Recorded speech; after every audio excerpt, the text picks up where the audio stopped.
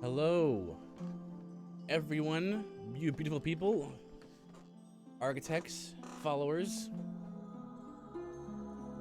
I forgot to do one thing before we started, and that was to pull up the cheat engine. Just because there's one thing that I don't like about Dark Souls 1, and it's less of a problem in 2, and even less of a problem again in 3, and that is special abilities on weapons. Cost durability. So if I can pull up my cheat engine here, I'll pull this up here like that, show you what I'm doing. I'm not sure if I have the script ready for this, but let me just quickly check to see if I have a weapon durability parameter thing. Goods, effect, bullet. Where would that be? I might need to update my my cheat engine table here to have infinite. What I want is I want infinite durability. Not because I want things to not break, but mostly because special ability is can't be used very much in the game, and it makes it less of an interesting sort of experience overall. We don't have to do that though. If I can't find it, then we'll just continue on. The reinforced parameters, reinforced parameter weapon.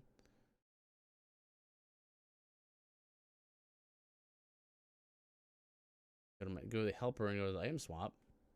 Let me try that. All right. So, last we left off, we were kind of stuck. We were fighting 4 kings, and we realized we have no damage, and with the Uchi Katana. And after the stream stopped last time, I thought of a potential solution. This and this. Potential solution would be the Dragon King Great Axe from Gaping Dragon. His tail drop. And which means we're gonna have to go back up Blighttown, or go through the normal route, which would be through Undeadburg, and then we have the basement key, so which means that we can get. We have the basement key? We should have the basement key, I would assume. We have the master key anyway, actually, so it wouldn't matter. Yeah. The lower Undeadburg. And, what we're gonna do is do that. So we need to think of a strategy for 4 kings. And I thought of Dragon King Great Axe, because it has a very high base damage, because it's one of the dragon weapons. That's just one of their sort of qualities. And, once we get that, we're gonna need some armor, because we're gonna tank. We're gonna need to just tank through hits. So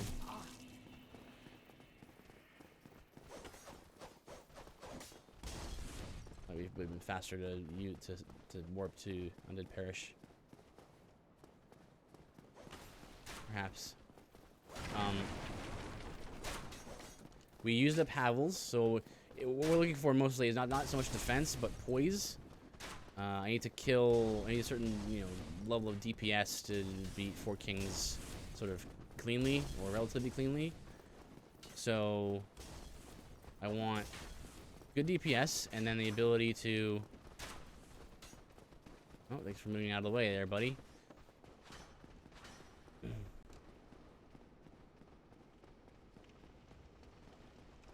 And the ability to poise through attacks. So we're not upgrading any armor. So I believe the highest poise item we already used it up. It's Havels. That has the highest poise in the game. The highest poise build in the game is full Havels plus Wolf Ring. We've already used up the Wolf Ring and Havels as well. So next best thing is the stone armor, and we have saved the stone armor. So Havel's armor has 121 poise. I think it's 121, and stone armor has 100. So I think it's the second best poise wise. Decent defenses as well. Lower magic defense though, which can be a problem because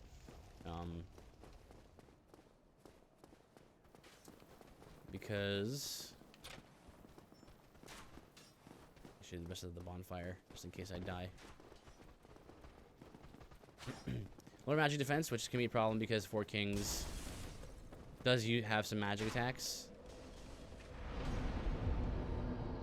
We're not gonna fight any of these guys for risking risk of finding a bad weapon. This Uchikatana should do good. Should do pretty well against Capra Demon. He's an early game boss. So, and I think he does bleed. And one of the features of the Uchikatana is it has a bleed stats effect. So, when you trigger the bleed stats effect, it causes a chunk of damage to be done to the enemy like all at once. So it kind of improves your DPS in that sense. So that's another option for me to consider if I need more DPS with this. But it's actually kind of cool how in this game they did think of ways to like different weapon types to the point where you know there is actually a solution to the Four Kings fight. That's so awesome.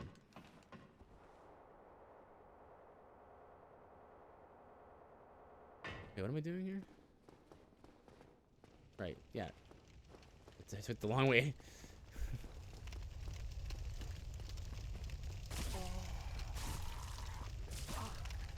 I think these guys look... It's probably okay to kill these guys.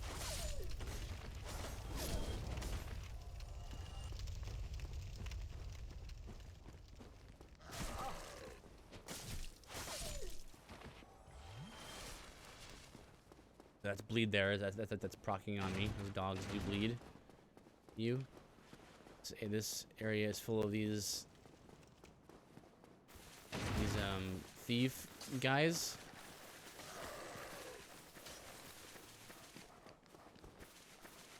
Which part of this fight is the dogs?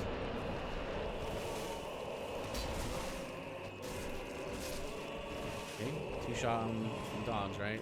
Best part way I find to do is get up here.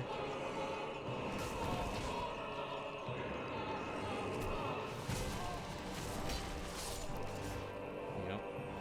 So that gets rid of them.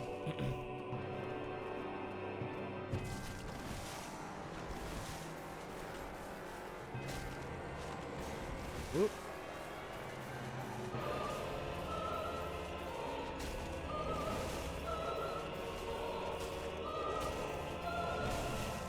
Yeah, this is good. Damage isn't too bad. Staggered. I don't know if he bleeds or not. I never actually really tried.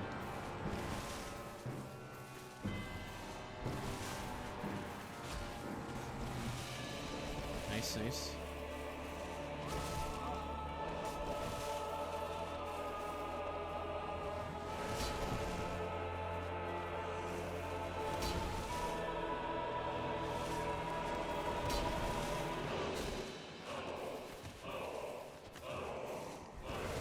Oof.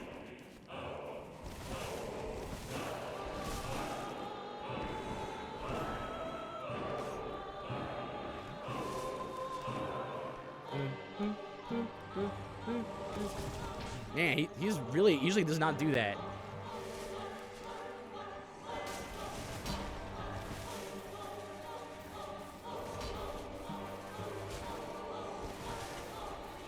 His damage is good regardless anyway.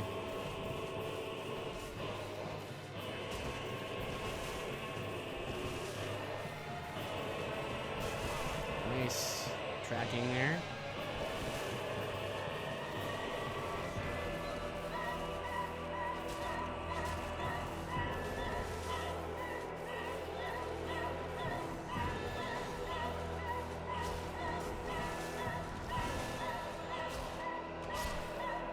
Okay.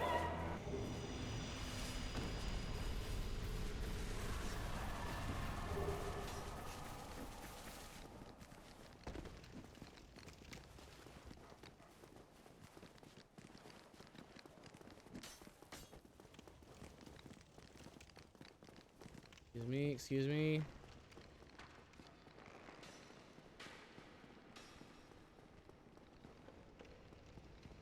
Oh, too far. There you go. Okay, so We're almost there. We just open the shortcut here to fight back to Firelink Shrine.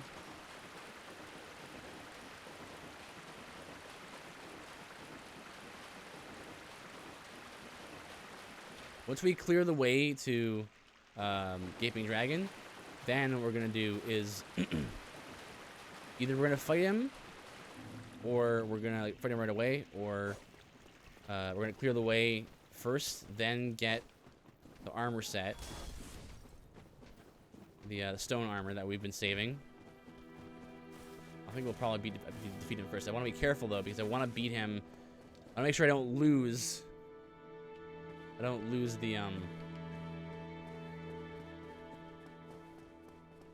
don't lose the weapon from him, because it's this is gonna be very key. The solution to this problem that we've come across is gonna be the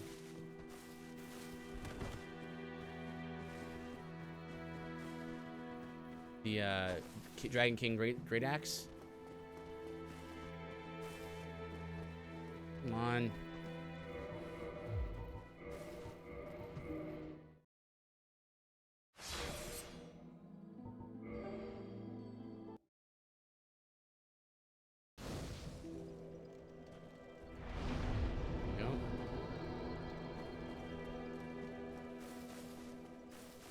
Okay, now we're gonna head into the depths, and that will be the boss of that area is Gaping Dragon.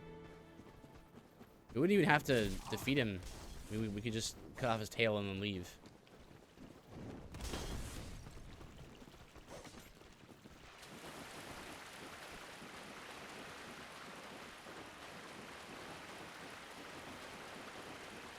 Yeah, look at how much stamina I have. It's ridiculous.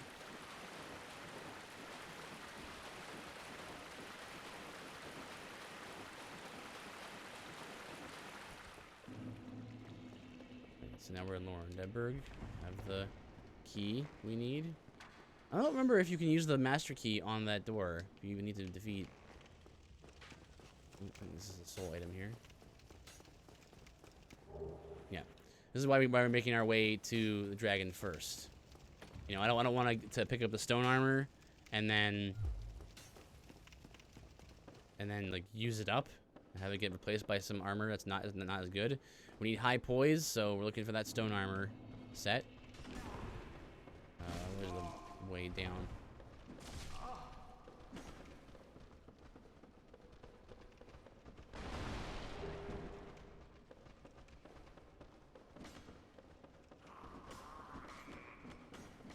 Over here.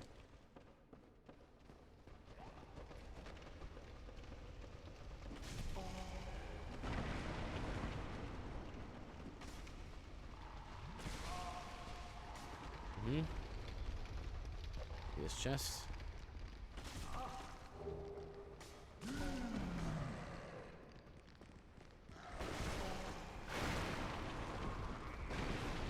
Nope, nope. Get around this. I'm stuck.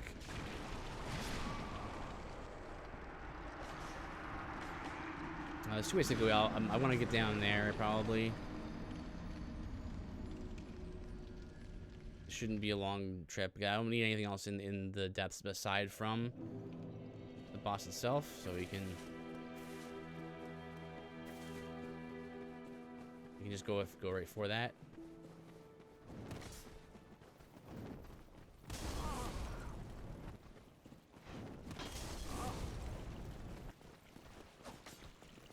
Perfect throws from that guy.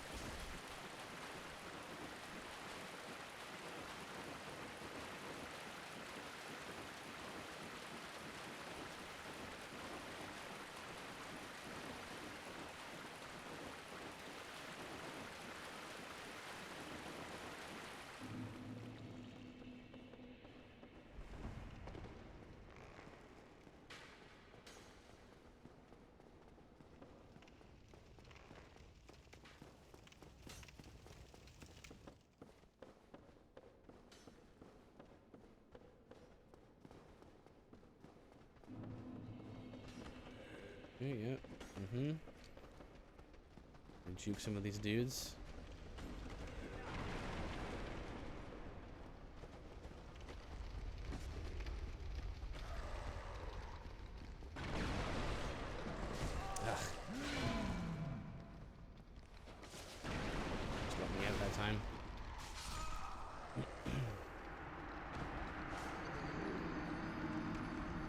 why I went for the souls. They were only like 6K. I get that from just duping once, but it's kind of like a habit. I mean, you see your souls, you might as well just pick them up if you're running past, right?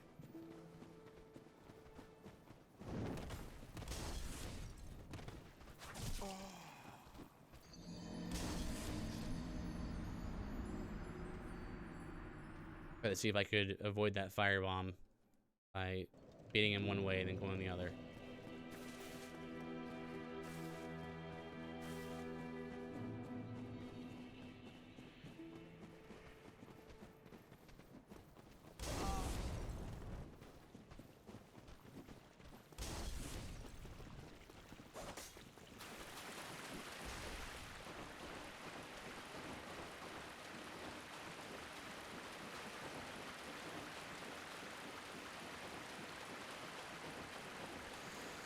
Let's see. Okay, well, failing the Dragon King Great Axe, if that doesn't work, I mean, it probably will. But if we lose it, we'll still have some dragon weapons left. I think that we have the. Can't do the Dragon Bone Fist this run. We can do the Dragon. What is it called? The Dragon Greatsword, I think it's called, in Ash Lake, which would be quite the trek to have to do.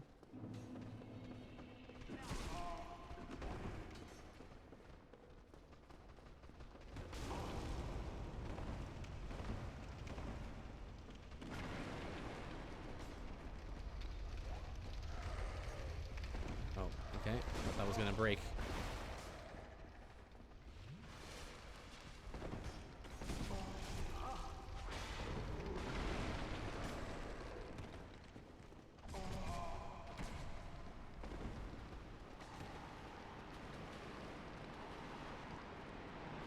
Item.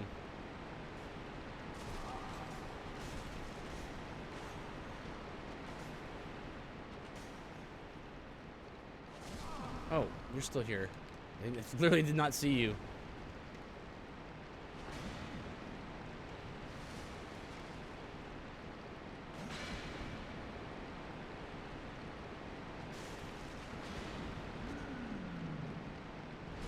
Okay. I don't think she drops anything.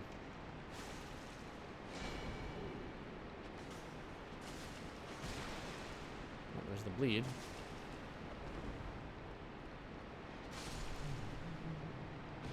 Sack, I think she can drop. Yeah, so some Archies, by the way. All right, so that item there, I don't remember what that is or where to get it, how to get it. Can you go across here? Okay, that item down there. That item to the left. Spider shield. Right, spider shield. So I think it has resistance to poison on it. I think one of the unique features of it is that most shields, when you hold them up to certain attacks that have status effects associated with them, it goes through the shield, that status effect. I believe the effect, at least the effect in, I think, Dark Souls 3, is that it blocks the poison buildup. So try to poison someone through the spider shield, it won't work. My understanding of it, at least.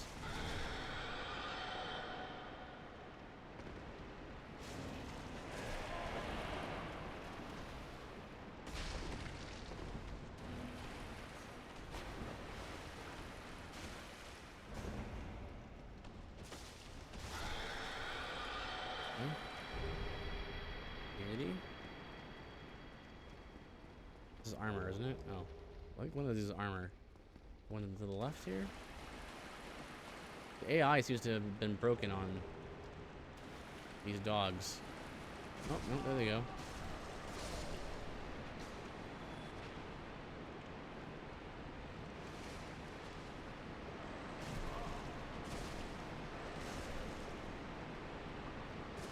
I should be using my shield because that's like the counter to dogs and how annoying they are. Probably the left wall here.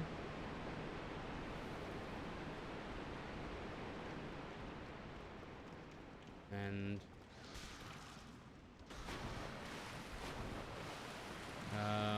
that's the way to the boss. The bonfire should be up here.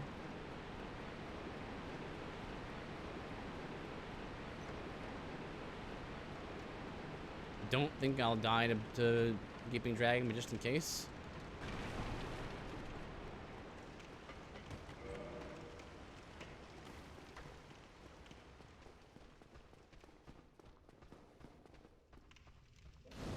You're gonna make this hard, aren't you?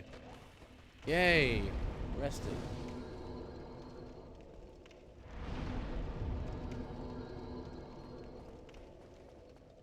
Okay. Been most of the zone here.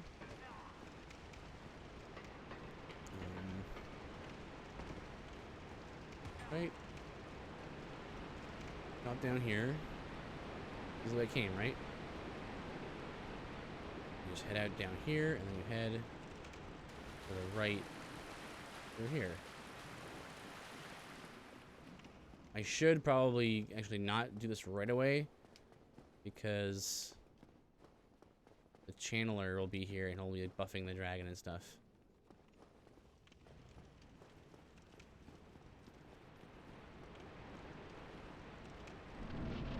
But let's just see how this goes.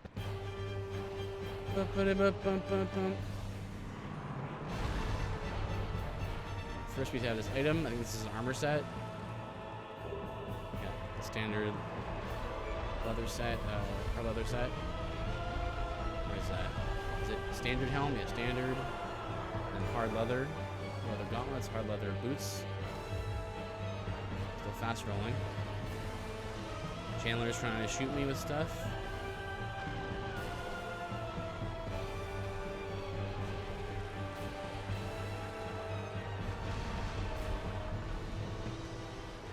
There you go.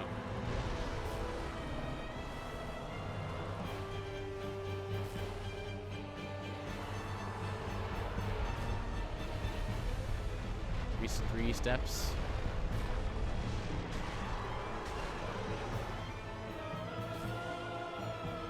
Ugh. Come on. Gimme.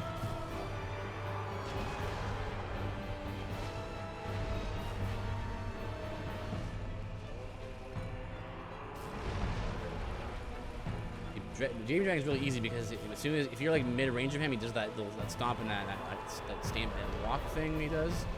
And he just walks forward in a straight line. Very, very low tracking, very low accuracy.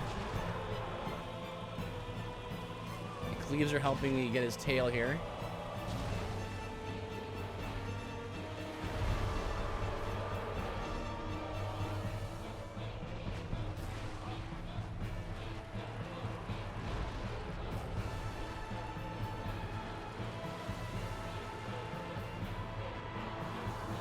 So he's very slow on it, and then you can just go around him. Very easily the easiest tail cut to get in the game. Just requires there it goes.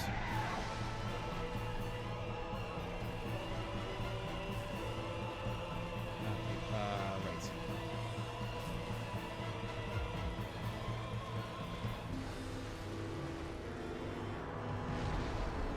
So now we're mid-rolling.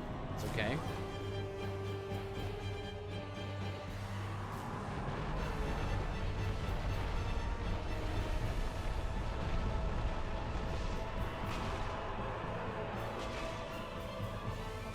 That damage, it's good damage.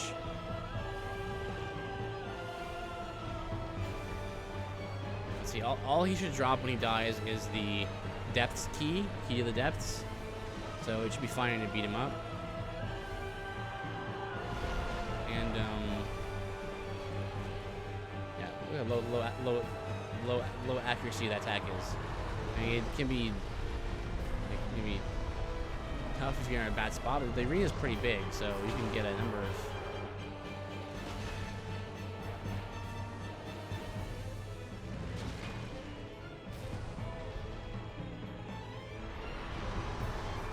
that's basically the whole fight. He has other abilities. You can vomit stuff and swipe at you, but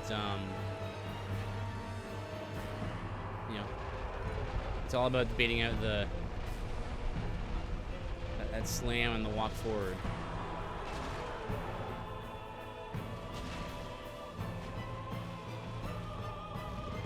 Like, he'll probably try to like swipe me here, or yep. Or you can get like mid-range. Try to like vomit. Yeah, that's the slam. And then he's gonna stomp forward. It's 3 movements of the legs. If you try to get close to him while he's like still walking, he'll just take damage. It's like a hitbox the whole time. But once he stops, he's designed to like give you this huge opening. See, now I need poise because like that I need to stop getting staggered. Because you know this weapon's very slow, so I need the ability to actually swing it without taking hits. You know, so without getting staggered.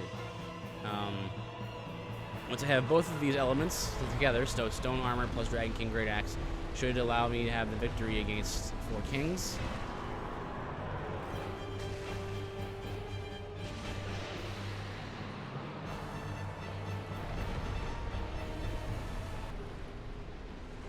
Blighttown key.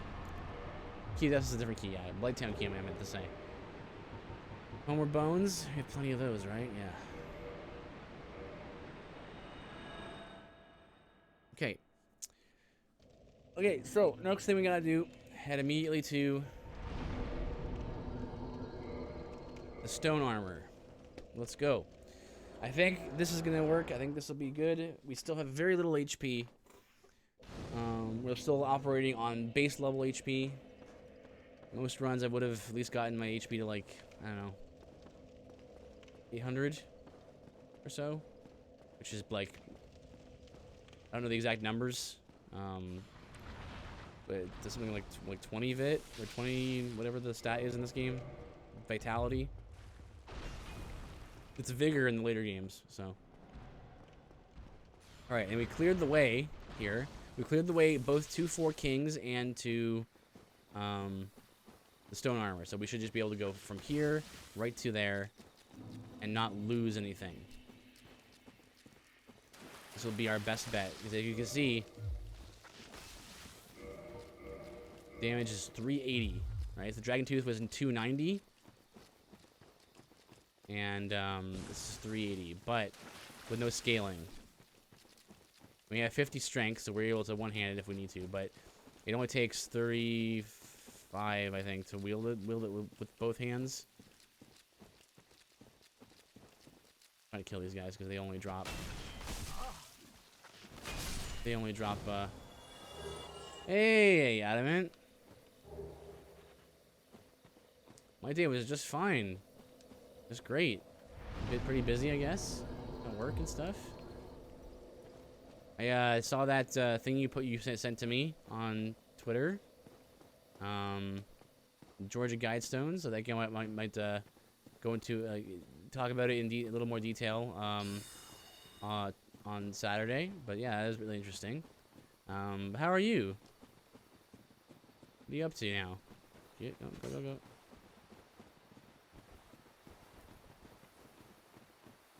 There's actually quite a lot I want to talk about on Saturday.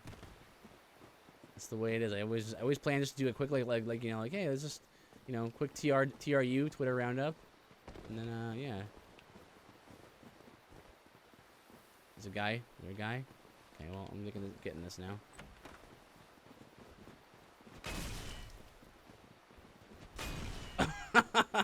Bye-bye. Glorious DJ, welcome.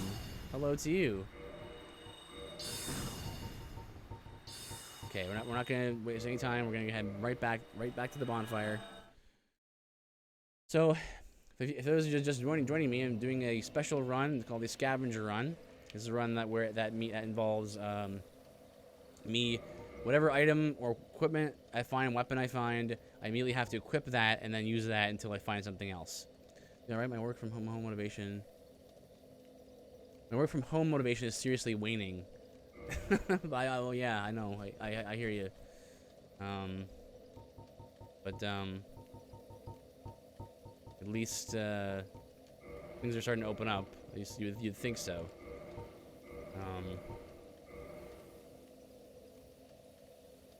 That to me a long time ago. Yeah. Okay, so we're fat rolling, but that's okay. Because we're tanking anyway. Alright, and so from here, we're gonna head, yes, we're gonna head from Firelink Shrine to... There are some benefits to working from home, you know, but, I think being forced to is part of the problem.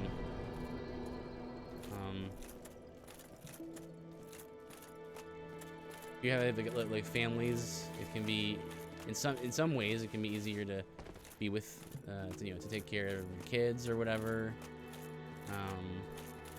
That's what I've heard and seen from some people. So the stone armor, what we're going to be using here. Wouldn't mind if my job did a better job. Wouldn't mind if my job did a better job at tasking and stuff. Like assigning tasks, you mean, Glorious DJ? Oop. Okay.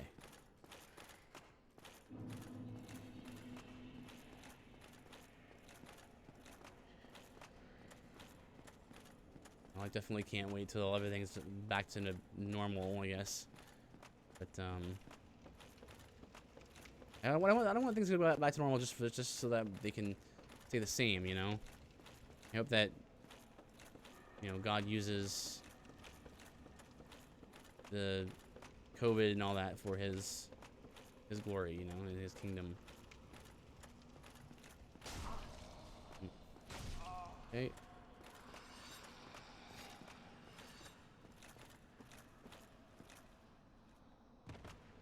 Okay. That's your question. So like you said, your job's better at tasking and stuff. Do you mean like assigning tasks, or like organizing like a schedule for what's due and all that? Yes.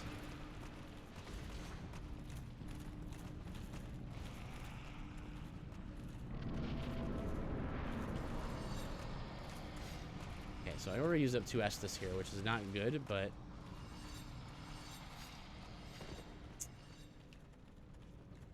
got thrown off of the spot where I had to fall. All right, so we should have enough DPS here and enough poise to withstand the assaults from Poor Kings.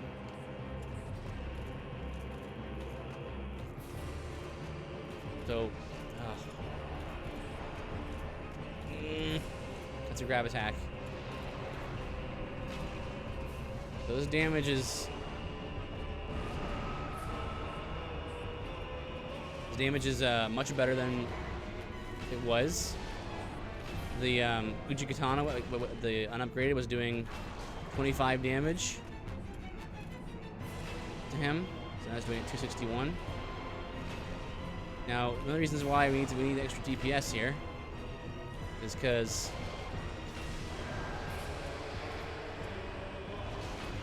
okay.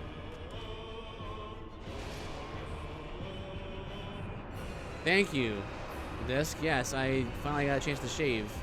I was, you know, growing up for the pandemic, and I got word from my work that we're allowed to actually have people back in the studio and stuff. So I took that as a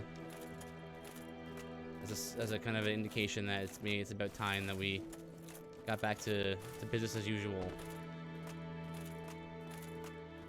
I made an agreement with a friend of mine that I would let it keep growing out until the whole thing was over. Now I just need to find a place that I can cut my hair. I don't trust my to cut it myself. How you doing, Disc? Hope you're doing well. Hope you're staying safe. There's a lot of things to have to stay safe from these days, right now.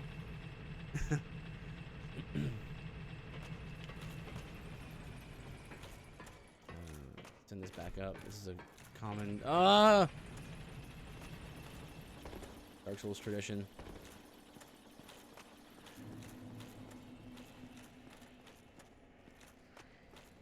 Alright, man, hanging in there. How are things on your end? Pretty good. I'm a little, you know, annoyed that like we're still not meeting for church. Meanwhile, everyone is out protesting and doing other things. It isn't quite so up and up. Meanwhile, you know, I still can't meet for church. And so, but I'm good. I'm well, healthy. There's the fam. So.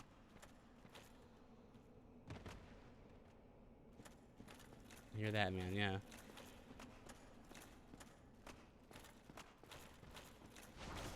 There you go. That's better. That's better. You should move. I could. I mean, you always could, but there's a. I mean, I would. I think if I had my choice, I'd probably want to live somewhere in America. But you know, Canada isn't bad. Florida, the churches are open. Yeah. Yeah, that's good. That's really good.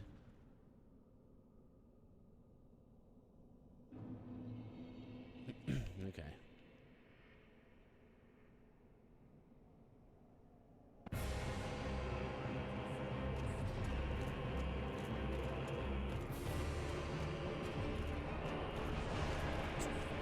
What's with that, really? It's such bad luck.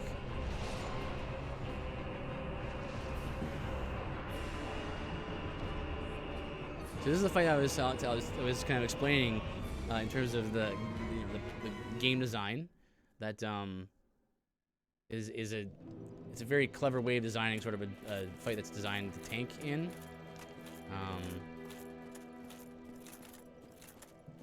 Because their weapons do more damage the further away you are from them.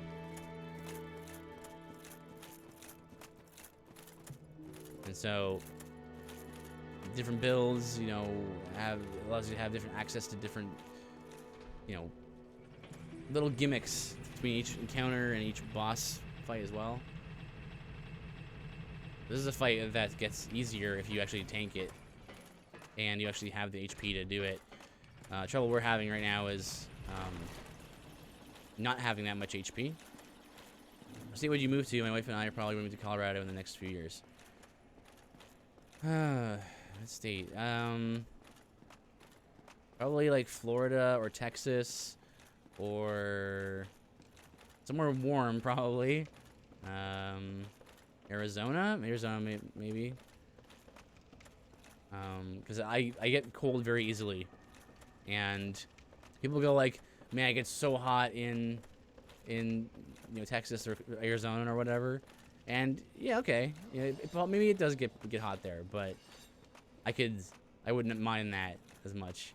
What else? But also, in terms of like general like attitude of people in different states, I would rather live in a place like maybe like Texas or something,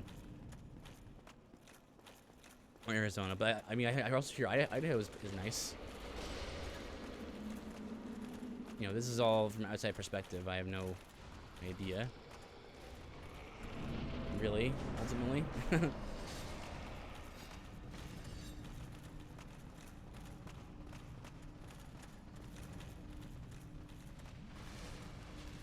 Ontario is nice, which is where the province I live in, but it's just there's a lot of laws and things that I think Americans might find confusing or strange. Not confusing. Not confusing because it's like, oh, Americans. Well, more like silly, like in terms of taxes and stuff like that.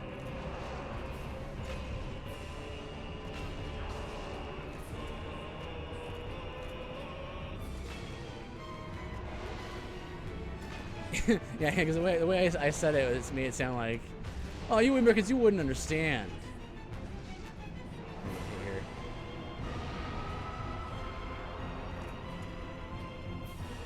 Not what I intended. So this is why most people just like end up just standing in front of these guys and just like hitting them until they die with the tanky armor, because it just works to do that. Ugh! Got grabbed.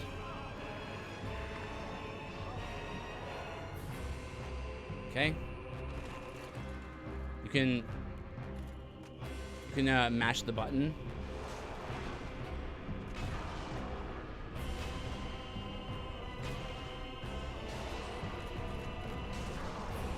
Oof, that was a big hit. Why did that happen? And the reason why you want to just like kill them quickly is because these guys gang up on you if you don't kill them quick enough. That's why this fight is a bit of a DPS race.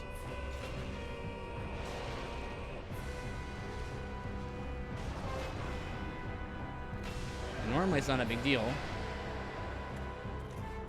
but oh, hey, there you are. We're on the edge of that one.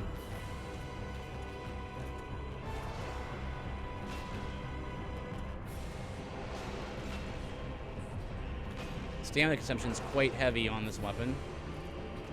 There's another king there.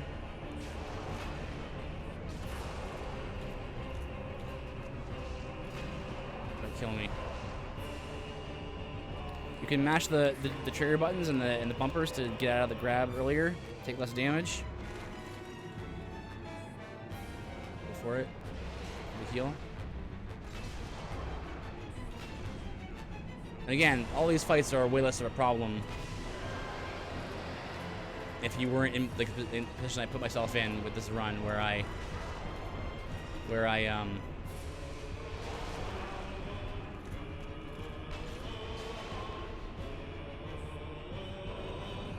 can only do so much damage, and I'm limited in what I can do here.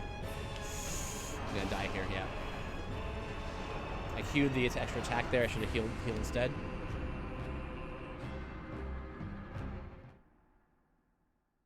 So Dark Souls works on a queuing system. Even when you're not actually doing an action, there's you queue actions. And if you say you swing, and then like in the middle of your swing, you swing again, or let's say you swing once and then you use an Estus, use like an item. The game will have queued that action. So this is why the game can be seem very clunky. It's based on queuing. It's like, oh, why can't I stop attacking? It's because you have to be very deliberate. So if you mash the attack button, you might accidentally push it one more time than you'd meant to, and you could die. Yeah, as we saw there, that's very possible. That's very doable. Once we're through this roadblock, we should be a little more free to deal with the remaining enemies. Don't die. Well, I'm playing the Prepare to Die edition of Dark Souls 1.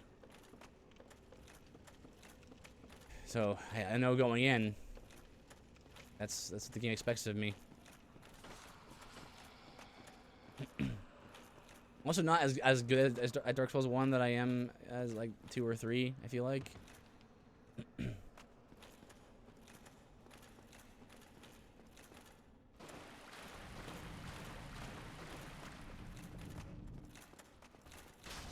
Trying to avoid that guy. Taking that extra hit gives me less Estus overall.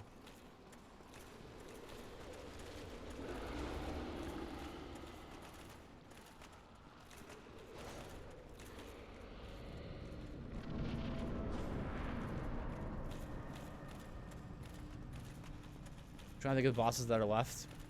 We have Seath, and there's like the main bosses that are left, which would be Seath, and then who's the other word soul? Nito. I think in both cases it might be better to have lighter armor. So I think this is the last fight we might need to tank for, unless we want to go for like tanking strats in with Gwyn. We could probably just learn how to parry even though I'm really bad at parrying. I think I'm not sure where he'll appear. Spin the camera around because you're not really sure. And you have to hope he doesn't use magic like that. Okay. You want just the melees. Close range, you want him to just melee you.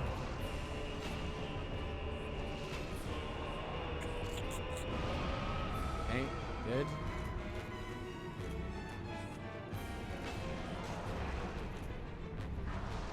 Okay.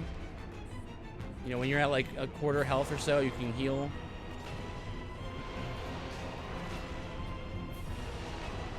Don't miss these hits though. You need to. You don't need that.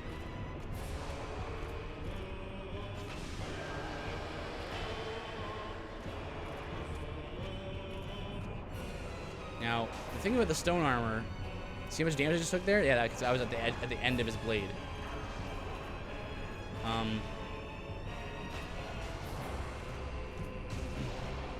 So,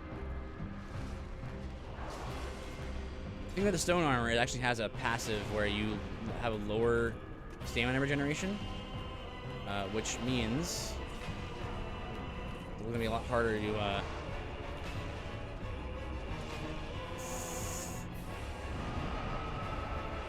Yeah, you can try to go for the run out of the way of that, but not gonna happen with this. Going for half health there. So remember, in this run, we're only allowed to use the weapons that we find like off the ground, right? No upgrades, no shops. So this is why we saved the Dragon King Great Axe until right now. Bad RNG here. Heal again. So ideally, you want him to just keep stabbing forward. You know, that way it has the lowest amount of accuracy on that attack. Offers to the humanity.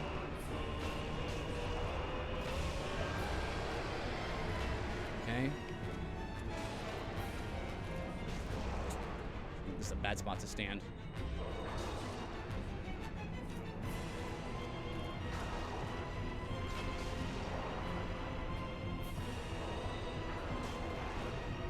Okay, here comes the other one. All you have to do is get the bar down, the main bar. They keep spawning until you get the bar down into where it is.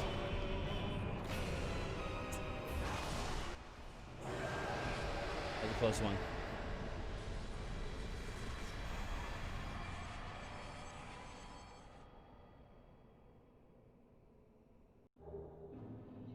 Okay. That's the second of the 4 Lord Soul bosses complete. 60k.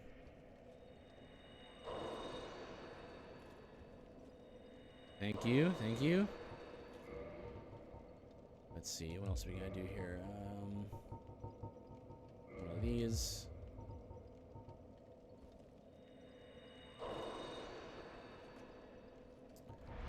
I need 77k to the next level. Oh, jeez. Alright, well. Okay, so that frees up that. We now have a freed up ring slot because the only way we can survive down here is if we have a special ring that protects us from the abyss. This black void that we're in. So, we can now go to 2 more places. We can either go to the Duke's Archives, or we can go to the Catacombs. Seeing as we are tanky, and we have a... Is this bludgeoning? Is this a bludgeoning weapon? Probably is. It's not. It's actually just physical. It's not actually any specific like type. It's just physical damage. But I say we should probably go to the Catacombs because skeletons are kind of get crushed by a weapon like this. Like if we go in there and we, you know, it's a lot better to go with a weapon like this like smashy weapon, than with a weapon like a scimitar or a spear, because they do less damage to skeletons. Let's do Nito next. We haven't been down here yet, so we've already used up many of the items in the graveyard here. There was a winged spear and the Zweihander. I do not want to kill these skeletons because they might drop a scimitar, which would replace my weapon right here. It's the Dragon King Great Axe. We have quite a lot of endurance, so it means that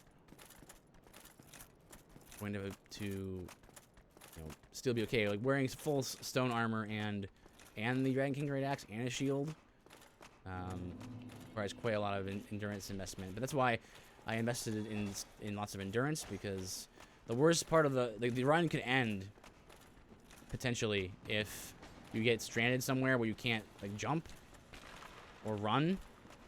So a place where you need to be able to jump or run, and you can't do that when you're over encumbered. So potentially the run could end right there. Get out of here. Oh, I didn't die. Those guys with the lanterns, they kill the skeletons while they're around. They revive the skeletons. I'm gonna save and quit. Save and quitting is basically like loading the area. It also makes enemies return to their their original spawns. So it happens a lot in speedruns. You don't want to just get chased constantly, or like you need a bonfire. Also a good thing to do. Pull that lever so we can head down here, and we could probably just we'll take more fall damage because we're wearing heavier armor. Well, I think we can survive the fall, like the shortcut fall down to the first boss of the catacombs. Well, there's a boss of the catacombs, and then there's a boss of the Tomb of the Giants beyond this area. So the first fall is here.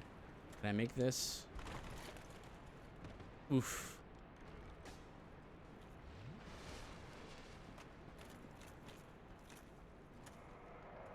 Can't see this item here. This is the Paladin set, is it? No, it's below me, actually. Oop, I didn't see it, though.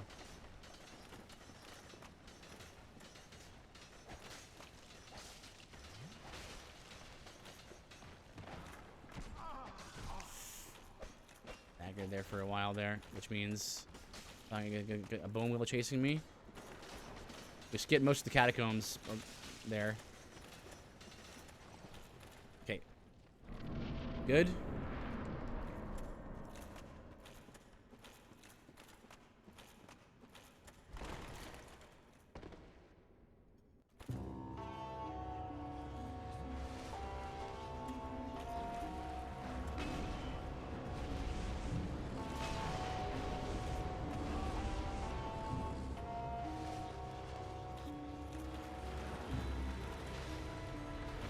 Holy cow, what the... There we go.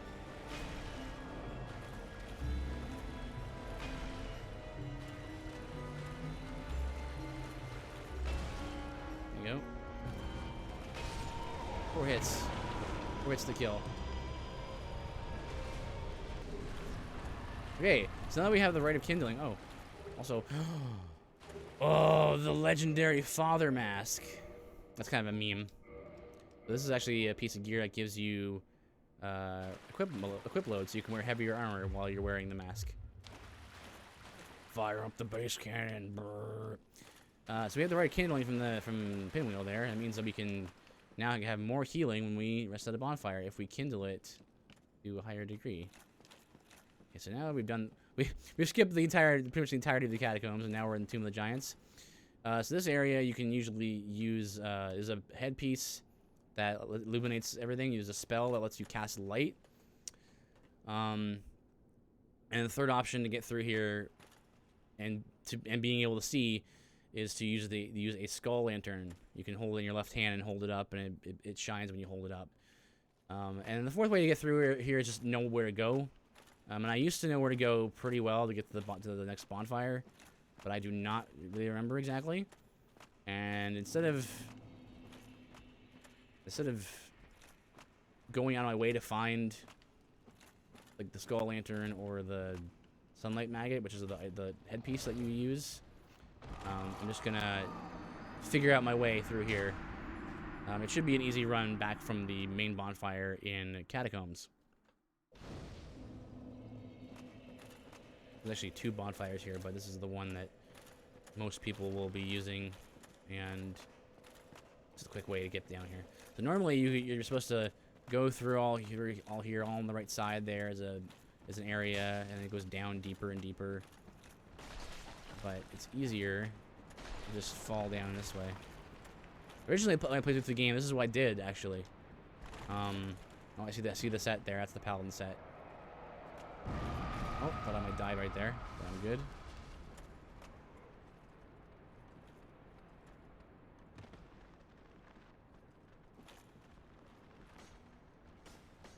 Go. Oh no, that's the other set. And a mace. Unfortunate. However, it does blunt damage, but this damage is gonna maybe make up for the damage loss. We're looking at 380, no scaling. Looking at 8091 plus 75 with the 50 strength that I've got.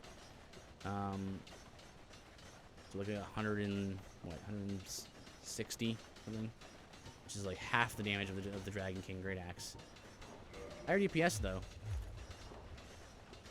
or like not higher DPS, but higher rate of attack. That's okay, because we just needed the Dragon King Great Axe for that last fight. Also, I need to equip the armor. Got distracted by the by getting that, by losing the axe. To get down here, we'll equip it.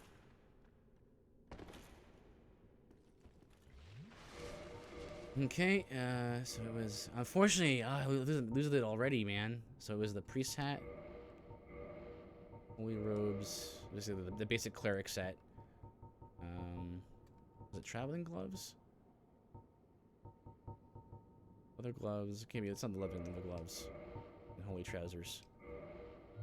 Right? Yeah, that's right. This looks like it matches. Quickly just clear out my inventory so I don't get confused here. Here's all the stuff that we've been using up to this point. Buy all you good weapons. Couple of Caduceus for kite shields from the Crystal Soldiers in the Duke's Archives. Grass Crest shields going. Dragon Crest shield for fire resistance.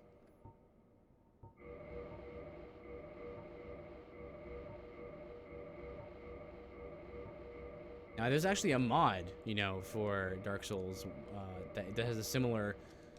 It basically has it's like a programmed version of what I'm doing. Pick up an item and it immediately equips to you. Black leather sorcerer set. Silver knight helmet armor. Actually, thinking about it now, the armor set we'll probably end up going with for the final fight will be the Black Knight set, because it's right there. It's like right before the final boss, so that's probably what we're gonna end up going with, unless I don't see it. And then rings. Get rid of that Dust Crown ring. Garbo. And then orange charred ring. I'm done with that. Well, we're lighter now. We can run faster. We can cover stamina faster, because we're not wearing the stone armor anymore. Now, also means we're taking more damage.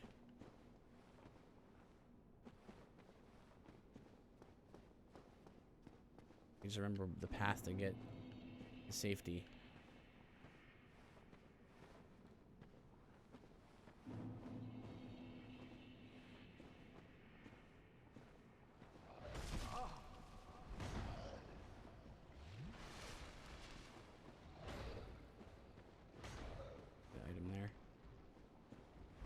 That's a hole. Okay.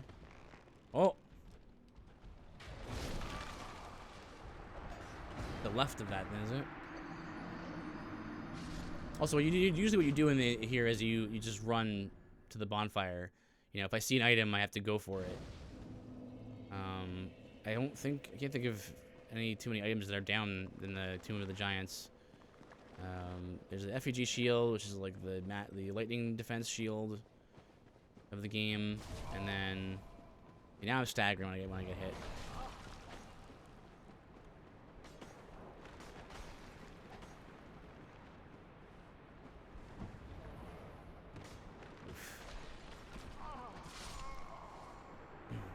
So he fell on me, I staggered, and I couldn't roll.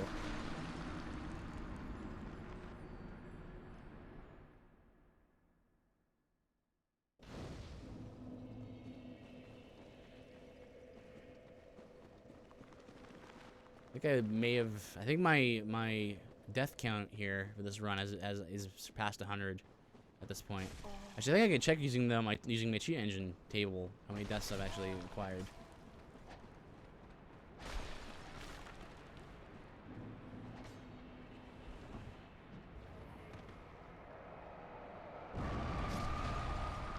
Interesting. The exploding skull was closer to that ledge than usual.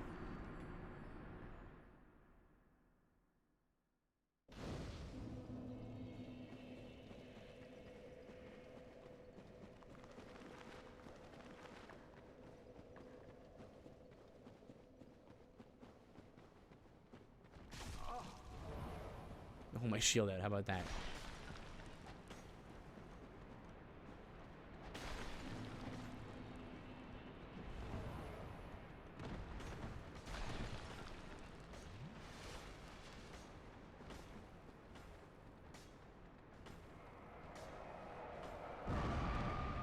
Okay.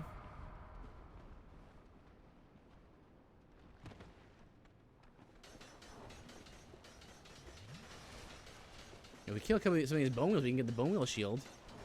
That might be good. I'm gonna die here. Yeah.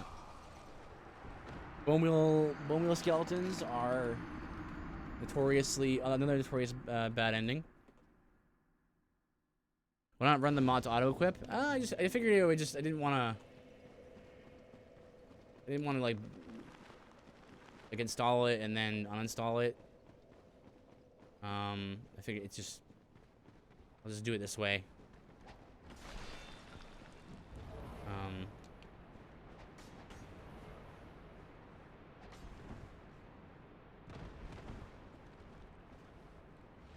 But yeah, I think if I was planning on doing like multiple runs like this, maybe.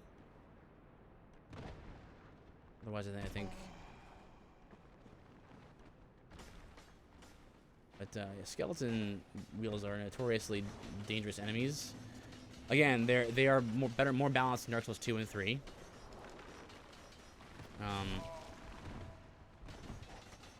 Where they won't like stagger you to death like that. They'll hit you like multiple times and stagger you, but then they're programmed to eventually roll past you. Where here it's just they take damage until you die, pretty much. They do roll. I mean, they do eventually stop, but they roll for a long time before they will. So chances are, if you get caught in their wheels, especially early on in their attack, you'll just die. Especially, if you're new to the game, you're not really sure where to go, right? So some players will go to the catacombs first.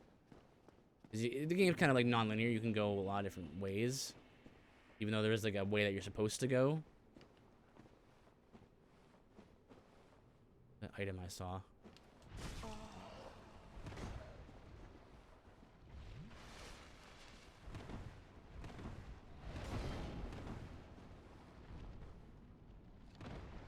Ladder there.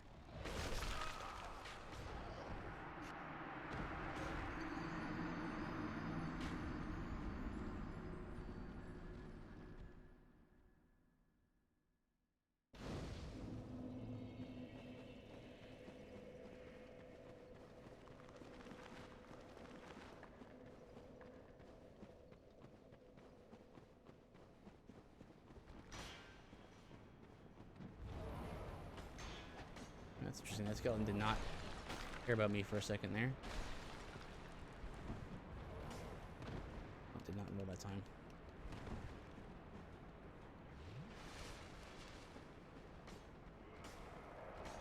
shoot.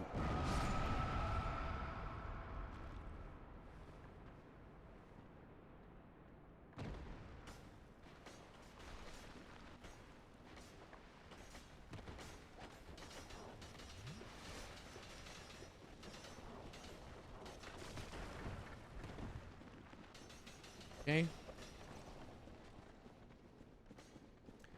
Alright, sorry, I was going to say, maybe I can get the bonfire in Vamos, but the bonfire in Vamos isn't there in this version of the game. It only appears in the remastered version.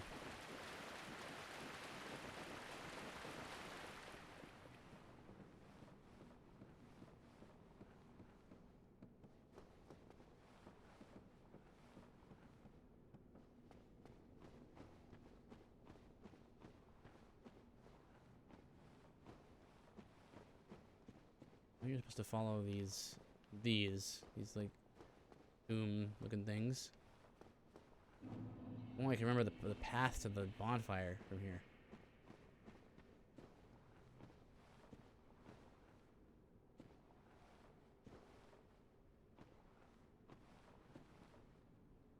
Yeah, okay, there's the item I saw, so I need to get that. Oof. Okay.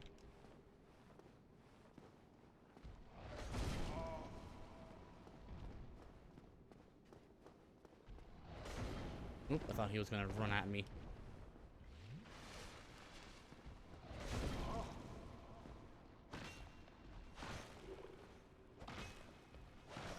Shoot a stagger.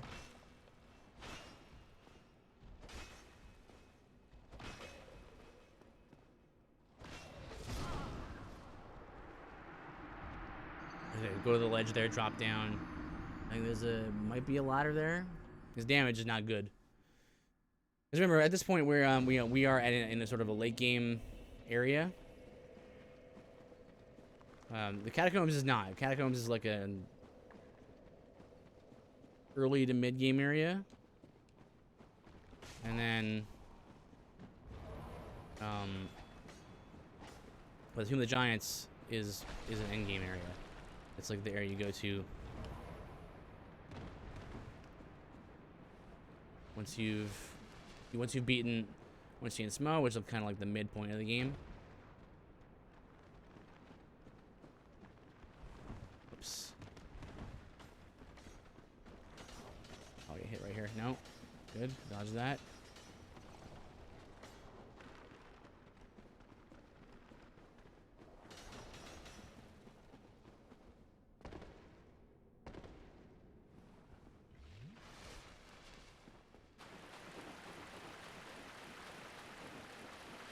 Okay.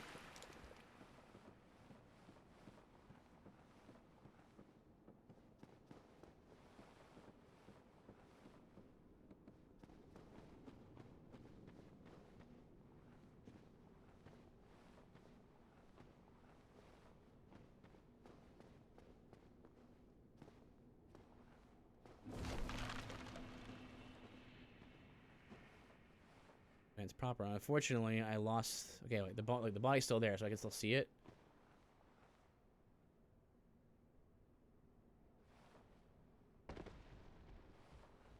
See that item down there? I see that item up there.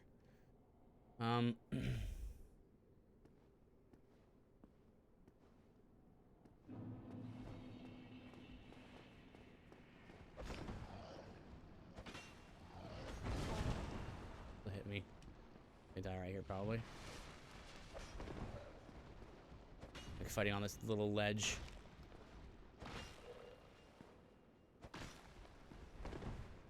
They know where the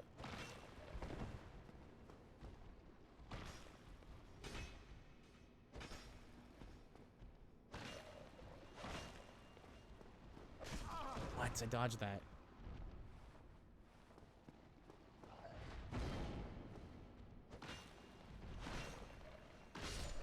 Okay. I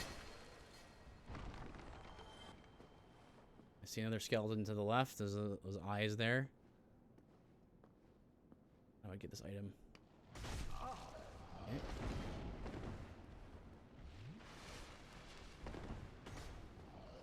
Again, I think I know where this is. This is the large tomb. I thought there was a ladder over there. There isn't.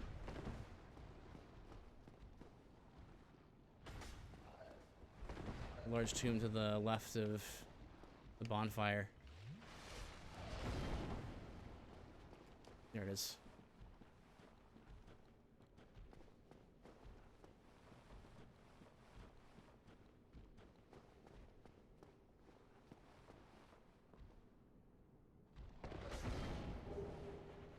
Three Eyes of Death.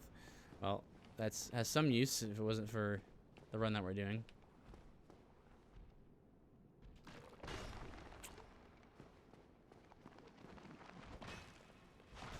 This is probably gonna be a suicide run, so I probably shouldn't worry too much about killing these skeletons. Man, that hitbox though. Oh, I'm gonna die right here. No.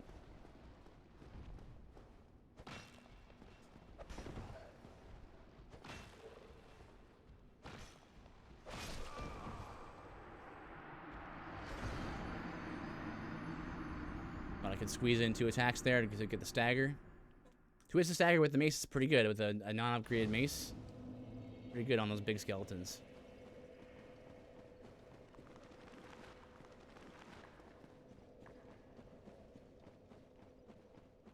The item that I still have to collect there, I believe, is a like an ember or something. That's something we actually need for the run, but we do have to pick it up.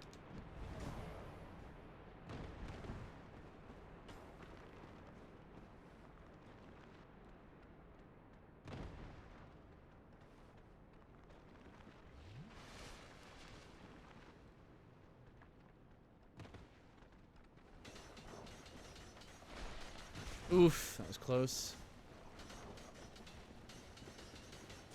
Nope. I'm gonna zigzag a little bit here.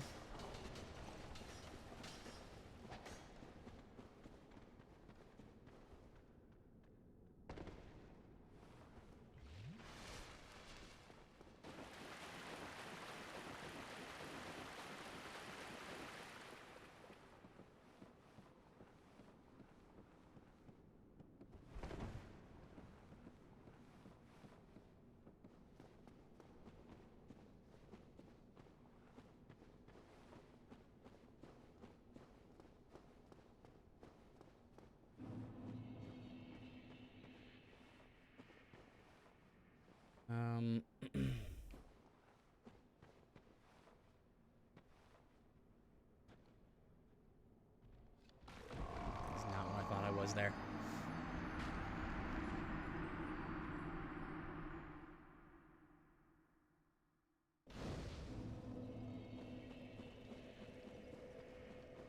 Yeah, like I said, we usually you wait for the bonfire here, so kind of just doing this live. Like I don't know where, I don't even really know what that item is. Like you play through the game like a dozen times, and you make a note of where all the important items are. That one items that you actually care about, like equipment and weapons and stuff, and you don't care about like random items and things. Hello, big boy Nate. I'm just fine. How are you? Just doing a good old challenge run. I'll get hit right here. Yep. I play lots of RPGs around here, so you know it's what I do. And playing another challenge run, Dark Souls. I've gone and played through the Dark Souls games a number of times. Dark Souls 1 I'm not as familiar with, but yeah, we're doing all right. How are you? What are you up to? How are you spending your evening? Hope you're well. Hope you're safe. You took your time there, skeleton. Don't give up, skeleton. Playing Fortnite on stream? Nice. Is Fortnite still a popular game? I remember it was like all the rage with so many people. Lately, I've been seeing a lot of people playing Valorant.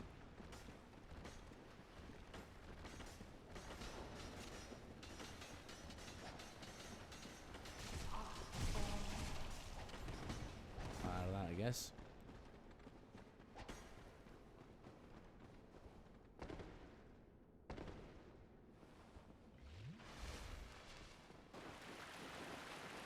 What do you like about games in general? Like what is the appeal of Fortnite for you? Yeah, because games are very wide medium, and gamers play games for different reasons, right? So, what do you enjoy about games that makes Fortnite a game that you go for? There we go. So we have the last of opposite, but this like the spine of this skeleton here. Okay. And that item. Do we drop down to it? Yes, we do.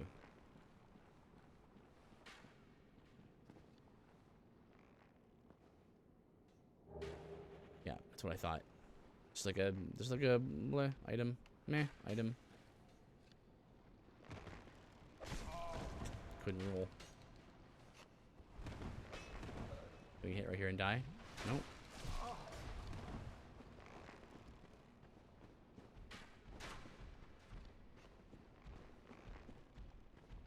Yeah, that's good.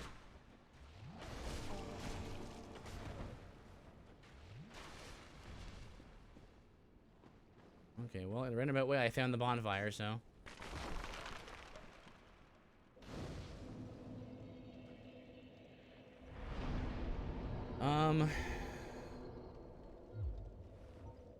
Humanity.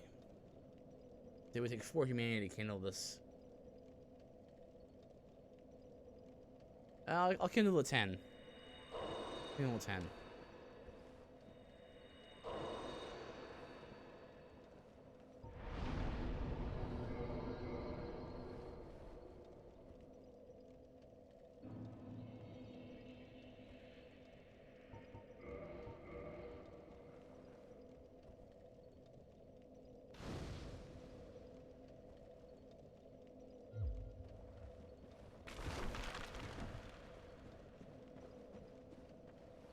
There you go.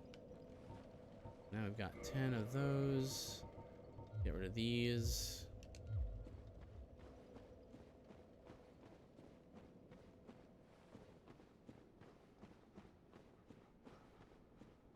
Okay, now I think from here, I mostly have it. You just hug the right wall here, and you go through this kind of like tunnel, part, and then over here, there's like a hole.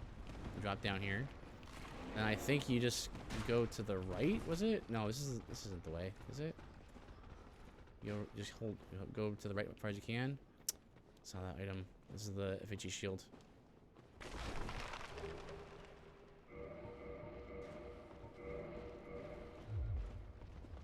Can't even use the shield properly. I think you head left. Left then right? Well, and I was not getting out of that situation.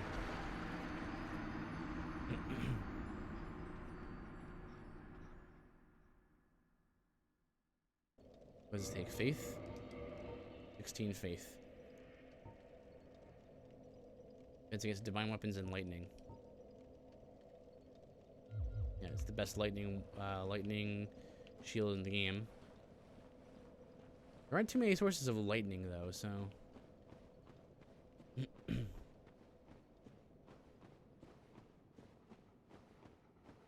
Limited usefulness.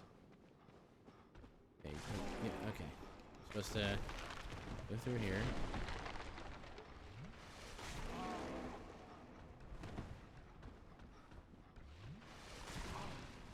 Okay, just getting some bad luck there. Is it straight?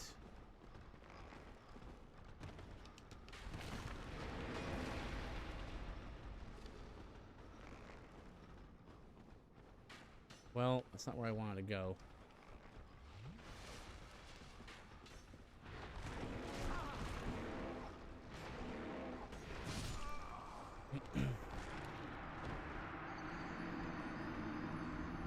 Maybe it's no, it's not left. Where did I get confused here? It's definitely to the right. You just hug the right wall and then you're good. It really has been a while since I played this.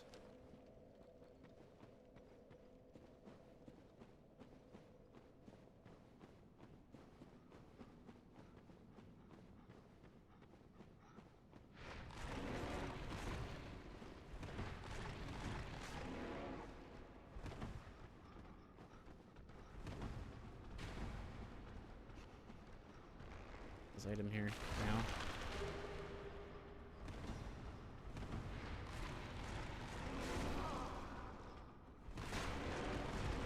And the stagger is so long in Dark Souls 1.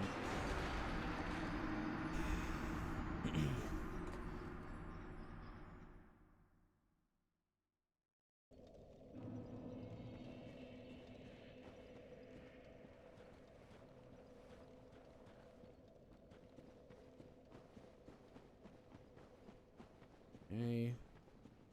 I just run through here as well. Run our roll.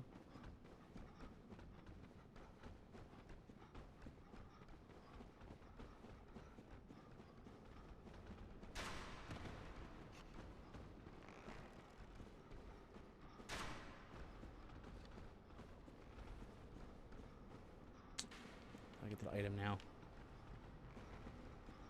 Run into it.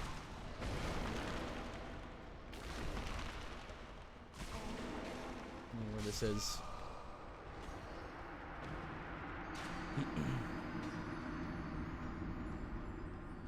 Pretty sure your death count is well over 100 because I've seen you die over 100 times right now. Yeah, you would go to my scripts here, my player stats. 119. But thank you for keeping score.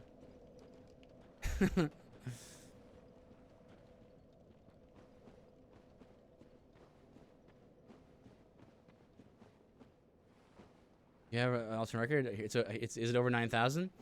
Well, if I told you, my Dark Souls cred would be compromised. So.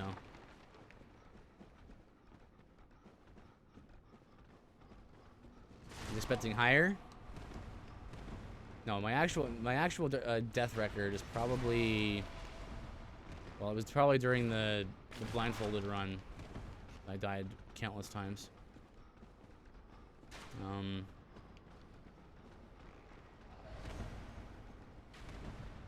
Nope, that's not the way to that.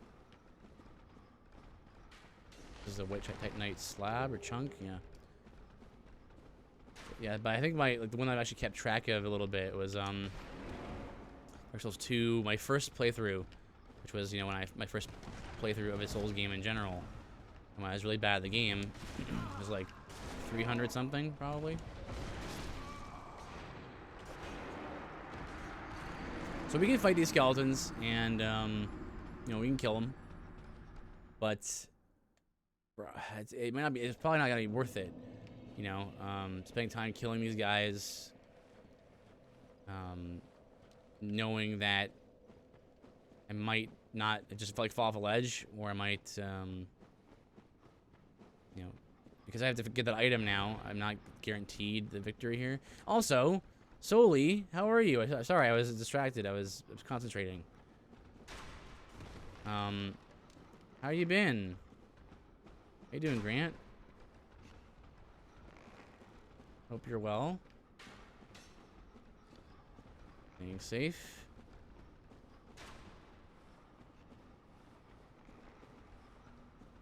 So yeah, to the left, this way I believe is bonfire, right? Like through this side and then around. Yep. But that item, I have no idea what that item is or how to get it. Which means it's probably not important.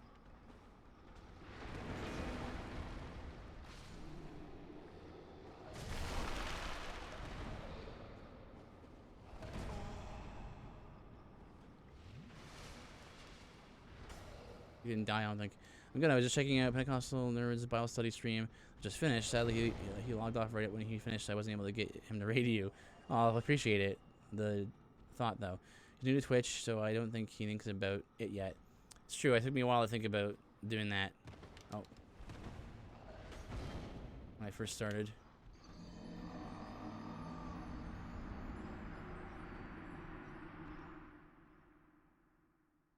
But then again, I mean, I didn't have anyone...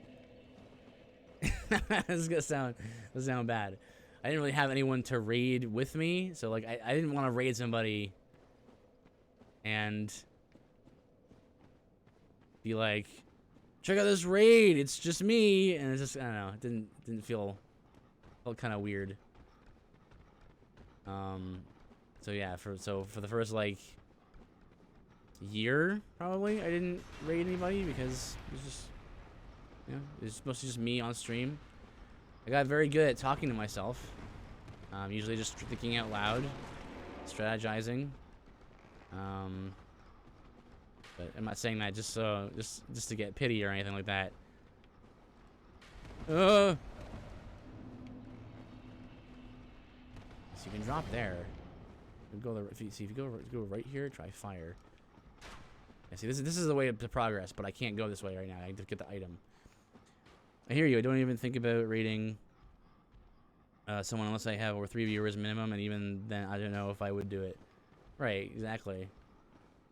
Do I jump from here? Do I run across and drop? Okay, I drop down. Bye. Yeah, it's just an item. This is an itemized soul. Okay. I think we've... What the heck? What the crumbs? Where am I?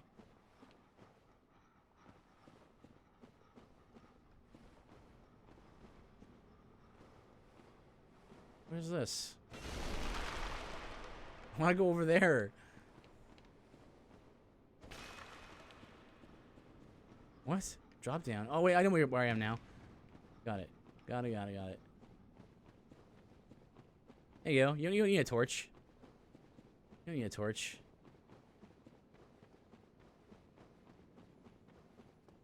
You don't need a torch. You don't need any, you know, cast light ability or anything. Which is pretty garbo. There you go. Winklies. Okay, so this should be a straight run to the boss. Just run around the bone pillars. This one will duck down for some reason. Bye. It actually makes it easier to get to run through. And then over here, we should just be able to see the item up there. See the item down there. Oh, can't really do this quickly if I have to keep running into items.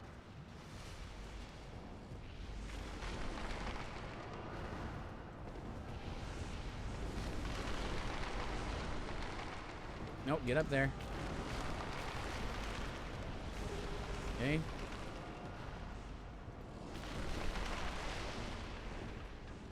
Okay, so we now have all the items along the path, and we remember the way through now, so we're gonna be good.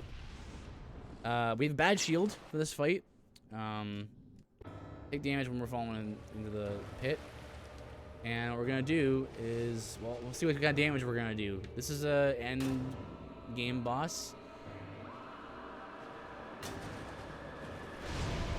Always mistime that roll. So the thing is, I want to wait for this for Nito to come here and to get these skeletons out of here. What bosses do you have left? Let's see, mandatory ones. Let's see this one.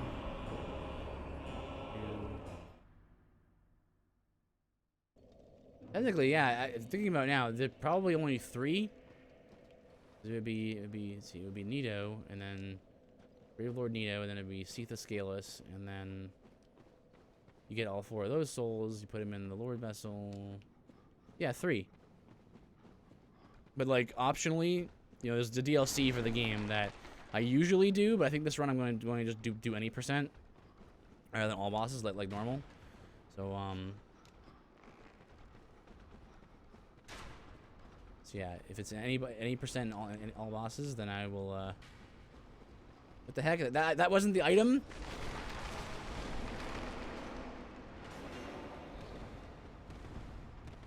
Nope. Yeah, like if I was to do all bosses, I would probably have another 1, 2, 3, 4. Another 6, what more? 5 or 6 more.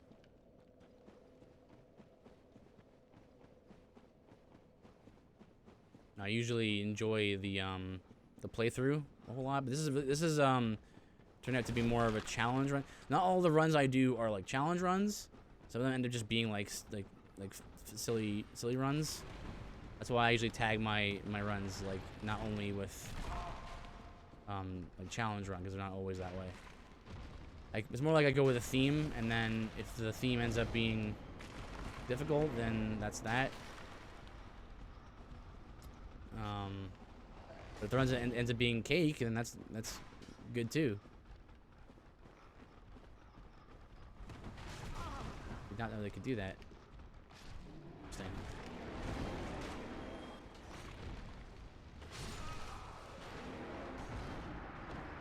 I'm trying to figure out where that item is. I have no idea.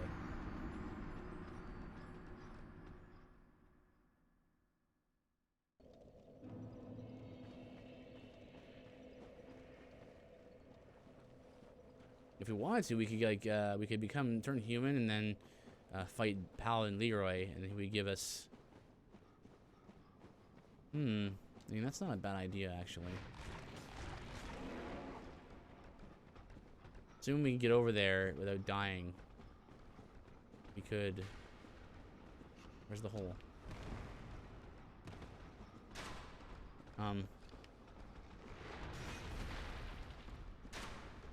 We could fight him, and get his armor and stuff.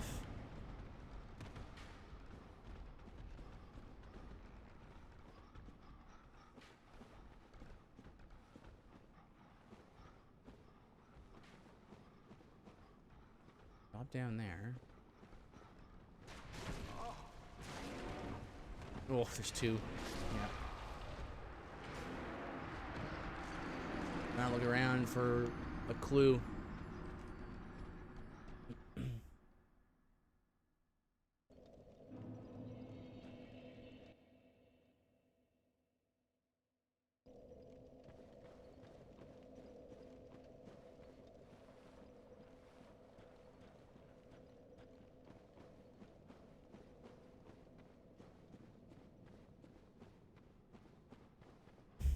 Never mind about that NPC. That's just a friendly fellow who we don't want to mess with right now. Not necessary. Overshooting the hole where the hole is. This is the path to. I took the wrong turn here. This is the path to the. Yep, to the Black Knight where the effigy shield is. Now I'm trapped.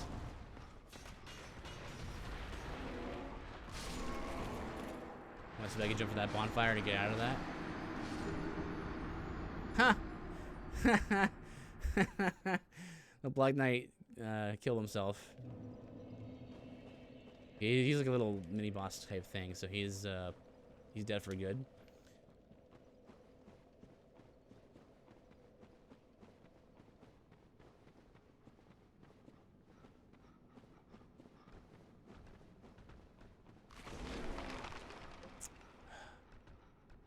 Okay, well, I think I'm gonna. I have a quick. I have an idea. I wasn't gonna do this, but I'll do it because. Yeah. What didn't want to get an item I didn't want, but I think we're safe. I wasn't sure if we were safe there or not, but we are. So we can take the skull shield now, or the skull lantern now. I was gonna Homer Bone there anyway. This is easier than going all the way around because you can like you go over the pit and then the guy at NPC there, he pushes you off the ledge and down there. His name is Patches. But one of the things is, that's the skull lantern effect. When you hold the left trigger, the left bumper rather, you can hold it up. Not only does it give you light around yourself, but the light actually shows up along the path to where you want to go. And I'm using this only because I need to figure out how to get over to the item. Is it this way? As we know how to get to the boss, but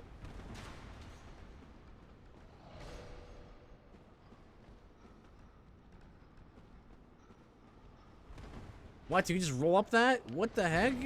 Is that how you're supposed to do it? That's where the coveted silver serpent ring is? In Dark Souls 1? You're kidding. I completely forgot about that. What? Surely you jest.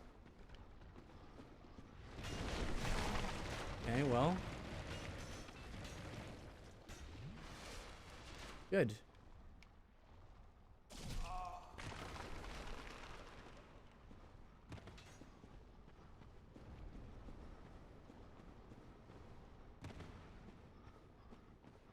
Okay, wait. So we have to put that on now. Coveted serpent, silver serpent ring. Increases the amount of souls dropped from enemies by like a percentage, 20%, 25%, something like that.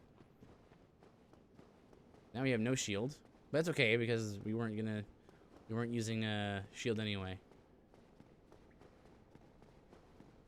Yeah, I prefer to use a shield in this fight, but we don't have access to that. We have fast movement speed though, so that's good.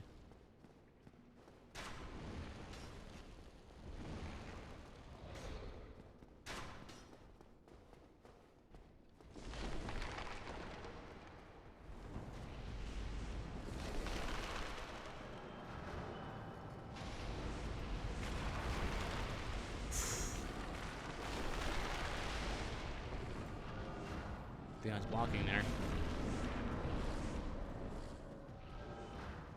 I have to heal here, otherwise I'll die from the fall.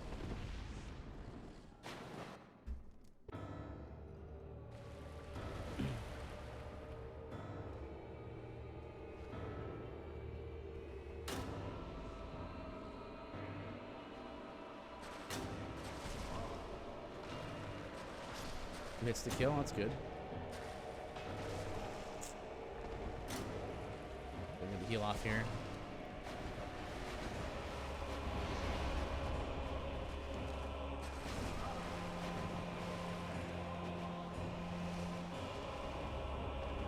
Okay, so what do we want him to do? Still not far enough away for that.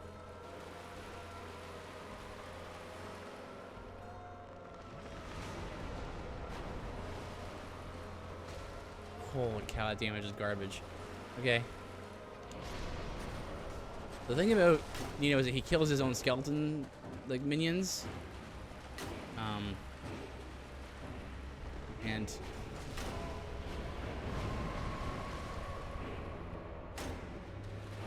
you don't want to, like, get him away from the spot.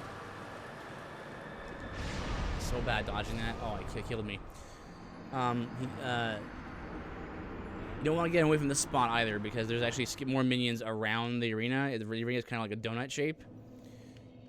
And if you run much further beyond where you land, like where you initially land when the fight starts, there are like bigger skeletons, like the bigger skeletons that we've been fighting, like encountering in here.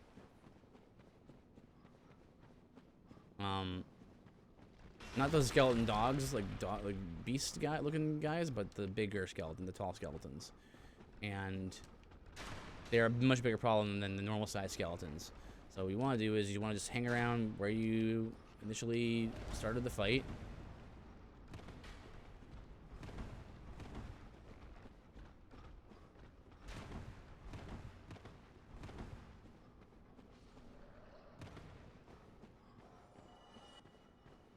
And you know, if he gets surrounded, he will usually try to do the do that AoE, and it's a very, very large burst AoE. So it's a, you know, burst abilities are usually centered on, are abilities that are centered on the one using it. So it's so the AoE is centered on him, and then it's a massive sort of burst. But it's hard to run away from it if you're in a bad spot.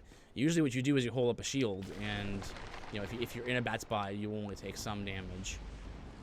So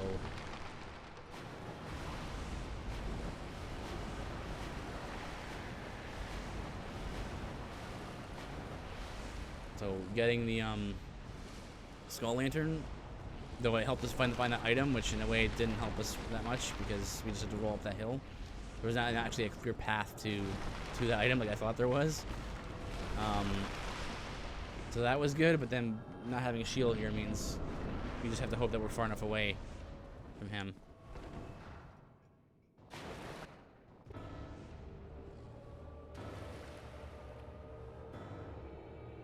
He's slow movement speed, slow attack speed.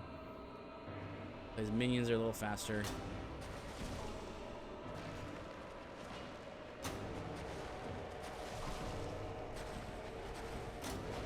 They hit me right here.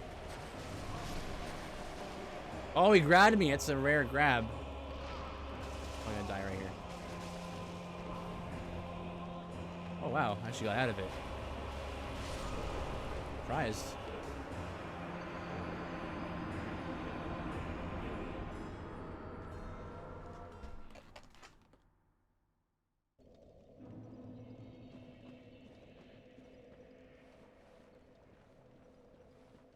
It's actually getting hot in here, which is very surprising. That's what we like about you. We like about you, Mifuki, showing us all the rare stuff. Well, I called this. I think I can't remember who I was watching. It may have been like Dustbuster or Disc. And I was talking about the streamer's curse. Like I think I have it down.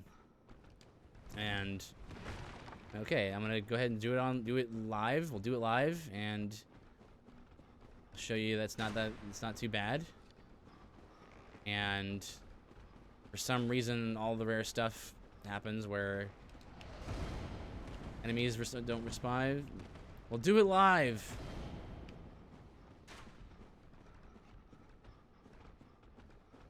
You know, skeletons suck. We'll do it live. There you go. No skeleton lantern needed. It's like it's the streamer's curse. You think you have it down and you're ready to show it off, and then you just repeatedly fail. Now in this case, we might also want to go and get another high damage weapon. We can go down to Ash Lake. We can get the Dragon Greatsword. Let's see. There's the thing about the scavenger runs. The scavenger runs really push you to know where all the items are in the game.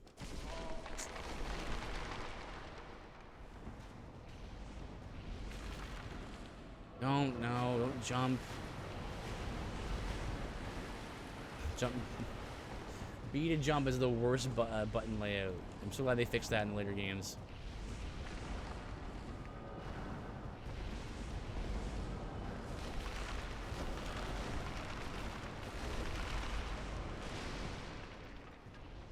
It's like the jump doesn't have any iframes, so like if you just to jump instead of roll, it's a completely different action that has. If you want to roll and you jump, but that doesn't help you at all. You know, you roll because you have iframes. Yeah, I'll go with this. You. Guess we gotta stay around here. He has a slow boy, so he takes his time getting over here. And it's the 3 skeletons. Oh, you know what else we can do? You know what else we can do? Here's an idea. I just thought of this. I think is Patches still there? His patch is still, I don't remember if his patch is still there. I just remember that he drops, oh, I'm definitely dead now.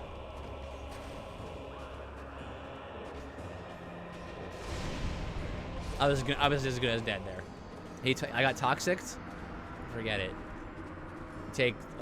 Each tick of damage is a ton. Because here's the thing, if Patches is still there, I hope he is. I can kill him, and he'll drop the Crescent Axe. One of the passive abilities of Crescent Axe, I totally forgot about it. Is that is he still here? Probably isn't. Probably left.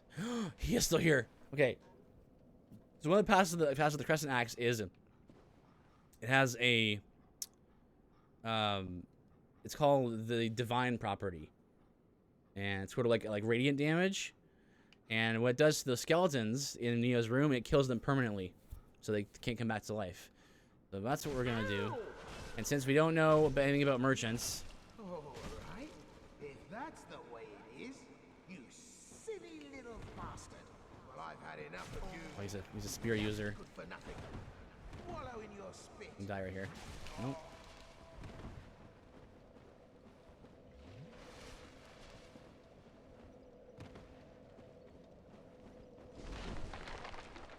So even though it's an axe, it'll do less damage overall because it's gonna be slashing damage rather than bludgeoning damage. It still, I think, will perform better just because we'll be able to kill the skeletons and they'll stay dead. Less things to worry about. The heck? Why did you? Hello? Patches?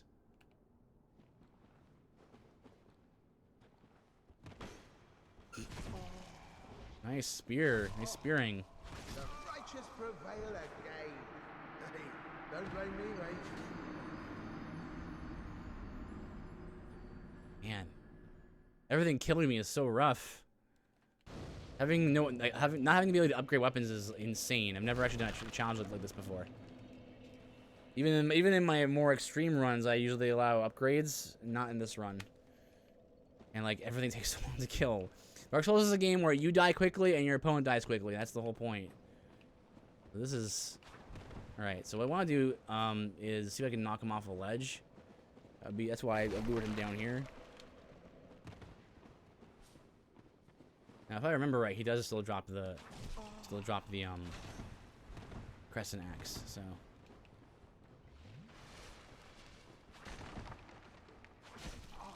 Boys, please. Boys. Don't blame me, mate. I do blame you. You're a traitor. If you talk to him, we didn't talk to him. We just skipped that part of the phase of the thing. But you talk to him. He's like, "Hey, there's some treasure down there. It'll shimmer you blind. Go ahead and check it out." And then you do, and then he pushes you off the cliff. Well, actually, no. First, he asks you if you're a cleric, and if you say no, he's like, "Oh, good. I hate clerics."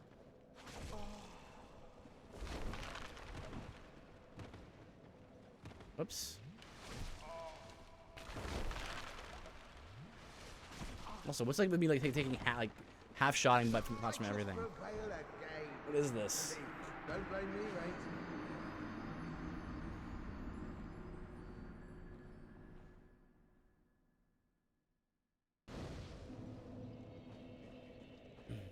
What's a good place to cheese Patch? I've never had to cheese him before. I've never killed him. I don't kill him ever because, I mean, why? Like, unless you want his item, you know, you might want to do that.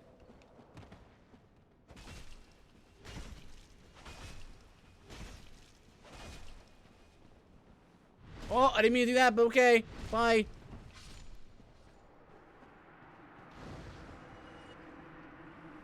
Now I think all we have to do here is walk right back up here. And because he fell off a cliff, his item didn't drop. Usually his item drops and then you pick it up.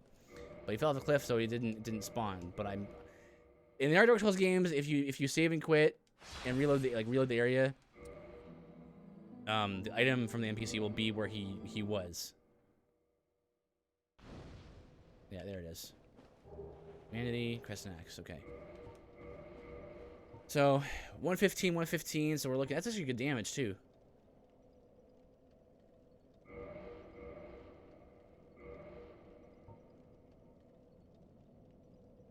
16 faith. I should have figured it would take faith to wield because it's a divine weapon. It does radiant damage. 115, 115. That's what is that? 230 plus 260. That's actually good damage. Minus 92 though, so we're gonna have to get that faith up. There's the bonfire. We're gonna have to do. I didn't want to do this, but we're gonna have to do more duping. Either that, or we could leave and go farm. We're gonna pop all the souls I have. We're gonna need quite a lot because we need 7 levels of faith. Faith is usually, you know, it's a stat that you usually use for magic, the magic stat. But there are some weapons like this that require more of that to use. Souls of a hero, and then Smo. We'll do Souls of a Hero. You can't dupe these ones. You can only dupe items in this version of the game with items that have prompts, like this one, where it's like use the Soul Smo. Let's see here.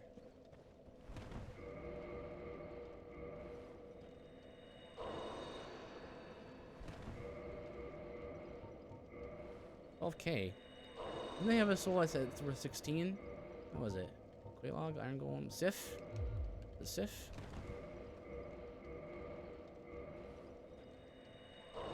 Yeah.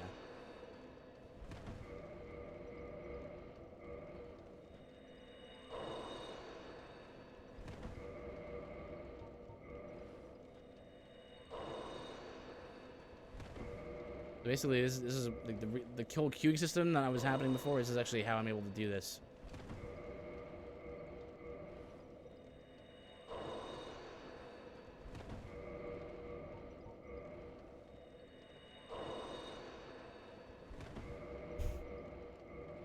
I wanted this run to be a little less dupe heavy. I try not to dupe too much when I play Dark Souls 1. But this run, I don't mind that as much because this run is intentional, is pretty hard. I do think it's kind of interesting how it does seem like weapons are designed with certain boss fights in mind, which is very Dark Souls in terms of design. How much is this? It's quite a lot for next level now. Like my TNL, yeah, 77K. That's 3. I need 4 more. We're at 82K to the next level. TNL. 16K per dupe.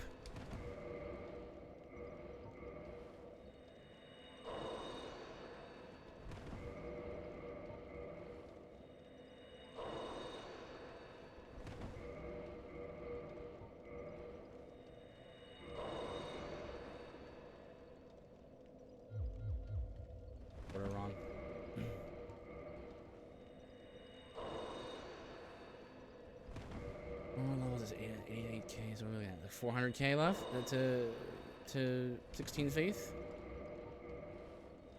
If we had that, we could have used the Astora Straight Sword earlier. But overall, the most important thing in this run was the endurance, to not have to slow walk. I've seen a few of these runs, like these what you see runs, and prematurely because you're put in a bad spot.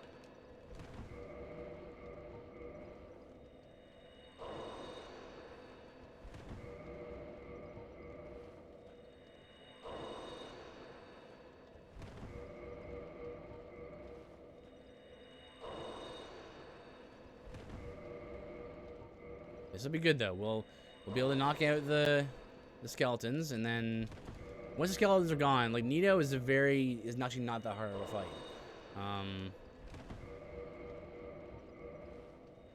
He's got a lot of,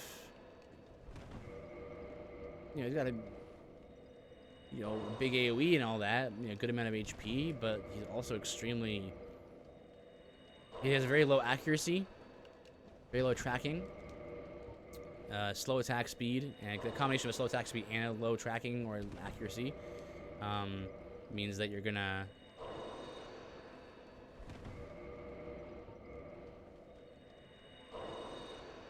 should be enough, I think. You're gonna be okay for getting behind him and stuff.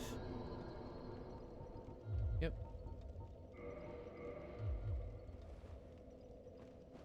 Okay.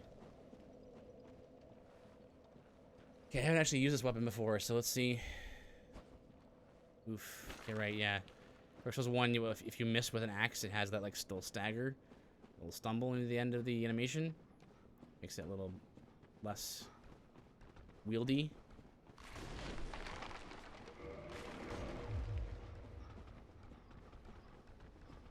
Okay.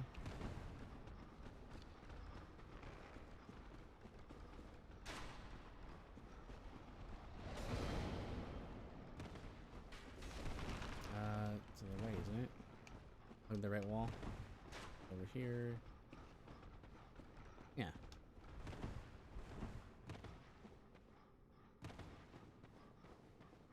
There you go. Rememorized. So now this is plus 38, plus 24. We're looking at like or close to 290. Pretty good. And half of it is magic damage. I don't remember Nito's resistance to, like, how resistant he is to magic. So we'll see. Wrong way. Most speedrunners, like, this is what they do, right? They have memorized paths to the bosses. You know, enemies usually will stay in one place from where you first have them. Make sure you gotta hit that. Hit that corner.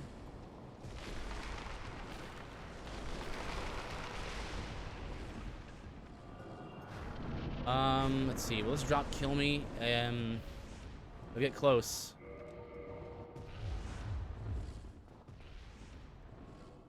Oh, yeah, we're good. I'm dead. Oh, not quite. I'm not confident in being able to dodge that attack.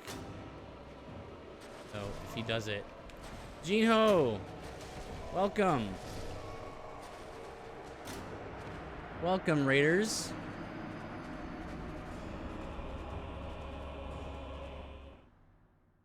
Hello, Gene. How much Persona? Hello, Vector X. Thank you for the raid. Appreciate it. Welcome, community members.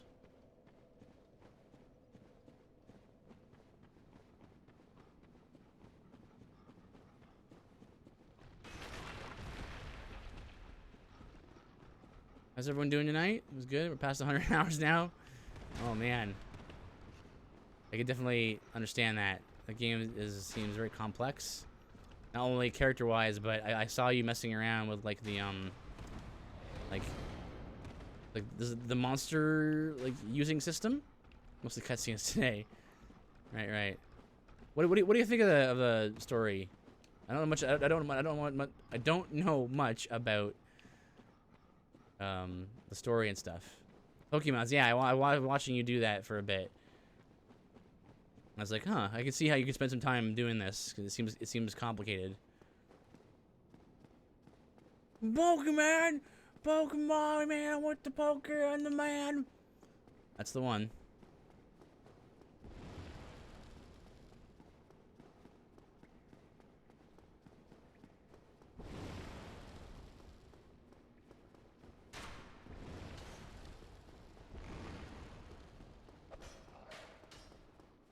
Hello, Boof Dekobe? Yugi, you playing online? I usually play online, yeah. But I'm not sure if I don't really care, about, like, PvP too much in Dark Souls. So I usually play online, and then if I get soft banned, that's cool. If I get soft banned, like in Dark Souls 3, I'm soft banned there. But I don't really care if I am or not. But yeah, I usually play online.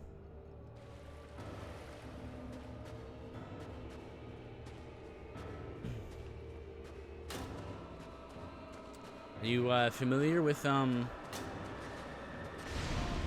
didn't hear him scream that time. I'm gonna die right here. We can get a good hit here. Concerning Dark Souls PvP, it's just boys backstab. Well, yeah, I mentioned that last stream about how that's kind of how Dark Souls is.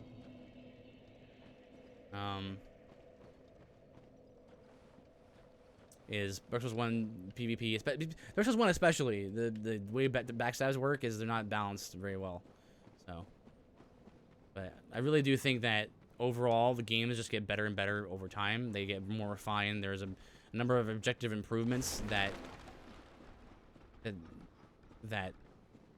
can't be denied, you know.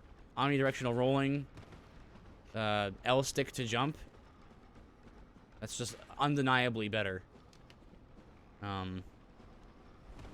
That's what I'm remembering playing Dark Souls 1 again. But yeah, we're doing a run here, special run. Swap weapons and armor whenever you find something new. Story's pretty good. Very intense, gets weird, and very RPG toward the end. I completely expect that. Didn't you know that I was the villain? Aha! I used it. I can do this now. Aha! No, but don't you see? Because you did that, I can now do this. If you've ever seen near the end of Xenoblade Chronicles 2, it gets 100% like that. There's a moment in Xenoblade Chronicles 2 where I kind of just like lost interest in the story because eventually got to the point where literally this is what happened. Okay, I'm not gonna be able to remember all the details, but it was something like this. It was something like we became super powerful and like the player character, and then it was like, okay, the villain is actually super strong too, and he's able to reduce the hero's abilities to nothing because he has the power of absolute zero. So you can like reduce your movement to nothing because he can just like it's not like it's really cool. No, he can like manipulate your molecules and make them stop moving. And then it's like, aha! But then about like a half hour later, you fight that villain again. And it's like, aha! But this time, one of your characters that you have has the ability to vibrate molecules to the point where they can move even during absolute zero. And then the villain's like, aha! That was part of my plan because in actuality, you're being injured by the fact that you're using that ability combined with my ability. And then the characters are like, aha! But it turns out when you did that, it reacted with the pure heart, like the true, will and desires of the players to want to win super badly, and it creates the ability to what was it? The main character gains the ability to make whatever he wants to happen. Like he gains the ability of like reality bending. So like it's like even though the villain's like that, it says like I can literally like turn off your brain. The main character gets so powerful that by the end of the game, it's like my power is that I can just say nah. it got so hysterical by the end. It was so dumb. Like I mean, like I'm accustomed to JRPG kind of like tropes, but like that was too much for me. Anyway, there's more things to read. I got distracted by telling that story. Boof is the guy I'm gonna play playing Dark Souls with. Really? So he's Dark Souls. He starts a Dark Souls guy then. So bad dodging that, man. I have no idea how to dodge that. Okay, so he's dead. I'm gonna die right here. Oh no.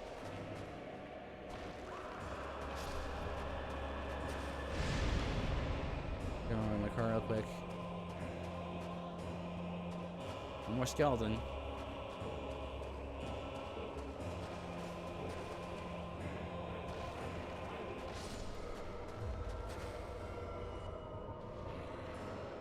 One of these. Don't grab me. Don't grab me. Don't grab me. I also expand. I played supposed to be arena when it first came out. I started playing on it for work. Okay, so yeah, this damage is okay. This is workable damage. Oh, he's doing the burst.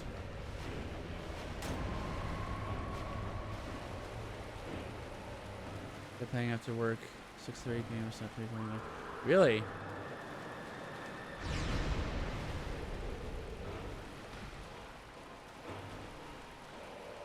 Yeah,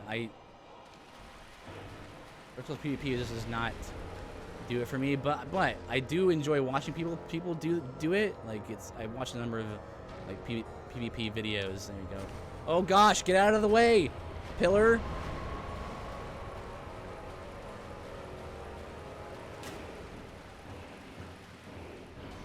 See how low his tracking is? Very low tracking.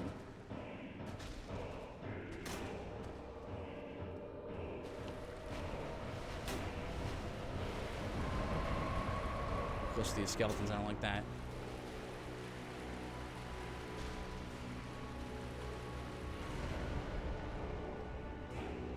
Yes, I have played Dark Souls 3 probably like 30 or 40 times.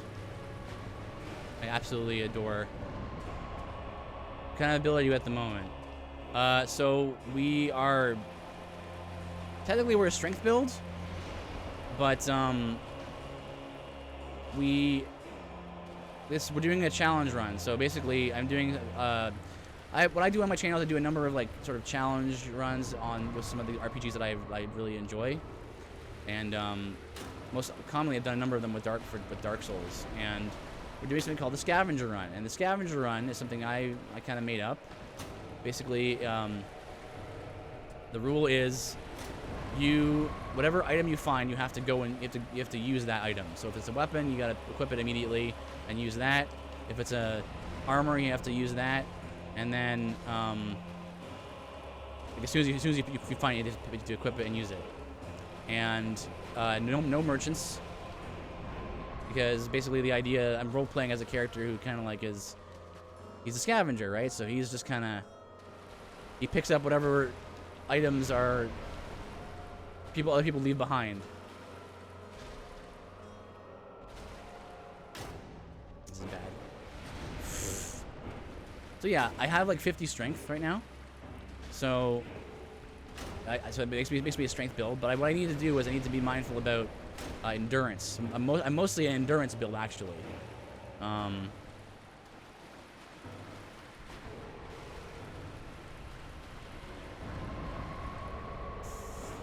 Skeletons are a little close again. The biggest, threat to the end of this run is getting too heavy. Doing DLC areas as well. I was thinking about I usually do all bosses when I do Dark Souls runs because I enjoy the game so much. But this is actually turning out to be a little more, a little harder than I was expecting it to be. Welcome back, Jinho. So I might just do like any percent, just not all bosses. In which case we have this boss and then Seath and then Gwyn left. But I wouldn't mind trying the DLCs.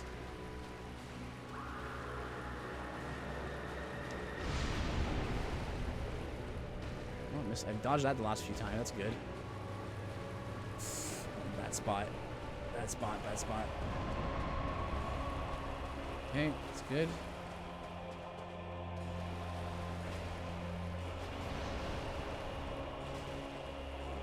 Yeah.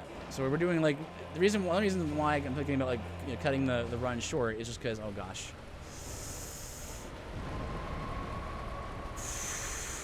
Okay. It's just because we're doing less and less damage, and without being able to upgrade weapons.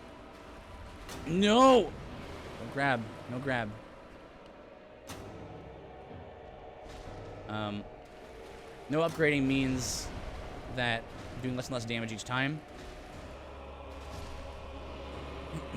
And you know, the DLC bosses might be pretty tough and long, but we can try to give it a shot. Okay, that's number 3.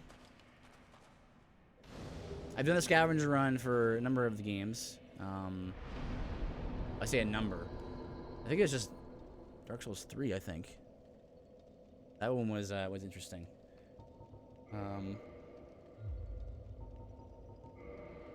Okay.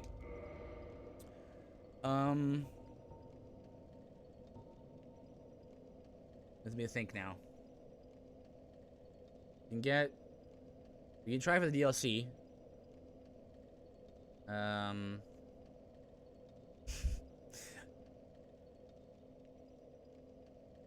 Please tell me you haven't done the fist only to pry run. No, I wouldn't. I don't think I would do a fist only run.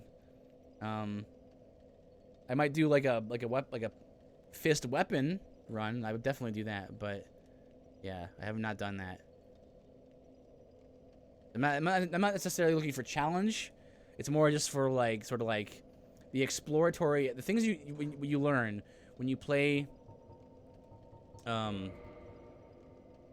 Dark Souls and you try out other builds. This is the best part about RPGs in general for me, is you play an RPG, you know, you play it through once and you're like, okay, well, that was that. You know, I did what I kind of felt like I had to do to get to the game. But if there's enough build diversity in your RPG, you can actually learn a lot about the mechanics that are baked into the game that you don't have to worry about. See, the brilliant thing about Dark Souls is there are so many builds and so many weapons and stuff and mechanics that the average player doesn't need to even think about. It's in the game. Miyazaki put it in the game, but it's not something you ever need to use, you know. And I think that's really cool. It reminds me of D&D, and I'm a fan of that. I'm a fan of the idea of, you know, I like the emergent gameplay. So emergent gameplay is a game design concept. Basically, it means when a game gives you a problem, you know, whether it be like a boss or an encounter with like various enemies and stuff like that, and the game isn't telling you what to do. The game isn't telling you like you should, like, I guess you can like choose to do a few things, but really you should just do this thing.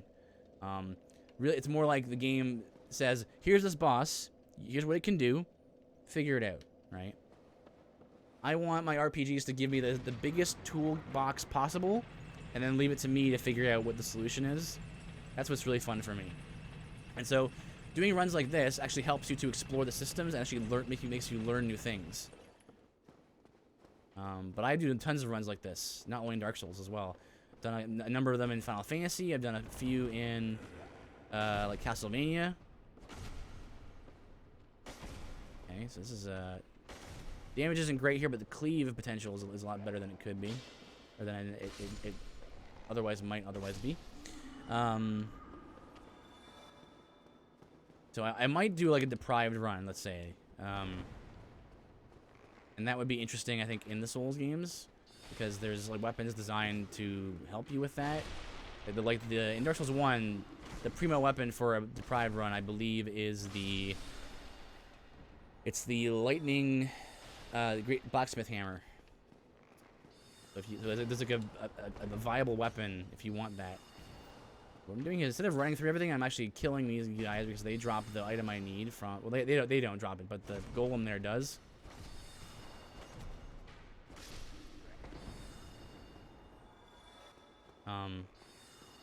Yeah, I'm more like this is why I kind of like call my runs more like build runs, because they're not necessarily challenge runs. They might end up being challenge runs like this run, but they might end up just being like fun runs that are like, ooh, this is a cool system I didn't know about. Okay. A buffed Arrow Boy one-shots you with my current build.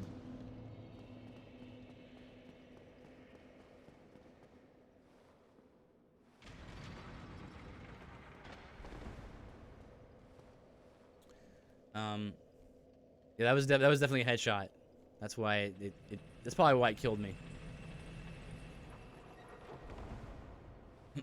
um,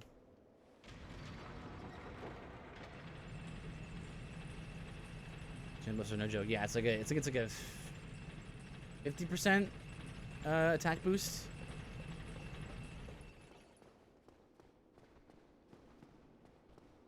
And as much as I like Dark Souls 1, playing this game reminds me of how much I like Dark Souls 3. Like the more I play this game, the more I play like through this run, the more I'm like, hey, Dark Souls 3 is a good game. Like that's a real good game. It has like all the little weird things about this game is like fixed in Dark Souls 3.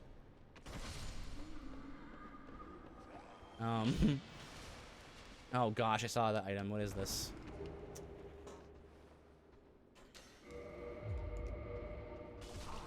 You know the reason I shouldn't kill. I shouldn't be killing you guys. 150. That's like half the damage that I had. Oh well, I mean, if they're resistant to magic, I mean that's okay. Okay, we don't need the divine attribute anymore, so.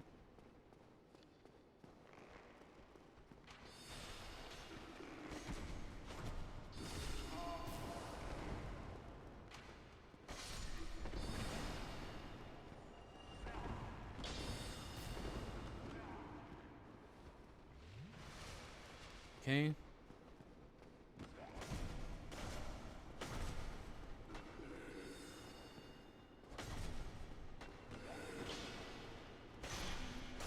Could be worse actually. This is not that bad of a weapon.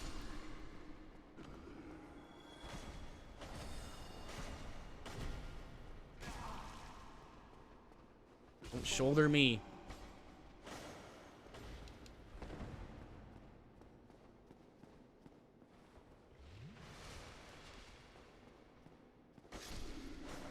Okay. Play remaster with friends, and I was like, why am I plus rolling? Why does the movement seem so stiff? Yeah. So like four directional rolling is a thing that was in Demon Souls and Dark Souls 1. When you're locked on, you can only roll in 4 directions.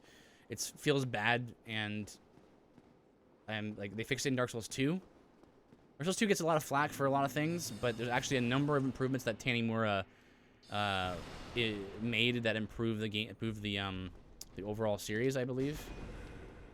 And it's kind of amazing because that's a game that was, you know, it was doomed almost to fail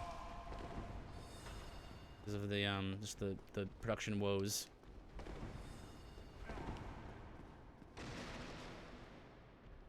I ran out of Estus.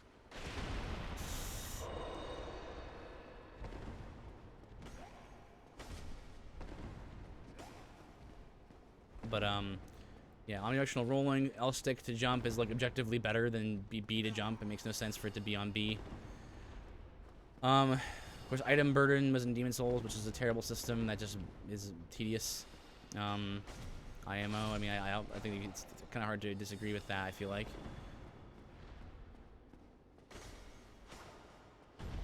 I shouldn't attack too much there because poise. He's a poisey boy. Double attack.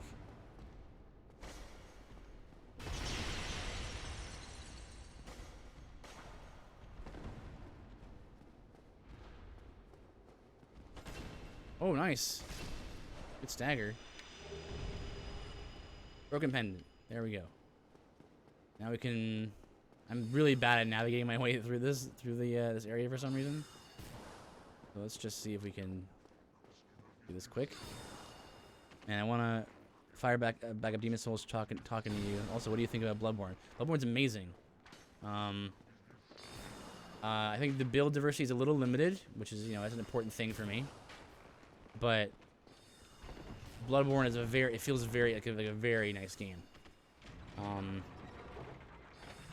Most of the bosses are really well designed. The music is like S tier, S plus tier. It's some of the best music in the video games. Lawrence's theme, of course, Ludwig's theme, Phase 2, was mind blowing when I first heard it. The weapons are really cool. A lot of them have like, even though there's less build diversity overall, there are some cool ideas for weapons. I mean, the Whirligig Saw is brilliant. Actually helping to round out like a build more centered on endurance, which I think is really cool.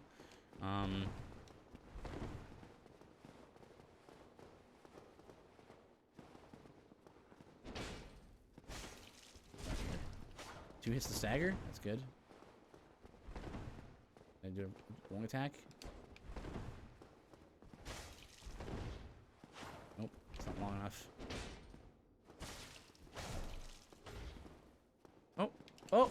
I thought he had died.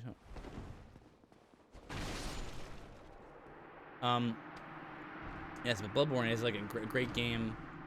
Challenge. There are some like obviously some things I don't like about it. Challenge dungeons are pretty dumb. I mean, that's a little harsh.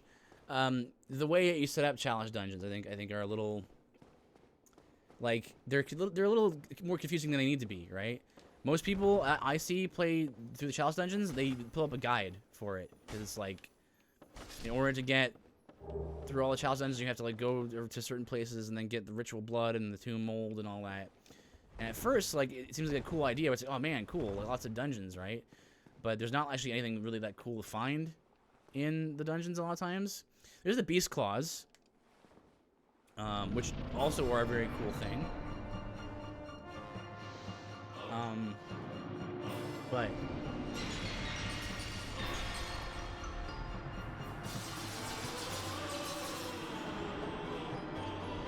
I think the overall, like you go into a challenge dungeon and you're kind of like, it's not really anything cool to find, so you're just kind of not as encouraged to continuing to explore stuff. Oh wait, I forgot to get the bonfire. Do we want this bonfire? If I die, I'll probably just end up back here anyway. So, another thing I was excited about, that was kind of a disappointment was the blood gems. The blood gem system had potential to be like, oh cool, so like there's less builds and stuff, but like, oh wait, no, I need the key. I need the key. That's right.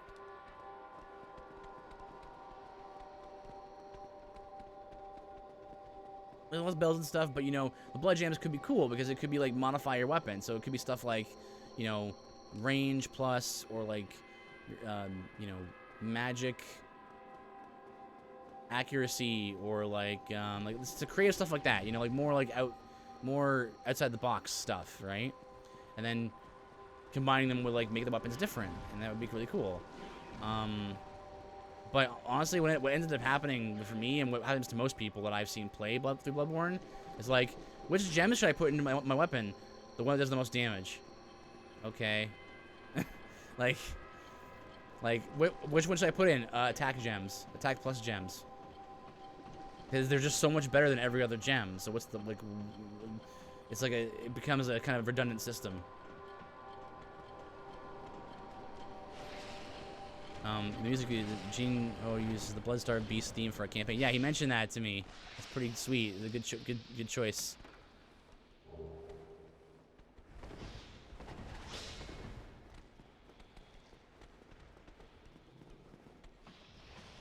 I created a Bloodborne for you. My switch from turtling behind a shield to quick dodging builds. Yeah, I'm into platinuming games. Some. I had to go ahead, so I had no choice but to do challenge dungeons for Queen Yarnum. I mean, yeah. I mean, the main like the non-randomized like set dungeon like challenge dungeons are pretty good. It's just like there's not much in them, and they're hard to like set up to do. So they just feel a little bit undercooked, I think. And then the blood gems as well. Also, the third thing I don't like about Bloodborne is the vials. Blood vials, I think, it's not a very good system. I think the way the Estus system is like it's a very balanced system. It gives you a limit on the number of mistakes you can make, and then you have your humanity that which also gives you heals. So I'm more a fan of that. I also like the way Dark Souls 2 does it, where there's Estus and also life gems. So that's kind of a variation on like the Estus plus humanity system. And then Dark Souls 3 has like a more of an the Estus system is back again, but it kind of has the quickness of the Bloodborne healing and stuff. Also, little things like being able to walk while healing actually makes it feel a lot better. You wouldn't think it'd be that big of a deal, but it actually feels a lot better to be able to just slow walk while healing, while Estusing, rather than being stuck in place. Oh, that's the wrong way.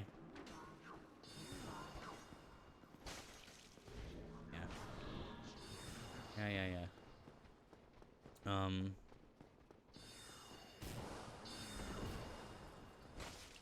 Don't. But I still like. I'm a fan of every build pretty much for different reasons. I still like turtling up. I still like doing tank builds.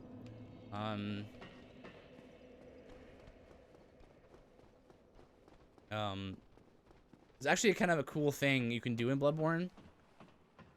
Where you have the plank shield, right? And the plank shield is not like a good shield. There's no good shield in Bloodborne. There is the plank shield and the lock shield. The lock shield is like the magic defense, like damage shield. You're meant to use it against magic, and then or arcane in the case of Bloodborne. And then the plank shield has some physical defense. So actually, what you can do.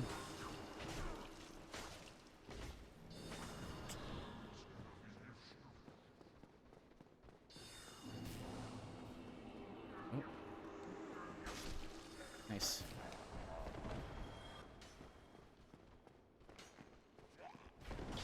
I don't know what I have to do here.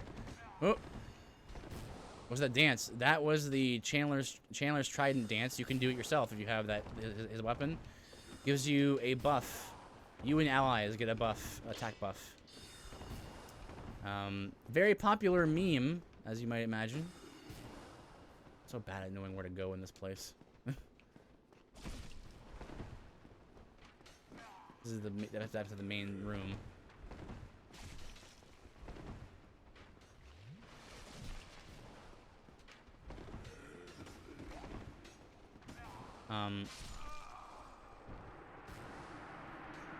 And it is actually quite a long casting animation, so you do have to kind of like pre-buff before a fight. PvP is also a very popular way to play these games. Not PvP, co-op rather.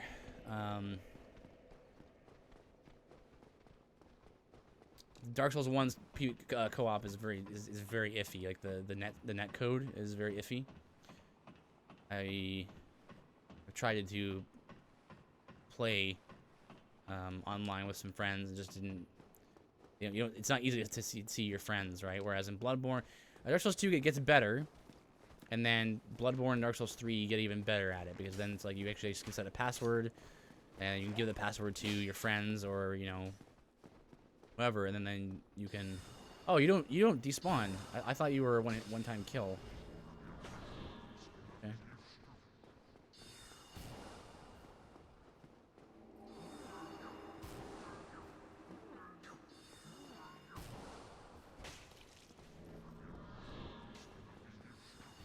Right, I think it's this way. You go over here, and then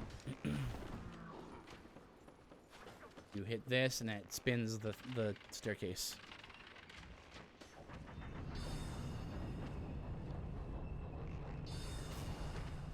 I'm not looking down. Not looking down. I don't see anything. Do you see anything? Not me.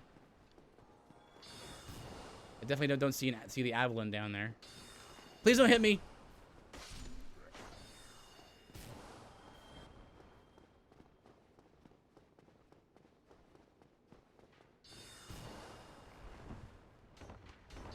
No. Turn it.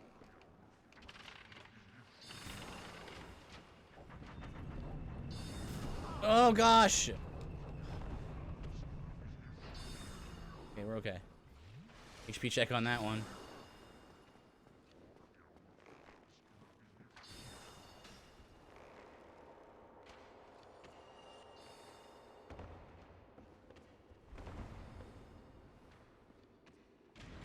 Okay.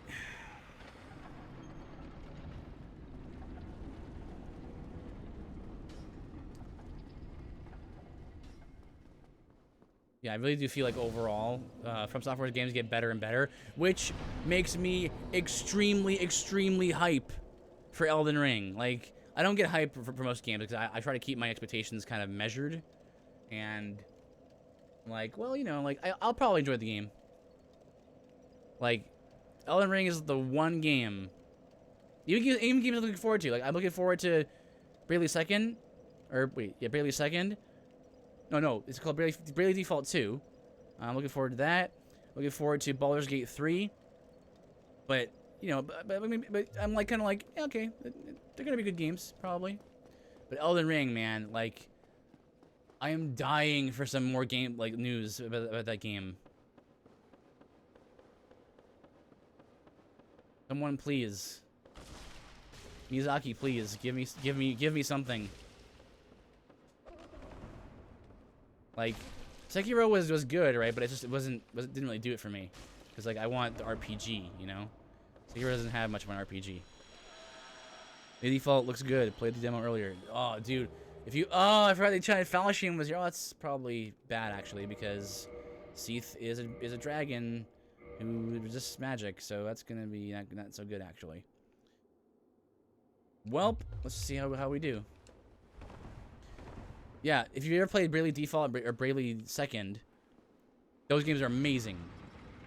They're super good, like everything. Music, characters, the gameplay. If you like turn-based combat, the tactical, like, qualities and potential in that game, and the build diversity in that game.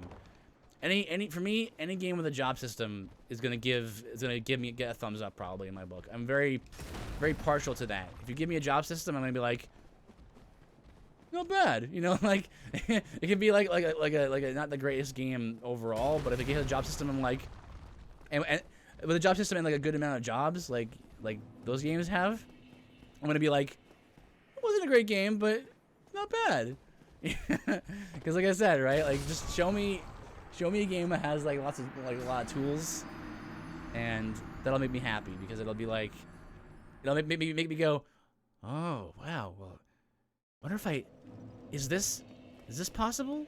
What if I just go, oh yeah, you know, I love those moments, finding those moments, like this is, it's fantastic. I just spam Brave and use Black Magic. So there's a combination that I found in Bravely Default. You use a Time Mage to, I think it's a Time Mage, to give yourself like more BP per turn. I die a lot. You try Cut Off Sea's Tail, or you don't want to deal with the Moonlight Greatsword. I would try Cut Off Sea's Tail, but I only have 9 intelligence, and I think, well, I'll go for it the first time, like when I break his crystal, but then after that I might not. It's only it's only magic damage, which is usually just usually fine, but I think it only scales with intelligence, which means but you die a lot, So there's this combination I found. I think it's like a Time Mage and the Dragoons, right? So what happens is, it's been a while since I don't remember exactly how it goes, but something like this, where you find a Time Mage and you get the passive ability to gain more BP, and then you use the Dragoon's abilities to jump a lot, and basically you get to the point where, and you get some other gear and stuff as well, but you get to the point where you're effectively invincible, because when you jump, you're technically out of play, like you're invulnerable, and so you use your BP to jump, and then like while you're in the air you gain more BP, so like you just jump next turn, so something like that. What I really like about that is just like every boss has these gimmicks, right? And I never felt at any point in the game like you're meant to beat the boss this way. You beat the boss this way. That's how you do it, right? Paint by numbers gameplay is the antithesis of what an RPG is. Yeah, it's like infinite jump. What I like to do here is wait for him to like come over here, slide his big old backside over here, and hit this crystal himself, and that way you can run over to his backside faster. Clam, please! What are you doing, Clam? It's not where I thought that was gonna go. Well, that Clam won't come back at least.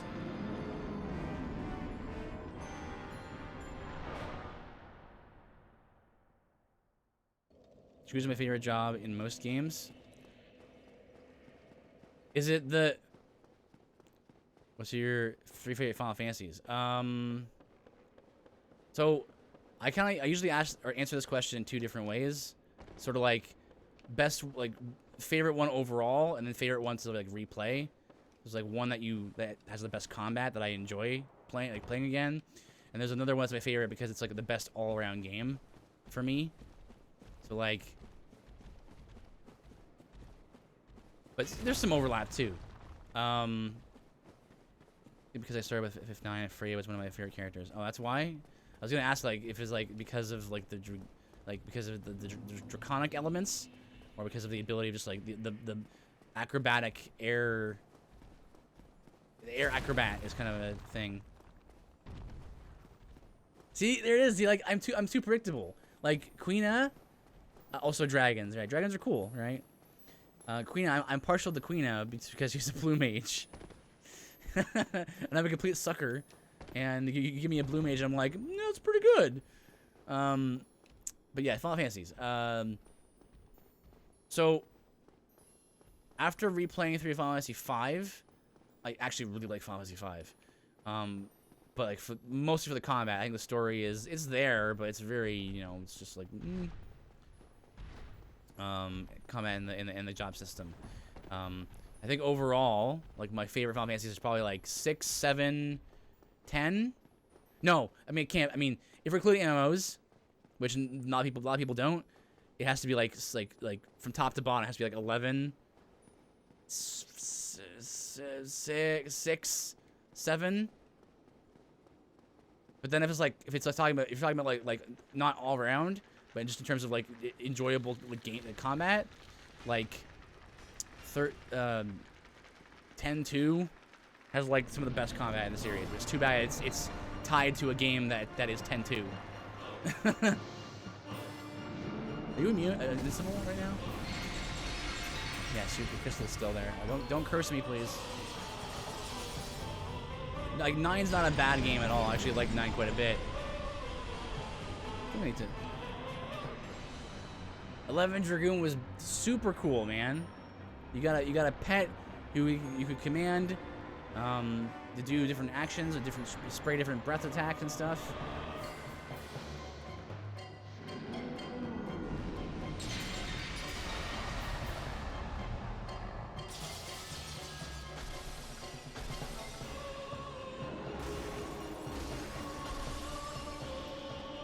They're trying to stomp me yet.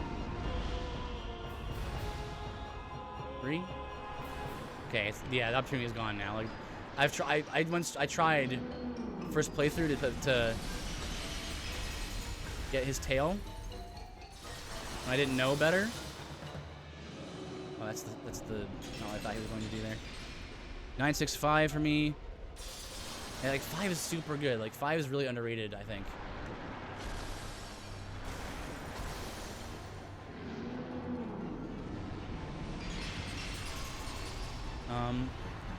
I mean, your ultimate enemy is a tree. Yeah, it's some kind of like, I'm not sure how it goes with 5. It's like that X-Death is some kind of like embodiment of nature or something. It's a little loud here. I'll turn the music down a bit.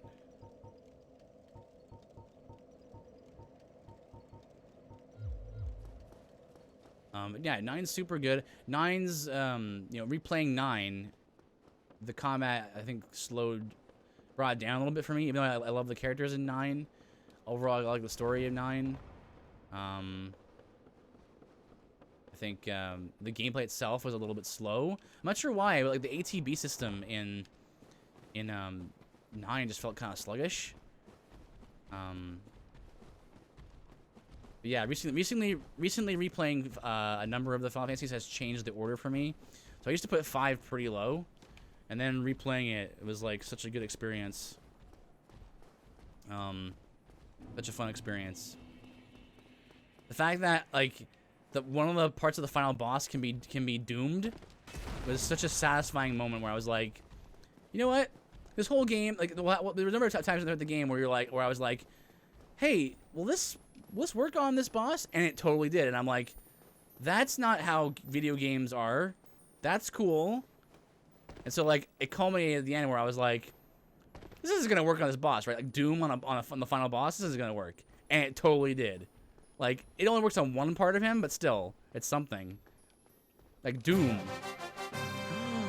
Thank you, Boof. Forgive me for mispronouncing this. Boof. I'm not sure how to pronounce it. But Boof the de Kobe. Kobe beef. I assume is what that means. Takes down the ghost. Yeah, exactly. Takes down the ghost. There's a moment. I'm not sure if you were here for the story, but like, just started playing Final Fantasy 5. You know, obviously playing with the Blue Mage as soon as I got it. BDK is fine. Okay. Well, BDK. I was starting the playthrough, and I learned Aqualung, and I was like, cool. You know, there's this. It's one of my only AoEs at this point, and there's this boss where there's like, it's a sandworm with like 3 pits. And the gimmick of the boss is like if you attack at the wrong time, you'll attack one of the pits, and then he'll counter with like a super strong attack, counter attack. And I was like, you know what? I have this AOE here. Like it's one of the only AOEs I have right now. What if I just go ahead and just try that, right? Like, just try stuff and see what happens, right? Like, that's what RPGs are about experimentation and like and fun discoveries, right? So I use it. I think it's Aqualung. Use it on the sandworm enemy, and it turns out that he's actually weak to it because the idea was like he's in the sand and like the water is like getting in the way.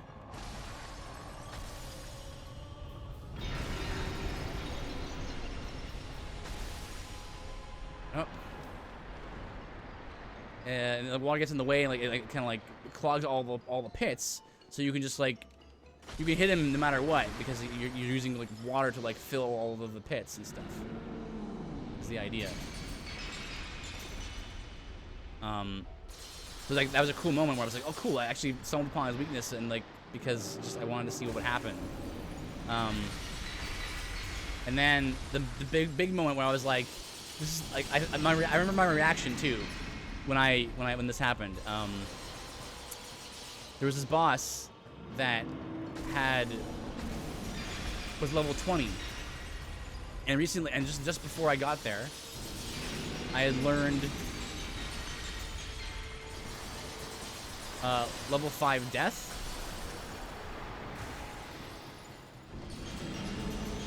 Die here. No. And I was like, this isn't gonna work. This is a boss. I'm not gonna be able to cast death on it, even if it's a multiple of 5. And I did, just for kicks, and it worked. And it was like, my reaction was, oh my gosh, this is the best game ever.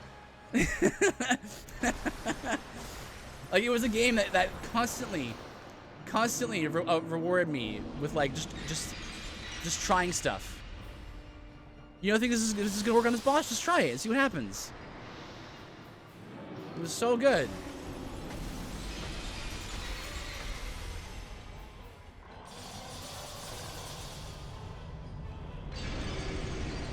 I haven't been talking too much about what I'm doing here. Basically, with Seath, you just want to joust with him, run in and out,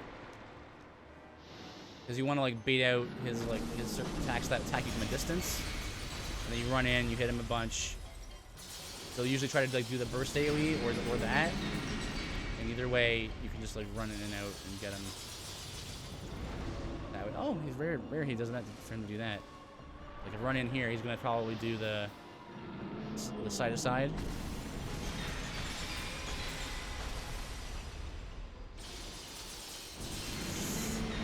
Slipped my finger slipped there.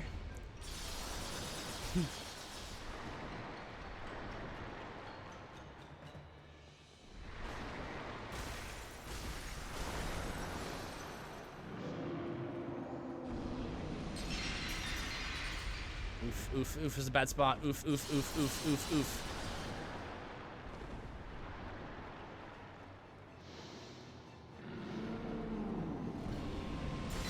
If you run in, he'll usually will try to like hit you from a distance, like further away, and he'll try to like laser you up close. If you alternate, you can just keep jousting with him, and you're fine.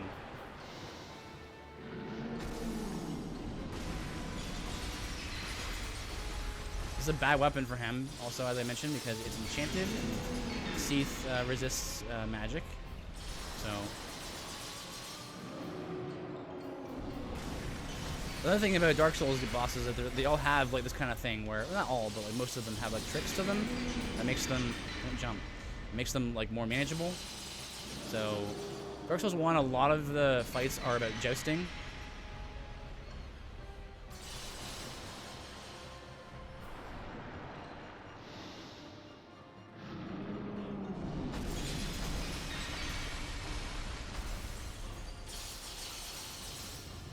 Do is like make him turn a little bit because I'm kind of in a.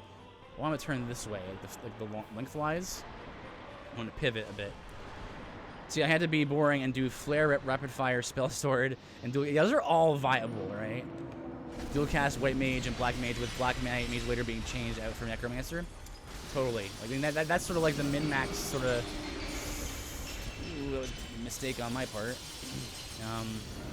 Woo!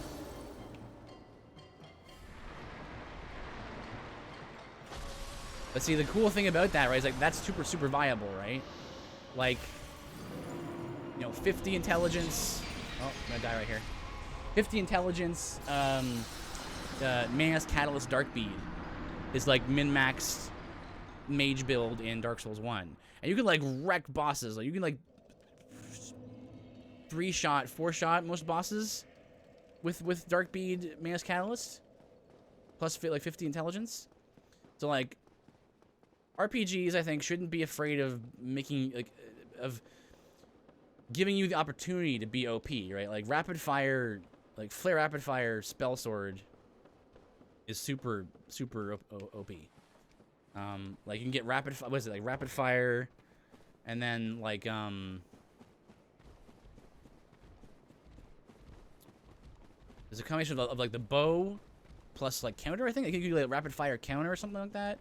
It's been a while since I played the game, kind of messed with the systems, but that's super good. But I'm a huge fan of little mechanics like that. Because the thing about I think a good RPG, right, is like there's all these little systems, right? They don't have to be like these big systems that, you know, you have to use all the time. But it's these little details, these little tiny systems that, when put together, can make for a very interesting experience if you choose to pursue them.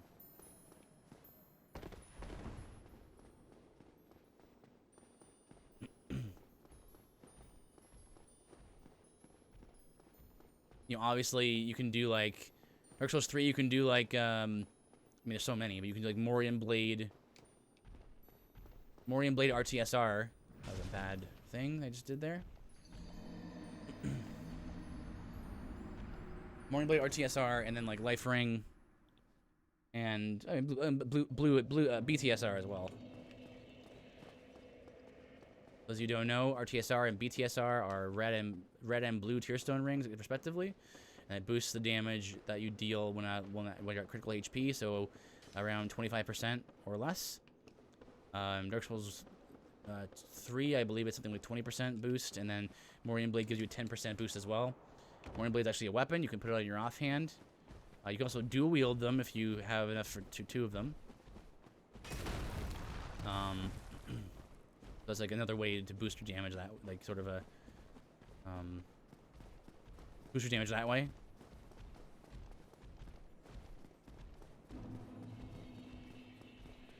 Which is another, you know, the OP kind of thing. That's another reason why I kind of like when, or actually dislike, I should say, dislike when there's like a patch and it's like, hey, we nerfed this thing, and I'm like, don't do that.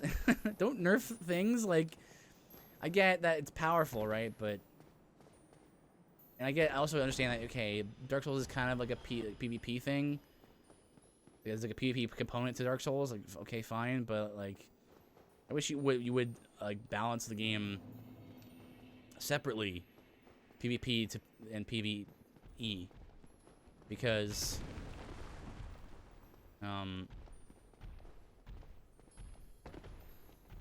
so think about Dark Souls 2. Dark Souls 2, like Electromancer, like using electric spells and abilities and stuff, was super good. Like back in early Dark Souls 2 days, right? Yeah, it was powerful, maybe a little bit too powerful in some cases, but it was still overall within the confines of the game. You know, it wasn't so strong that like every boss just melted immediately, and very quick and very easily. You had to invest, right? It took like, 40 faith to get a really good lightning Electromancer build going.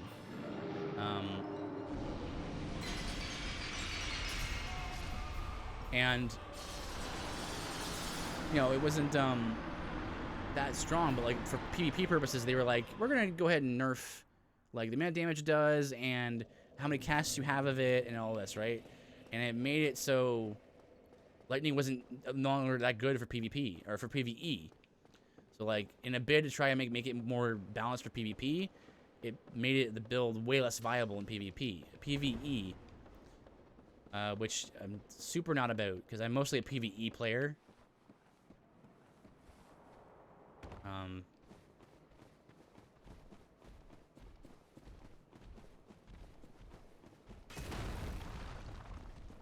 Like watching people play PvP in Dark Souls can be fun, but I don't think I could do it for very long. I think it's just it's kind of a nice, kind of a neat addition, but this doesn't appeal to me because part of for me what makes Dark Souls so cool is like you can learn how to like control a boss and understand how they fight and stuff, and it doesn't happen as much in my experience.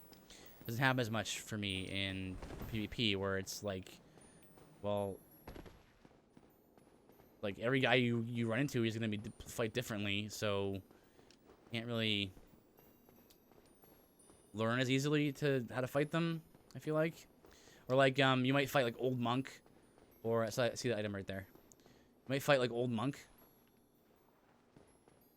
Is this the way? I don't go this way ever. It's just straight across, right? You might fight like Old Monk or Half-Light.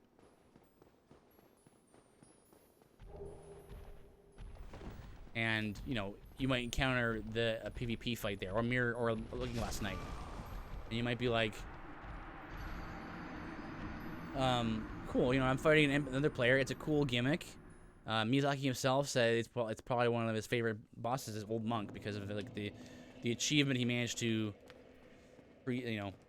make of that boss. But in terms of actual like gameplay balance, like back when Demon Souls had its online, like it was going, it wasn't like shut down. Old Monk was like just trolls. It was either like a kind of a derpy fight where you kill a guy in like 2 hits because he doesn't really know how to do PvP, or you're fighting a guy with a scraping spear and infinite full moon grass, and it's like good. That's good, I guess. I think it's a good idea. It was an interesting idea, but I think you needed to think about how this fight would go, right? And the thing about it is it's inconsistent, right? Because you might get the scraping spear full moongrass guy, and be like, this boss is terrible, and I can't. It seems impossible. And another guy would be like, yeah, I beat Old Monk because the guy who I was fighting just stood there until I hit him twice and he died. Like the variance in experience is just so wide, which is to be expected though at the same time, because like when you have a build, what should happen is that like different fights should be hard for you depending on the build, right? The examples I always give are 4 Kings. Tank builds are the way to go for 4 Kings fight. The 4 Kings fight. Dark Souls 2. If you're fighting Guardian Dragon, archery. Archery is the way to go. If you have a bow build, there you go. Fair enough. I used to hate invasions when I first played. And I think some of my favorite moments were running through Dried Finger, Airlondo, Crucifixion Woods, Invasion with friends. Sure, yeah, if you're with friends, right? I mean, that's like people invade you and like, like unless you mean like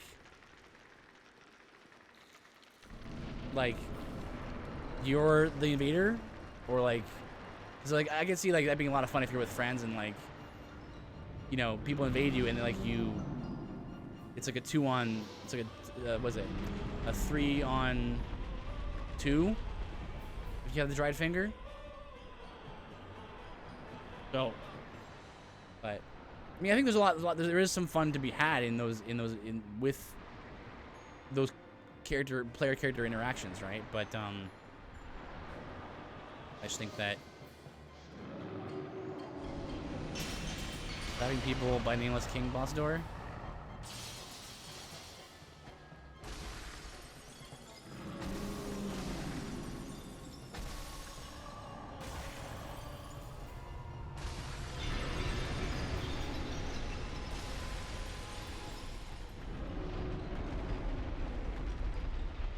Three on 3 for those areas in particular. Otherwise, 4-on-2. Is it 3-on-3 in those areas?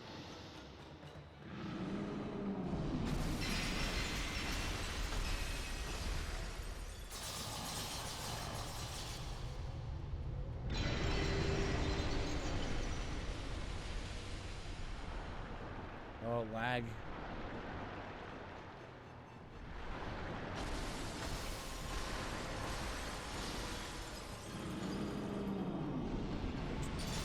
Careful.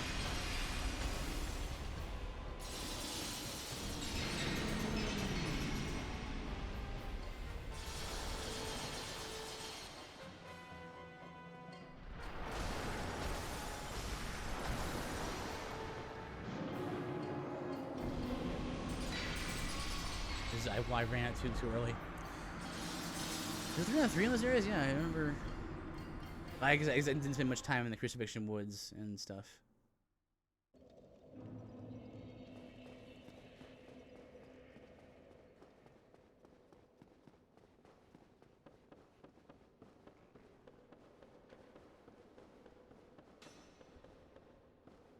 Like it's kind of like chaotic fun in that respect. Like it's unless you're doing like a fight club or something, there is like something to be said for like people invading you. You don't know where they're coming from. They could be hiding. Could be using a chameleon or a young white branch or something. There's kind of a community thing about also invading people just to kind of like show off your build, right? You know, what kind of gimmick is the invader gonna deploy?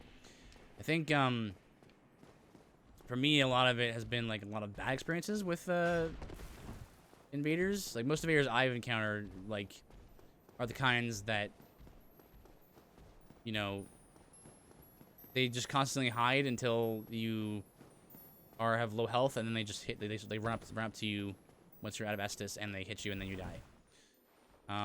But that hasn't been every experience, but like that's sort of, you know, or like they fight you for a bit, and then they run away behind the monsters, and they wait for you to fight. Like, you'll wait for them to come back, or like you'll pursue them, and we'll just keep running around, and then eventually you go like, okay, well I'm just gonna continue to play in the game now, and then they just like backstab you, and then you die, right? Like playing with friends is like super fun. Some people only play these games via co-op. Some of my friends only play these games when they're co-oping. So you know, this is why this game got so popular as a series. Actually, is because of the variations in how to play. Right? You can be a PvP person. You can be a co-op person. You can go ahead and solo and do challenge runs and.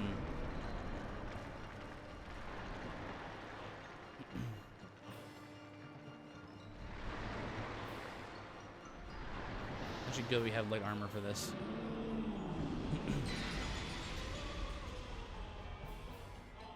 This is actually pretty thematic. Look at this. These two petrified people right here by the crystal. It's very fitting.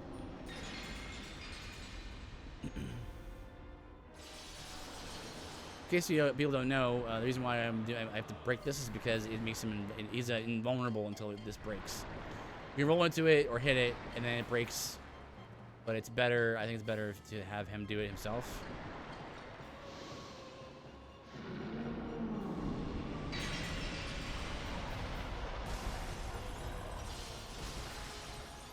Come on, stay still.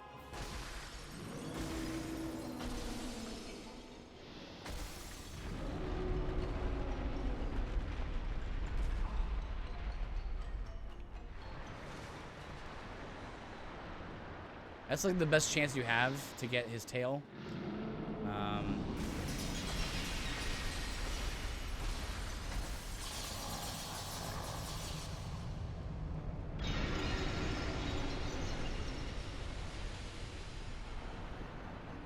Because after that, I've noticed he pivots too quickly. The little tendrils on his sides there make it very difficult to actually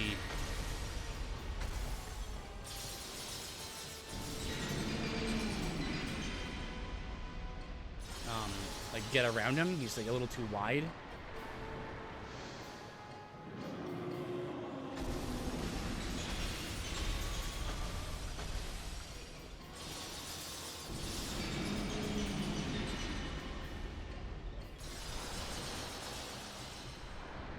Pivot. Pivot. Pivot. He breathes out, right? Like when an arc are like wide and then he's gonna breathe close. Yeah, you kind of have to run between those two beams. You know, Dark Souls is a series that, you know, people when they first play it, very daunting, and there's reason for that, I think. But it's not too bad once you play it for a while and you like it enough to explore the mechanics of it. Like I did. I mean, like I didn't care at all for Dark Souls when I first played it, which is Dark Souls 2. It was my first Dark Souls game.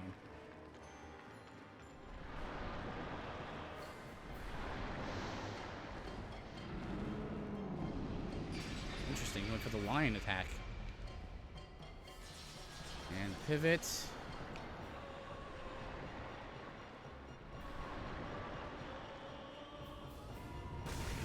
Always tuck yourself in the crevice here on either side of him. Makes it easier to avoid getting hit by that line attack he does. You know, when I kind of analyze a boss, and I do that a lot too. I usually will break enemies down into like components. So like I know, you know, kind of similar how in D&D, we talk about like lines and cones and cleaves and these kinds of things, right?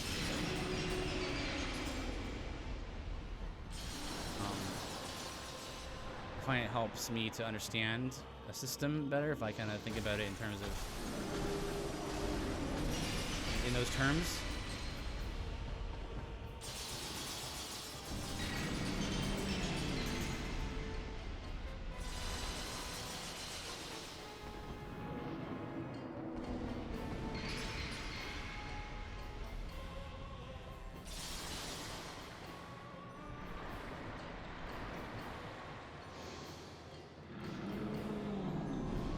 I remember this boss being like impossible when I first played this game. I died so much to Seath. First playthrough I think was Lightning Gargoyle Halberd and spells.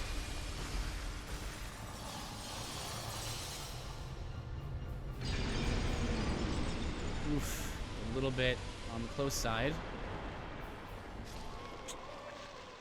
Hopefully I have a purging stone.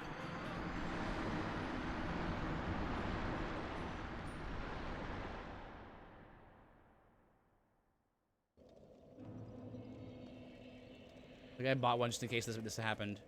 Or did I buy one? Or did I may have found one actually. Yep. I got it.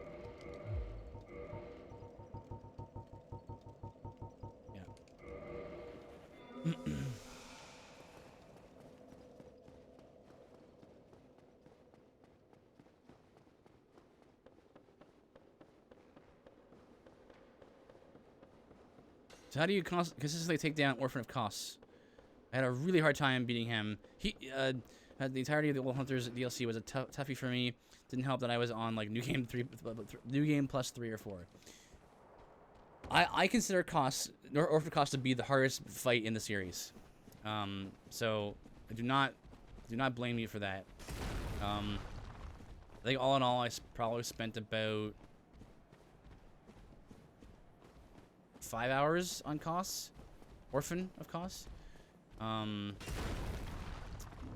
So phase 1 is not too bad. Not only is he susceptible to being parried, but even failing that, he has slow movement speed, and you generally can just like punish him till half health. One little trick you can do, this only works once. It only work once, but like if you can time it properly, when he transforms, you can actually get behind him, and just after he kind of like smashes down twice, like down with both hands and transformed. There's a brief moment, like maybe a second, where he's actually transformed. He's actually in phase 2 officially, and you can backstab him. You can charge attack him and then backstab him, or like visceral him. That will help do more damage, but failing that, it's actually really hard for me to give advice on Orphan, because Orphan, he is a very aggressive opponent. One of the more aggressive opponents in the series, which is again why it's maybe so hard for people. But I find trying to close the gap with him works. Another great time to punish him, if you manage to get it off, will usually,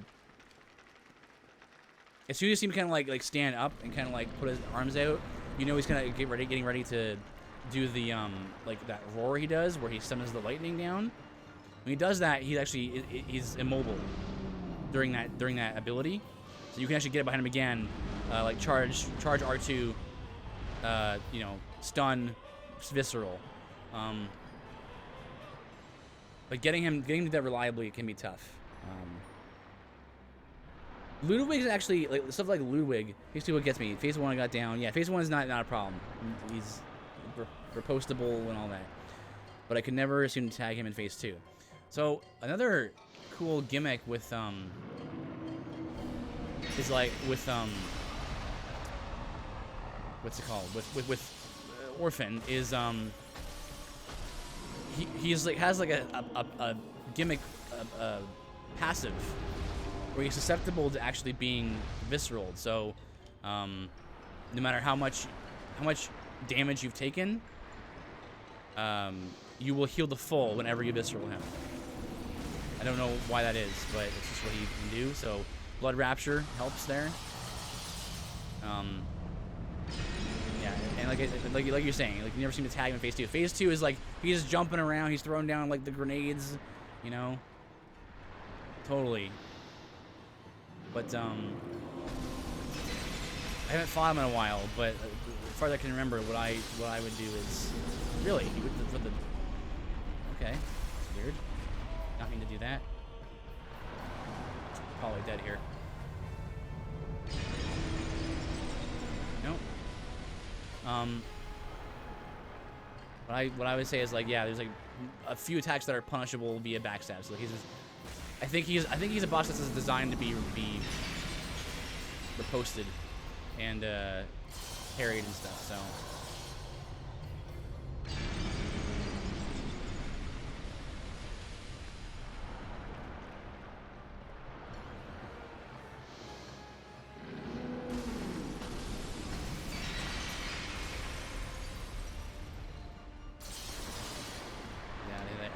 Get out of there.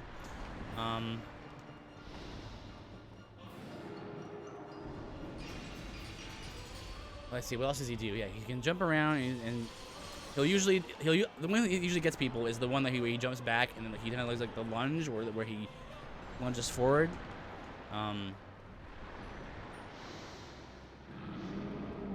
Where he's basically DPS race. Mostly. Although I feel like die here, no, not entirely, but certainly I think that the fight is designed to be best fought as a tank, because of the mechanic about the way they fight, right? Because if you didn't know, I'm not sure if you were here for that, but the way that Four Kings' weapon works is the further away you are from them, the more damage it does. So if you stand like right in their face and you just let the weapon hit you, it does like a fraction of the damage it normally would do, like a tenth of the damage normally it would do, and then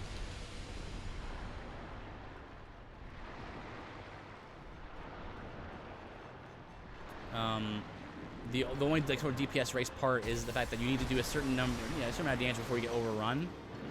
Generally, the bot, he's kind of designed to not be hyper aggressive, so he won't get overwhelmed.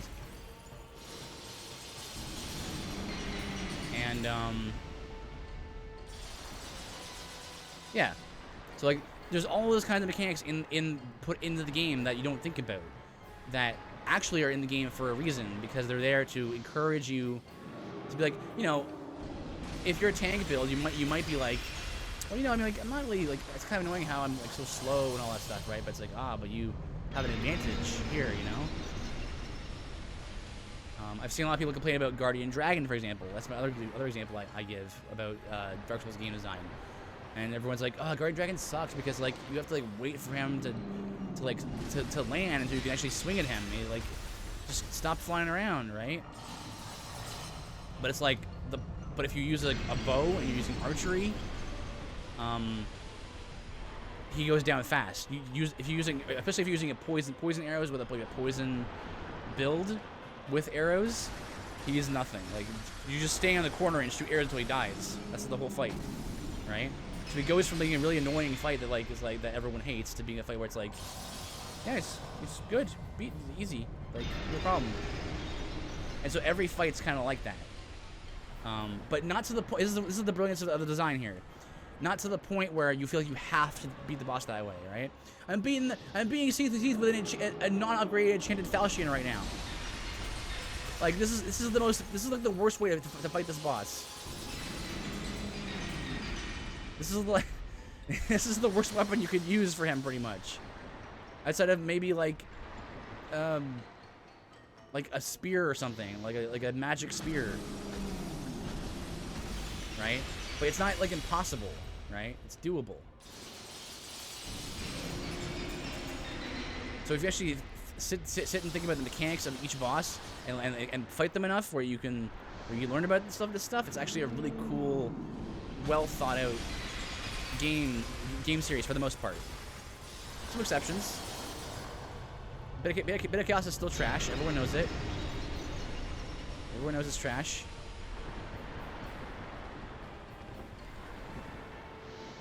This is bad right here. This is a bad spot right here.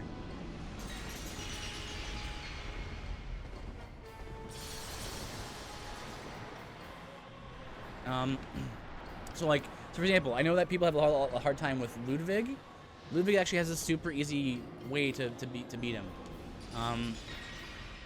There's a couple attacks that you can punish that reliably.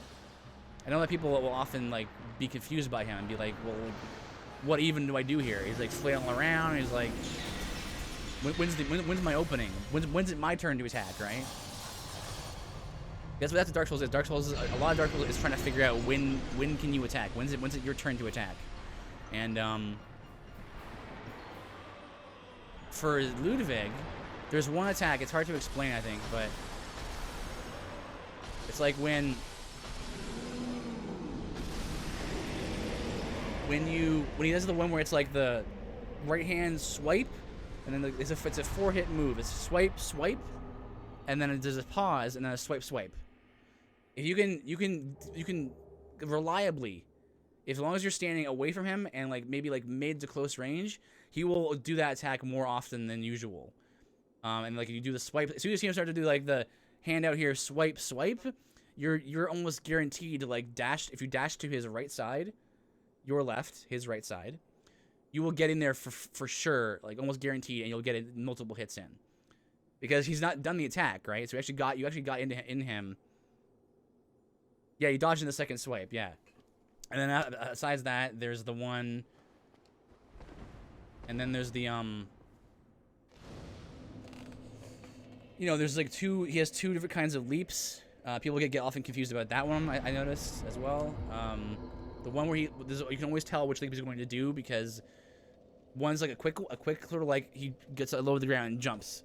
And it's a very low, very shallow, just right on top of you, right? But the one where he jumps up in the air longer, he kind of like goes, and then he jumps into the air.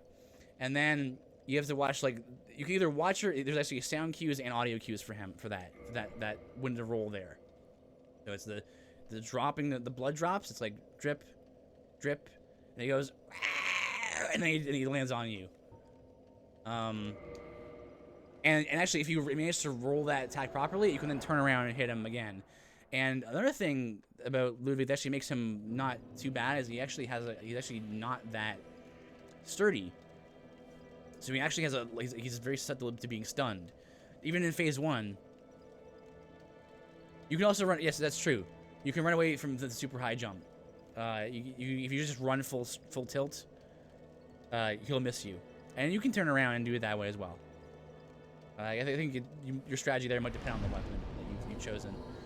And what I'm thinking here is, you know, you might want to go for Gwen, but like I kind of want to see a little bit about the. Let me try the DLC. What else? Like a lot of times, if you like get a few hits in there, he'll kind of like go like and do like the stagger. That gets you another hit, right? It's not the stun. I differentiate between staggers and stuns, because the stagger's like, oh okay, like oh I'm hurt, okay I'm okay now. A very quick recovery. You can get maybe 1 or 2 attacks in depending on the speed of your weapon. Like stunning an enemy is like when they're like on the ground, like oh okay now I'm hurt, now I can't do anything. You can riposte me or you can you know, visceral me. That's different than like being staggered, I think. Of course, Ludwig Phase 2 is supreme hype. It's super hype, but it's not hard at all. It's way easier than Phase 1. You know, it's a really cool attack, a flashy attack, but like his ultimate is pretty easy to dodge. You just like you back off. He puts a sword in the air. He explodes, right? A lot of his phase 2 is all about like watching his sword hand. Is like he will have a few surprise attacks that you might catch people off guard. So like and again, there's some sound cues for this as well. He'll kind of do a little like if you're in front of him, he has a sword in his right hand, and oftentimes he'll like go, "Hua!" And if he goes "Hua!" while also putting his hand like this, he's gonna do like a quick 1-2 in front of him. And then jumps back. So it's like a combination attack. It's a combination of get away from me, but also like 1-2 damaging a move. But like his ultimate is not too hard to dodge. You just back off, and you just like let him do the big burst, and he puts the sword in the air, and then he charges it up, and then you just get around him. But I remember when I first fought him. And I didn't know how, I mean, who knows how to dodge anything, right? When you first fight a boss, you don't. There is a certain degree to which Dark Souls is trial and error, right? You're like, I don't know where the traps are, I don't know where the ambushes are, right? And you don't know what the abilities the bosses have. We don't know what those are. So, you're like, okay. So, he charges up this ultimate blast, and I'm like, it was me and a buddy. The delayed double swing, yeah. It's quick. It comes out quick. You have to be really watching for it. Also, another thing that throws people off is he can either do a double attack, like slam down. You can do like slam slam, or you can do a slam slam slam, and they look very similar. The tell for that is like the final slam is when he puts his hands together. So he'll do like slam slam and then hands together slam. And then that's your opening there. So like, Ludwig is super fun. But like not because he's like stupidly hard, just because he's a fun fight that you fight, right? I think we can all agree that the worst bosses in this series are ones where you don't fight them, right? I'm talking like I'm not sure if we can all agree on that, but I think most people would agree like Bed of Chaos, terrible. You know, Ancient Wyvern from Dark Souls 3. It's kind of a neat idea, but like you go up there and you plunge attack him in the head and he dies and it's like, okay, you know. What do you call it? Dragon God. You know, it's a neat gimmick where you kind of like you gotta like hide behind like while he like looks for you and stuff. That's kind of neat, but like the fights in the game that people like are the ones where you fight people, right? All right, let's see how this goes. This is gonna be bad probably. So most. Oh, it's not bad actually. That's workable. I'm too far for this. You might get one hit in there. Missed it. So, usually, I always mention how I never lock on in this game because lock on is terra bad. This is like one of like 2 or 3 fights where I lock on. I find it's easier because like you only ever have to move in 2 dimensions anyway. But like, I do not want to get. Oh my goodness! Do not get the Guardian Tail right now. So Manticore. Oops, I rolled twice by accident. So the tail here for like I've seen people get confused about like when to attack when he's trying to like headbutt you and stuff. Is that a stagger? What? Okay. So the way you can tell that it's your turn to attack is depending on what he does next. So like he'll either headbutt or claw you. If it's claw, he's done. If it's headbutt claw, he'll do it again. If it's headbutt, he'll stop. So it's headbutt, claw, or if it's headbutt, claw, or claw, headbutt, claw.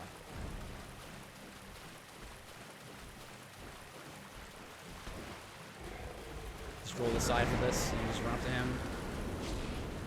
You can usually get 2 hits there.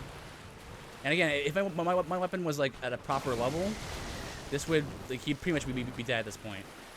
So like, Dark Souls bosses are quick. Ideally, what you want for your bosses, right? Is you want them to be standing right in front of you when they're done with their attacks. Ooh, the rare tail swing. It was a bad roll, but I was not punished for it, so okay. I could have gotten a hit there. That's fine. See there? Claw, done.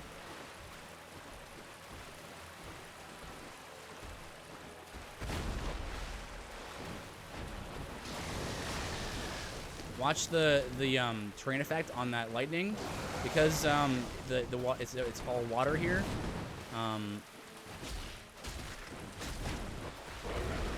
The water will actually carry the lightning out further. Oh, get him!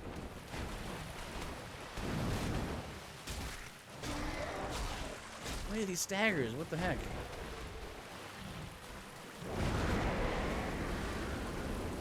Isn't there a double guardian fight if you come back like later on? Yes, there is. It's like way. It's pretty hard. This is not like it's not really a fight designed to fight like one-on-one. Should have healed there.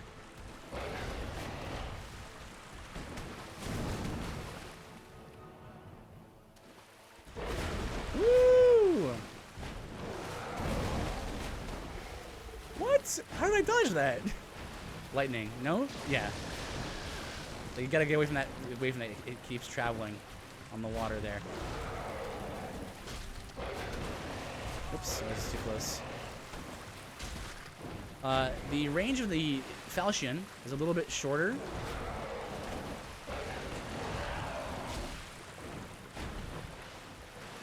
So the range is a little bit less than I'm used to. There you go. It's like you want to space that out properly, you can get a ton of free hits there. That was a bad roll there. Risky maneuver here. Because, yeah, he'll try to, like, punish you with lightning.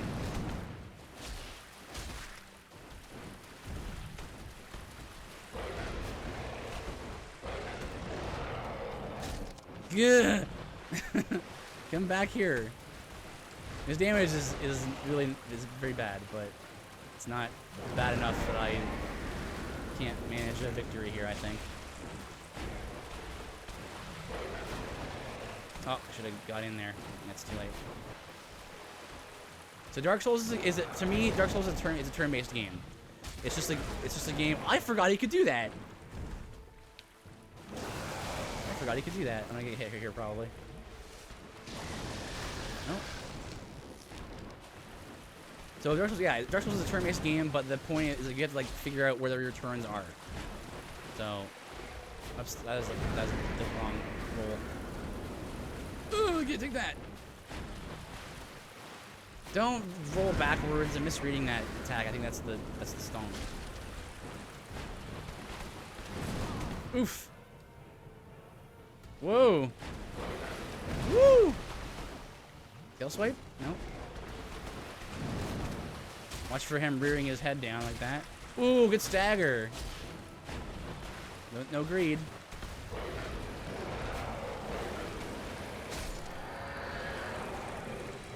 GG.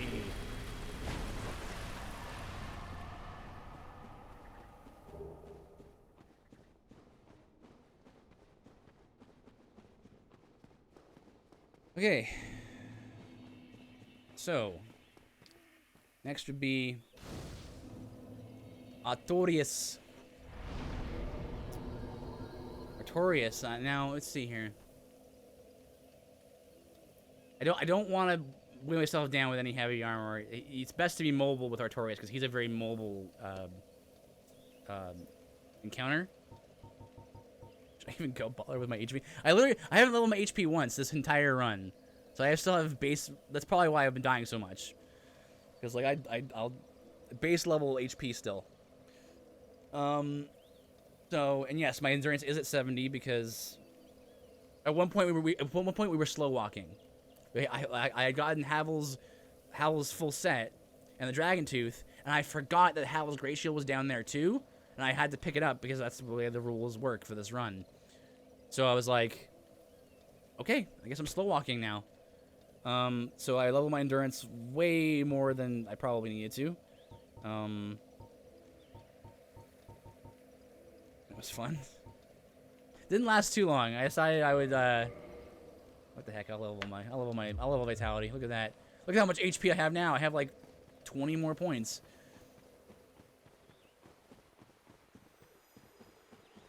Let's see. Okay, so I need to strategically not look at things. I don't think there'll be any items that I wouldn't want at this point. Enchanted Falchion, like, it's not bad. It's not a bad weapon. 140, 124, 132. Let's get out of here. Get your grass out of my goose.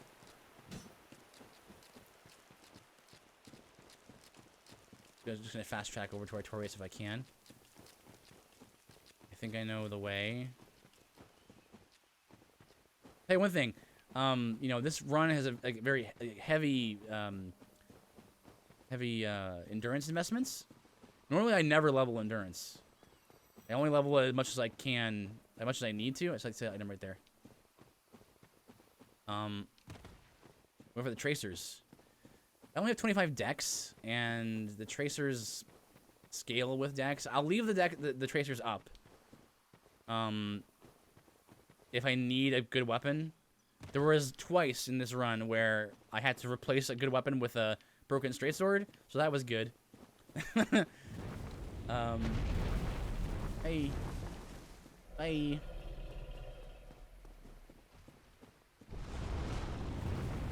So I'll leave him up though. I strategically left certain weapons available for me to pick up just in case I needed them. So I left the Morning Star, and I ended up using them, but Morning Star is the Zweihander, and the Winged Spear in the graveyard. Now, unfortunately, I saw that item, which is I have to go and get it. I saw that item right there. That's unfortunate. Okay, so let's figure out what to do here. Get this item. That's a flower, not an item. Royal wood. We're gonna get heavy here, because this is gonna be okay. Thanks for. I didn't, you know, I didn't need a haircut right now, but that item up there is the, I think it's the Guardian Helm. So we're gonna get fat. We're gonna get fat armor pieces with lots of more poise. But I hope we don't slip mid-roll, because I would like to not do that. Like I said, quick rolls are I think are best for Artorias. Tank builds are again, no build is impossible. That's again the great thing about Dark Souls. Every build's viable. Whether it's ideal, I think, definitely is the question. I don't want to kill these guys because they might drop the 4-prong plow. I don't want it. Again, weapons differently viable. I think just for this build though, I don't want to work with the 4-prong plow because no upgrades means this weapon's probably one of the better weapons I can get. Right? We're looking at, you know, combined total of 250, 260. If you also look at the scaling. 13, 14, and 13 and 4. It's not much, but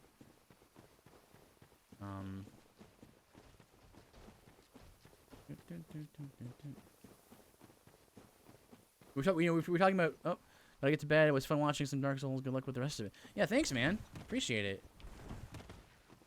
Really appreciate the raid, and yeah. If you ever play Dark Souls and you ever want to stream it, I would be down for watching. I am always down for watching someone play through Dark Souls for the first time. It's pretty great. Like I don't like. It's not because I expect you to be good at it. It's just like watching the growth and the struggle can be fun. You know, it's not the failure itself, right? It's more like after Persona 5. Oh yeah, there we go. There we go. Well, good luck with that. You know, it's not because like you're gonna die all the time, and that's why I want to watch it. Because I'm like a sadist or something. It's more like watching like someone struggle so much and then get like finally win and be victorious is super satisfying. So like 3 more years. Can you stop? Can you stop, plant men? I'm gonna die right here. Stagger, man. That stagger's so bad. Trying to get the item and I can't.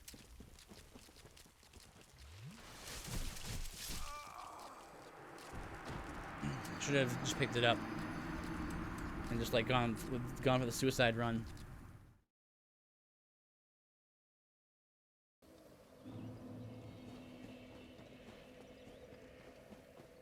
Life of the Scavenger is the lone ranger path.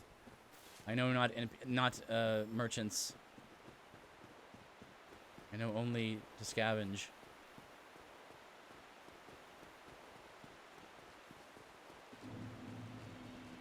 Oh, isn't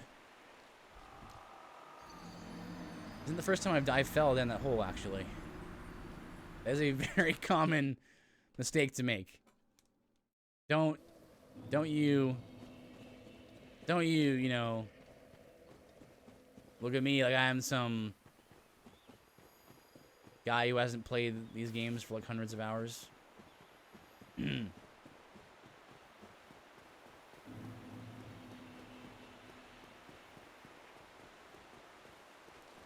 There have been a lot more deaths at this run than most runs, I'll say that much. Hey!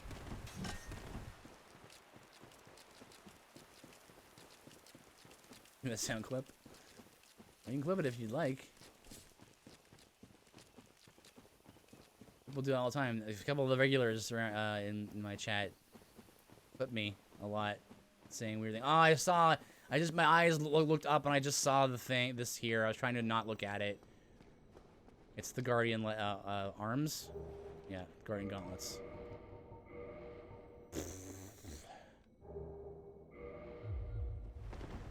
Well, fast rolling, but not for long.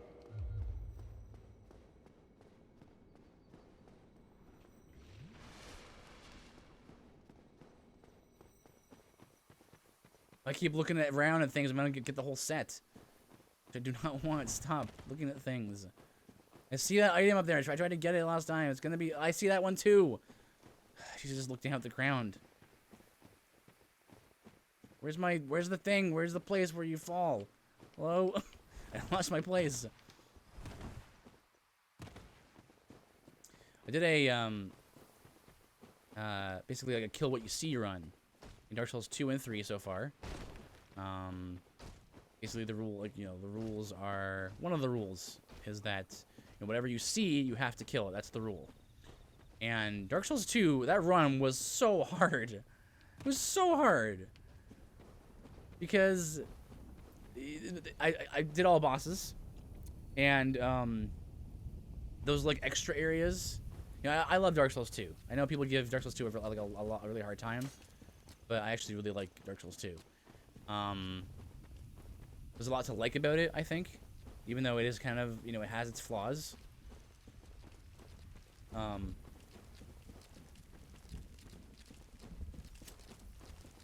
just please, you just. Oh, that's not. I thought that was a.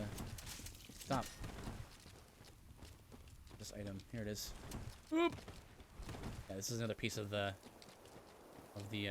Guardian set.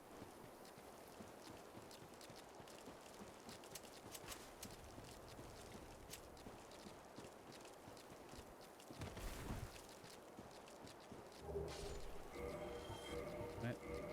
Going from 1.2 to 7.2. This has got to be a mid-roll now. No! Man, I have a lot of endurance.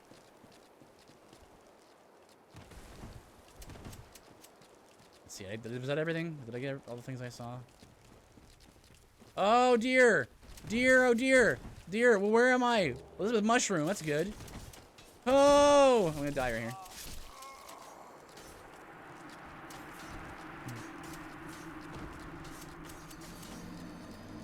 Could have been King Duncan and Demon Souls. King Duncan?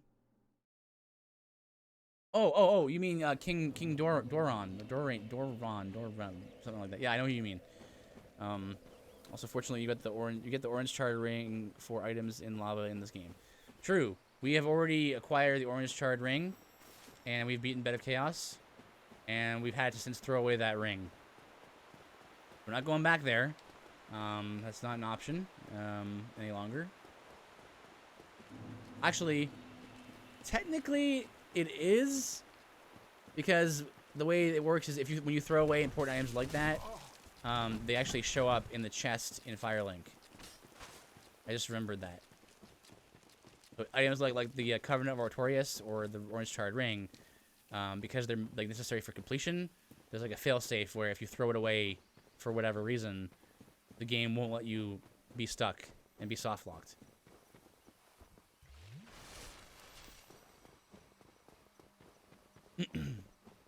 Yes, King Doran, or whatever his name was. I think it's Doran. I didn't get that item still, or that one, or is that a flower? He's pretty dumb, in terms of his just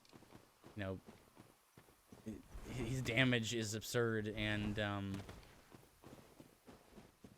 he's not really much of a fight.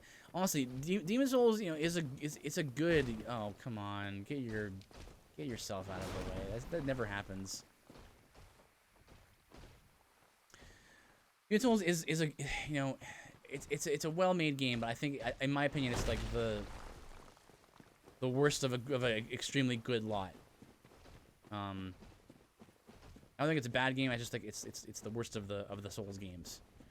I think there's a lot of prototype systems in the game that they wanted to try, and some that worked, some that didn't.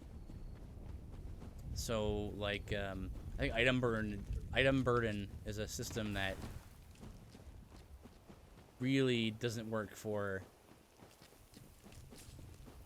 a game like Dark Souls. You know, a lot of the game is about running around, collecting stuff, and not being able to carry stuff with you. Also, you know, oh man, Guardian armor. All right, well.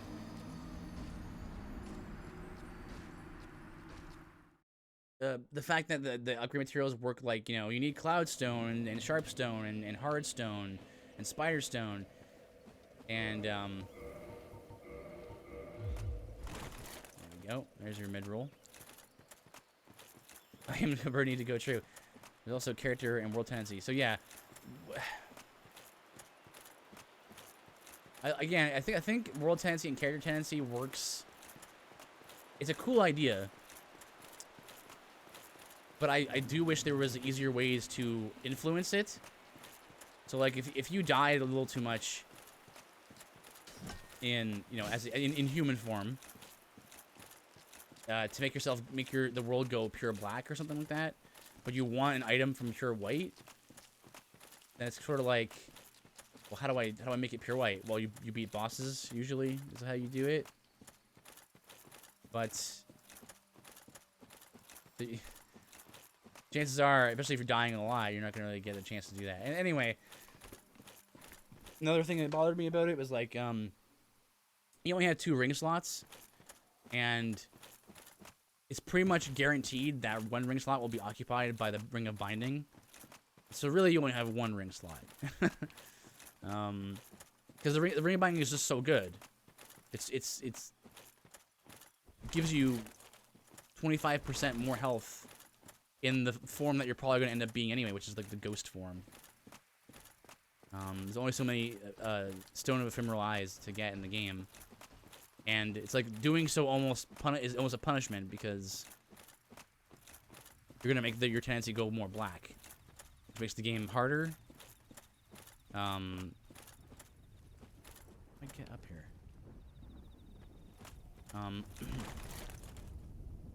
So really, you don't really end up using them too much anyway. I prefer the system in Dark Souls 3 where like you have embers, and they work kind of like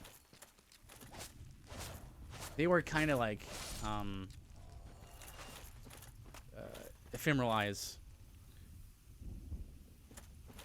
I think they're okay.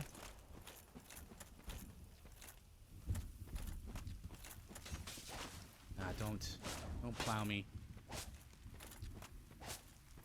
Mr. Plow, that's my name. That name again is Mr. Plow. It was like this way, right? There's that other item.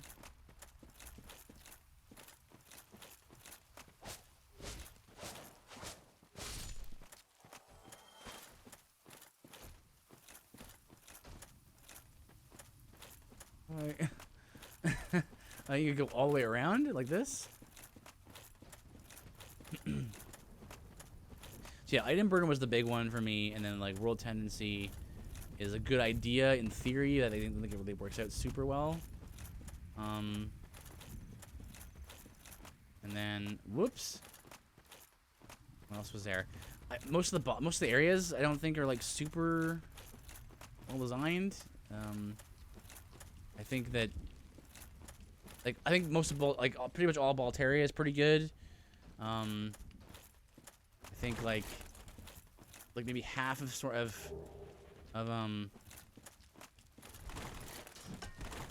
half of like the Shrine of Storms is pretty good. Valley Defilement is like pretty much all really not good. IMO. Oh, see that item there. Is that the last piece? I think the last piece is somewhere around here. No. Not that.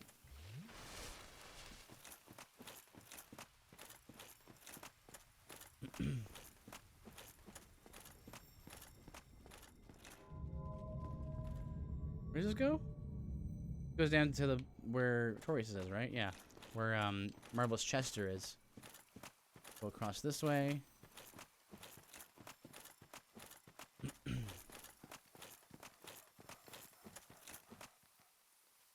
that a dog? Heard a dog sound.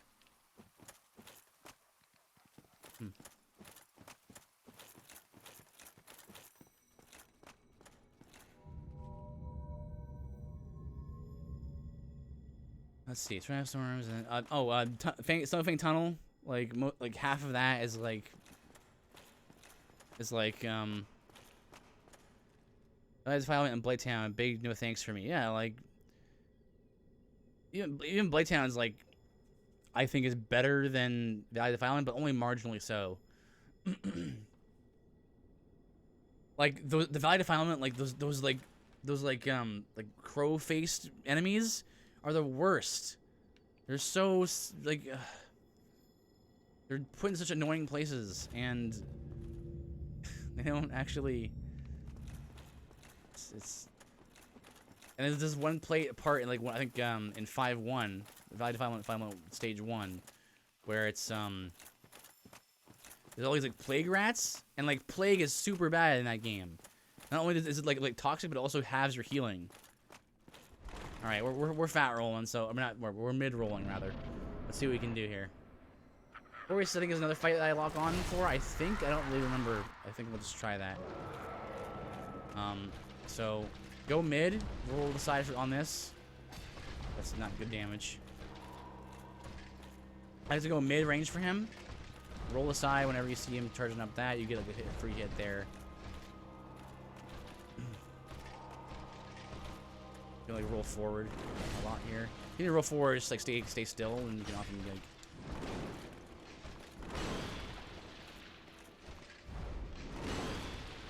Watch for the triple attack here. Do it 3 times. I think the mid roll is messing me up. I'm getting a little too slow. Roll forward through this.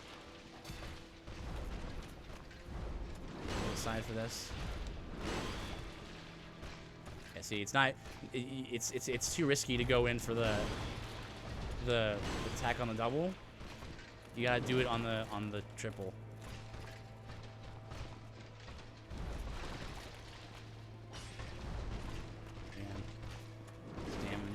Damage Garbo. Spray, yeah. I'm definitely not gonna be able to stagger him. No way. There's no way. He's gonna buff and stuff and.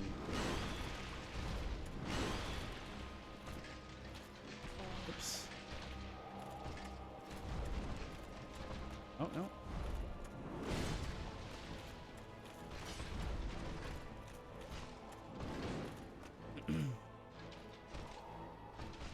Oh, misread that. Also misread that. There's the wolf slash.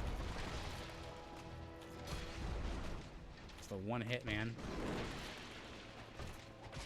Get 2 there, maybe. On the 3 S's, I didn't even notice. You get it hit here? Oh, maybe you can. Usually I roll away from that, and from the splash.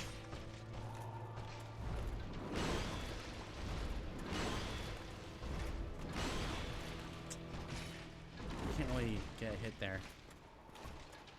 Too much.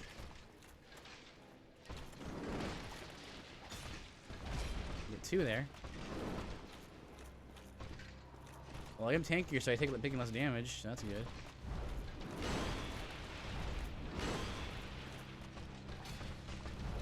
I got hit there. Right.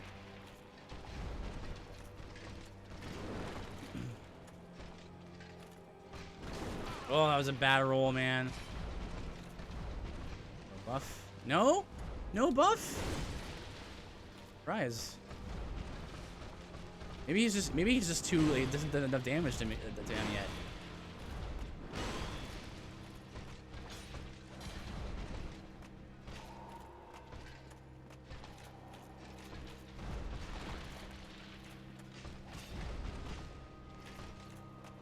Mid-range. Stay mid-range. I remember everyone being like, man, Torius is like an insane boss, right? And he was, right? Compared to like how all the other bosses.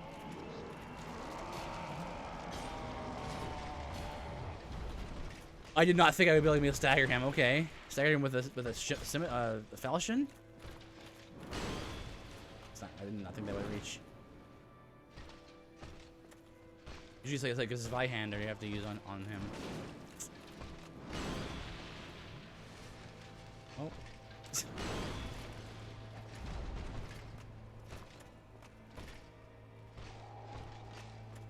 Whoop. Oopsie daisy. Whoops. I think you're so cool with your broken arm.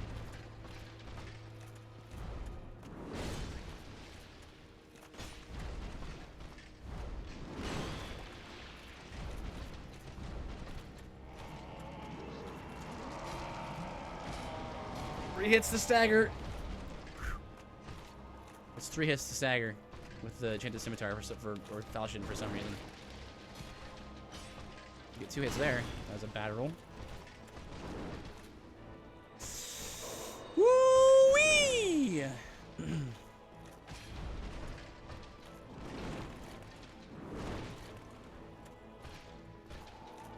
I don't like having to use a humanity to heal right now. The use time on it is a little bit high. Roar! I'm angry. I'm angry, Artorias. Yeah, you're gonna be a dead Artorias. Will you take an action? No. Look for that triple. The PS triple. 1.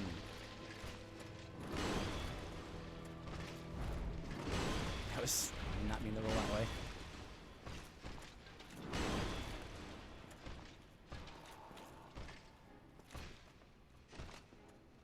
Hey, what are you doing? I like how I'm just give a little bit of lore, like each of the animal-themed rings being associated with Knights of Gwyn. That's true. They are all animal-based, aren't they? Whoops! You could get me with that one, didn't you?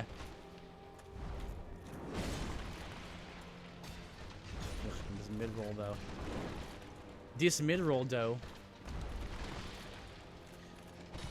Can I buff this? I wonder if I can buff this weapon. Oh, he didn't do the... Whoop.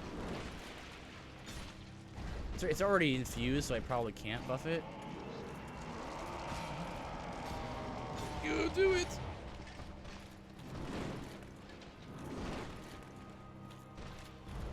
Whoops! Whoops! Whoops! Oh, I totally rolled that. You monster. I really like, I mean, this is one of the reasons why the community got so big. I mean, lots of reasons, right? But one of the reasons is because, like, even the story had to be pieced together via bits of lore, right? No one knew what was going on here. Oof.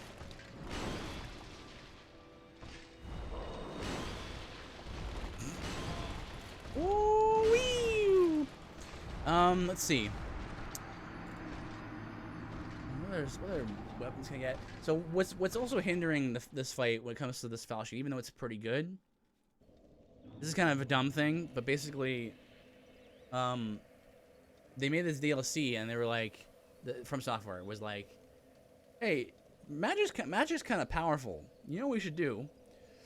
Is just give every boss in the DLC like just a flat resistance to magic. So you'll also notice that during even in a mage build, Artorias is actually pretty hard because he takes so little damage. Not like stupidly low damage, but all right. So let's think about this. We can do more damage than this. Let's see. What are our options here? We can go get another Crystal Straight Sword. We can go farm for those. Go farm hollow like hollow soldiers for a longsword. You know, I'm not sure how much better that is though, really. We've used up the Crystal Halberd, we used up the Zweihander and the Winged Spear, we've used up the Morning Star. We've used up the Shodel. What other kind of like weapons? We've used the Dragon King Great Axe already. We've used that up. That's how we beat the 4 kings. Let's see. What other options do we have still available to?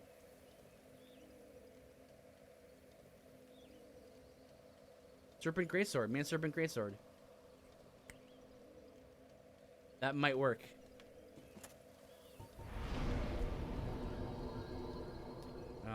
It's just a drop from the Man Serpents, right?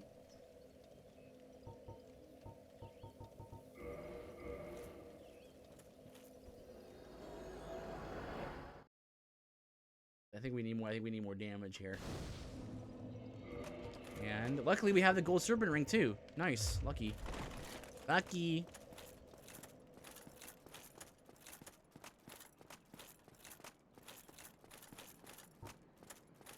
Try to kindle the bonfire before Artorias as well, like the one in the sanctuary. Hey guys, come over here.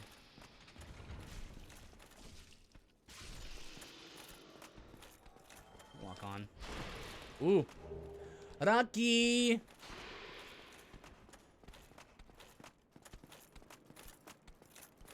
Now get out of here. You know, get out of here. Get out of here. What are we looking at here? 110.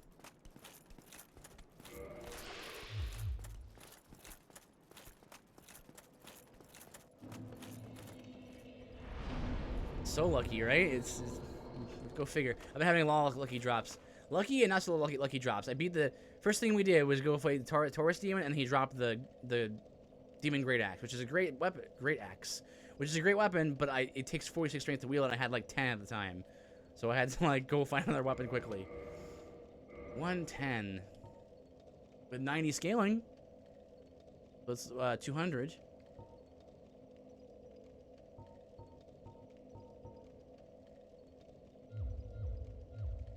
Let's try it.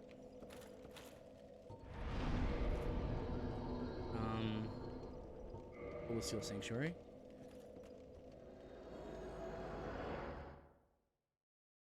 For a straight sword, I think we already used. Wait, we didn't, because Solaire did not. We didn't talk to Solaire, so I think I'm not sure where he is right now, but he might just be dead, I guess. I don't remember what happens to him. Let's do some Kindle Arenos. Let's do 2 Kindles. 15.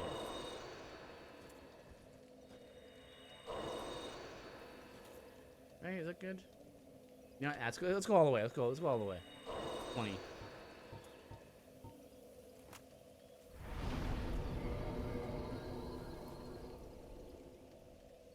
Let's go.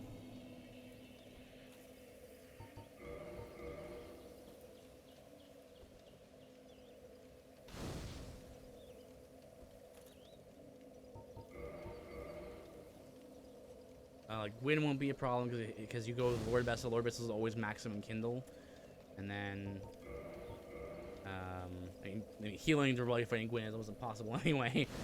But and then we'll have enough humanity for like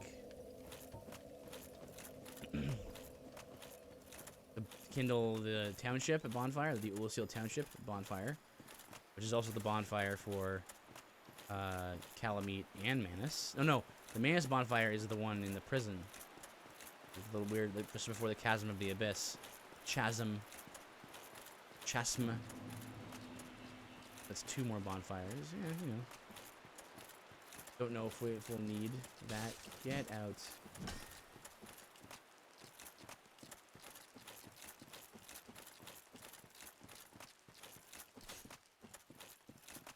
Of course, all this is optional. Like right now, we can just go to Gwyn and beat the game at this point. But like I said, I usually do all bosses in my runs in Dark Souls at least. And figured, yeah, sure, I'll give it a shot. I'll give DLC a shot. I know how to beat the bosses. It's just a matter of slowly killing them.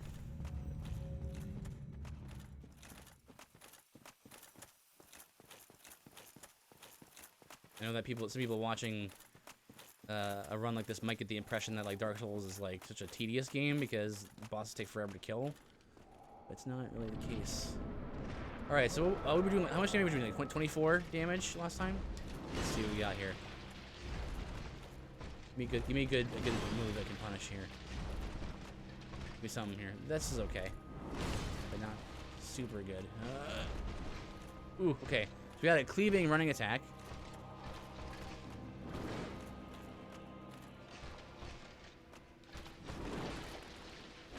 $38. That's not even that much better, and it's like a great sword.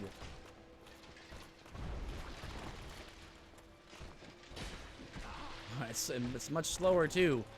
We got 48 or 46 from the counter attack, the counter damage on that. Can you just do this forever? Like do that attack forever? That's the one. Oof.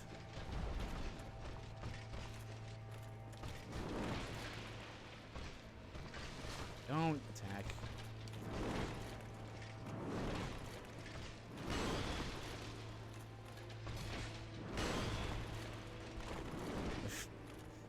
Not recommended to attack that close. This is a mid-range fight.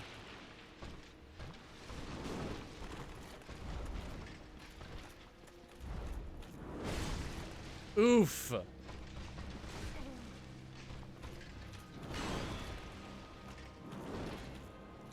That's another thing about the Dark Souls bosses, right? You gotta figure out what's the optimum place to fight them to get the attacks you want, right? So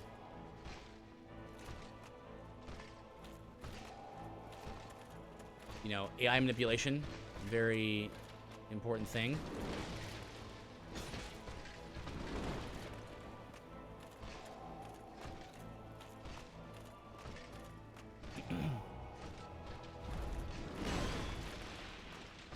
This is probably about as close to like a fist only run I would do. A fist only run I would do like 5 damage to him a hit. It would just be this fight but longer.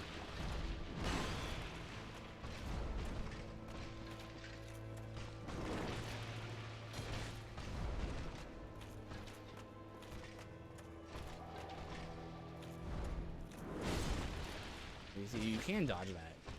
You can dodge into that and you get a hit.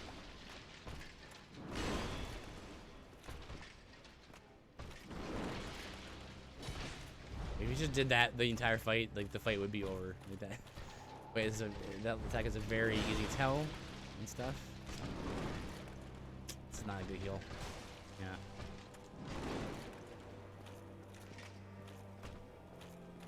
Hey, fella, I'm behind you. Oh, you're getting confused.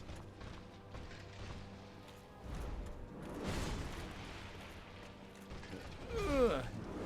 Oh, not worth.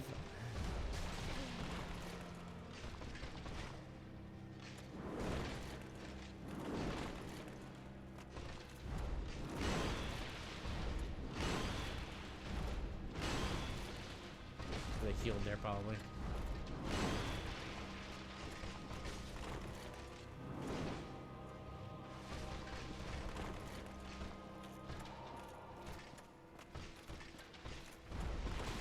That's why, by the way, you always roll to the right, not to the left.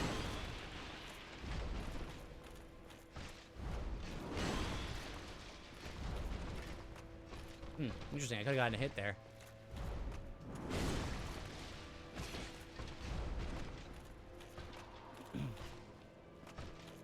There's another thing. Doing runs like this, if you don't know how to beat a boss, you know, you kind of really learn how to beat him. Like when I fight this guy with actual weapon that does damage and a build that actually is, you know, meant to be leveled up properly for this fight, this is not a hard fight at all. You know, when you know you learn the fight so much by just playing it a lot, right?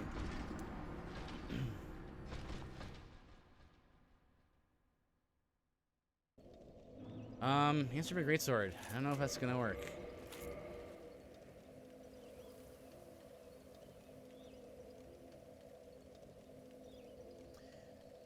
Dragon greatsword from Ash Lake.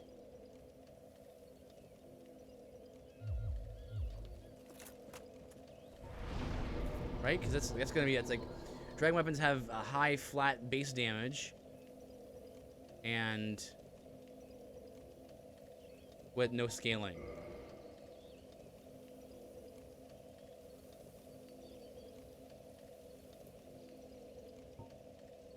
I do get it. It's a bit of a trek to get that. But I do have the ability to warp, so getting back out wouldn't be a problem.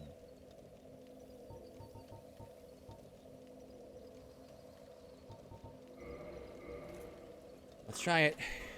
Any other traps along the way I could run into? Traps via a bad weapon? See, I cleared the way to Artorias. Also, the rules are catalysts and shields go in the left hand, so the off hand. So it'll be okay if I run into a catalyst or a shield. If I run into, like, I don't know, like a weapon. Wait, this is the wrong way. What am I doing? Man, I really wish you could warp to every bonfire like the other games.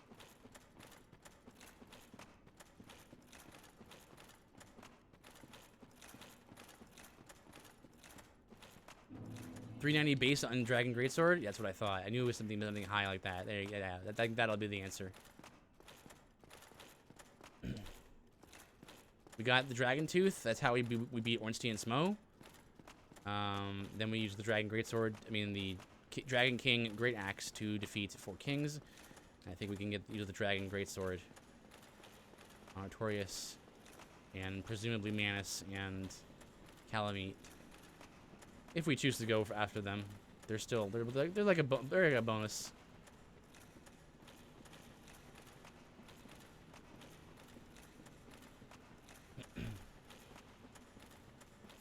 I don't believe, as far as I can recall, I don't believe there's any troublesome items along the way. Some soul items. There's some Twinkling Titanite, I think. I think there's a Dragon Scales. The Chloranthy Ring is inside one of the middle section of the Great Hollow. I think that'll be a problem, though. Okay. Oh, I poised through that, though. That's good.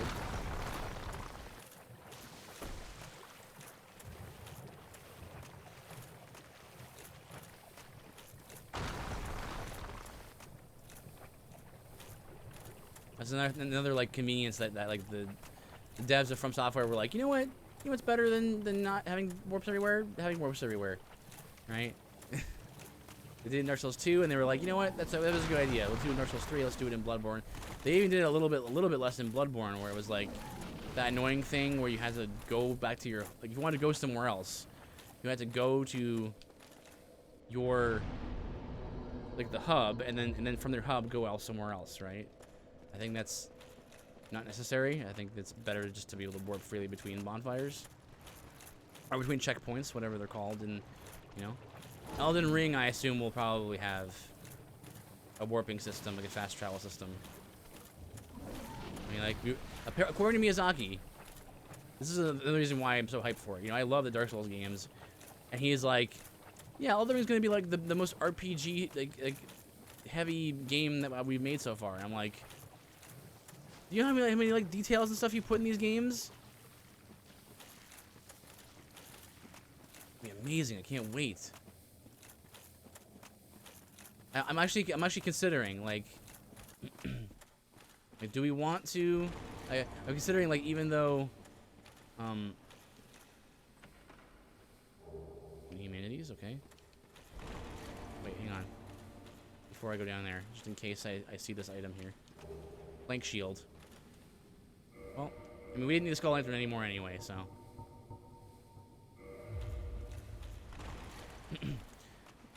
But, like,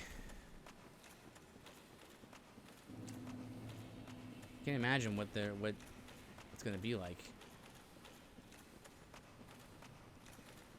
You shouldn't get overhyped, though. But I'm thinking about, like, not streaming. Or, sorry, not streaming. The opposite.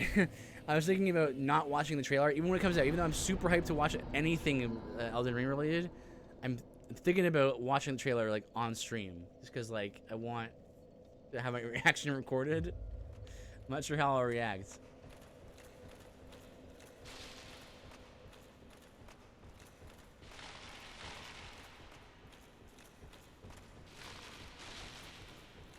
Alright, so we're pretty heavy. Okay. I saw the Chloranthy ring. Hang on, I gotta go get it. I thought I could avoid seeing it. Live reaction, do it. Also, be right back. Oh, okay. Maybe I will do it then. Let's see. Get this. Get like this. I actually don't know how to get this. Looks like it could be right. There you go.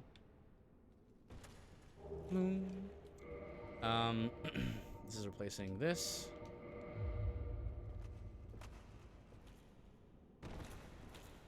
I mean, it's not a bad trade-off, for sure, but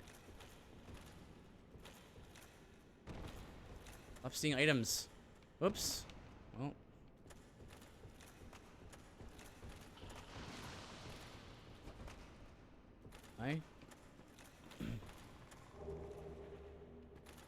Oh, see, I'm seeing all the items. Stop.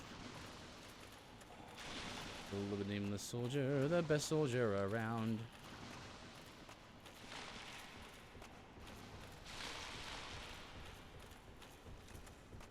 No, please, Dark Souls 1.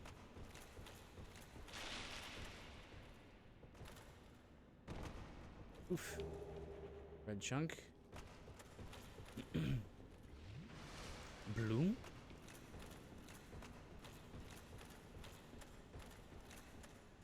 Bloopity, bloopity, bloopity. Come on, there we go. Okay, we get this item. It's like a soul item. This is a chunk. Okay, it's not a bad thing. These are good items. Oh, how did I? Wowzers. Got everything, right?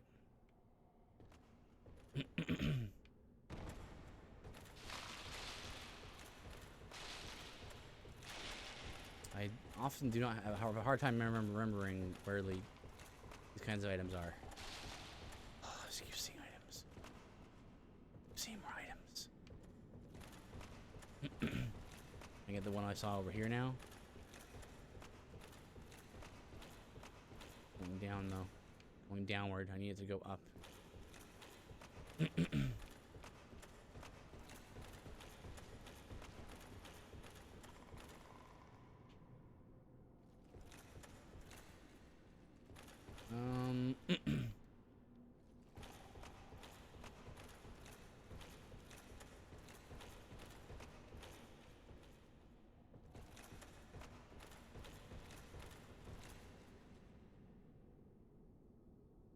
You have to fall down on top there. Get that. There's a. Oh, well.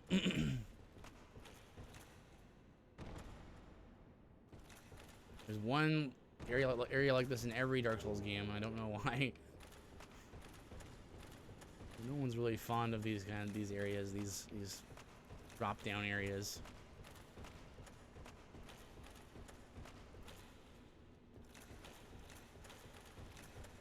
That I'm aware of. Can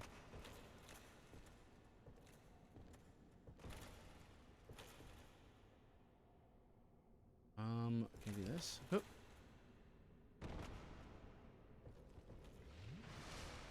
Bloom?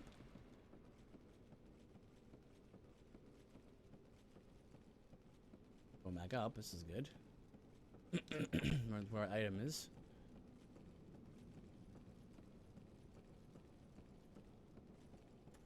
Perfect.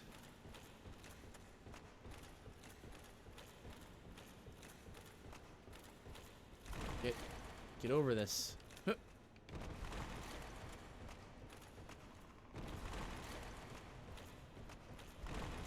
Ooh, dear. Ooh, boy. Eee.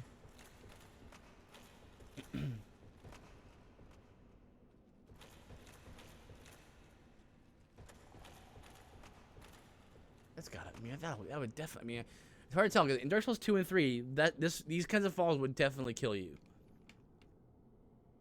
But in Dark Souls 1, I don't know.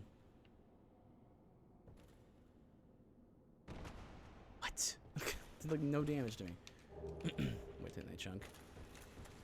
What I thought it would be. Like that.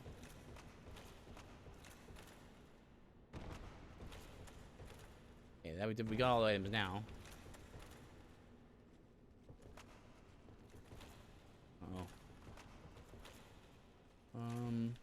Hup.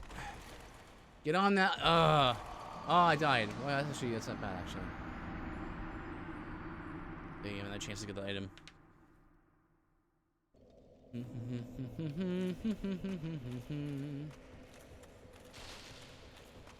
I'm from Alabama with a banjo on my knee. Tusk. I mean, I haven't seen MST3K in ages. Hey, oh, you're gone. I used to watch MST3K all the time. Whoop. Like on repeat. Before I like found Twitch. Oof. That was the thing I would like spend hours watching. Like, you know. Now like I spend hours watching other things. But like Twitch and YouTube and stuff, but that was what I found. Actually, wait. I found YouTube, and I found MST3K on it.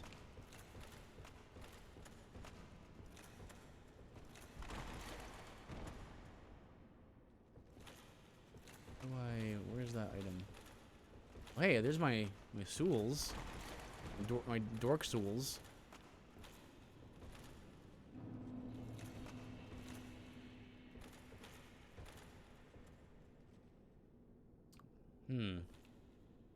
Is there any way to get to that branch? Like any other way? Like, what's going on? Dang it! Crumbs, come on! Quickly look around. I can jump that maybe. I can jump and land on like I'll jump a little further maybe. If I had fast roll, I could roll off that and make it. Yum yum. And now I'm just making Dark Souls noises. And the yum yum yum from Bloodborne. Hey, dude, what's going on? Can I drop off of here? Okay, bye. Hey, that's the item. Hello, item.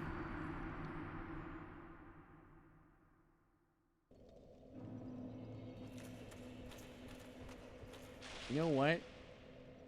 Actually getting a little late. What I'm going to do is I'm not going to play. I'm just going to get that item off stream, and then we will return here. It will struggle to get Dragon Greatsword. We'll see about Fighting Victorious, and then so we'll wrap this up tomorrow night. It's Friday night. I can go late if I need to or whatever. And then after this run, I'm either going to do another Dark Souls 3 run or start the viewer request for Darkest Dungeon.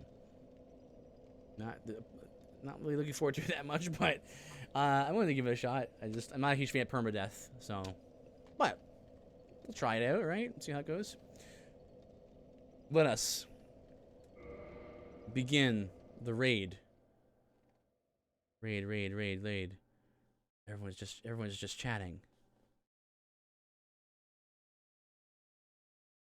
Let's hand it off to Aki and Peach. Thank you all for joining me. I'll be back tomorrow, Lord willing. And then also, I'm still planning on doing that Saturday stream. We got a lot of studying to do, a lot of things to study. Join me in the raid, and let them know that I sent you. Like, start emoting in the chat if you have them, and raid with me. Take care. See you next time.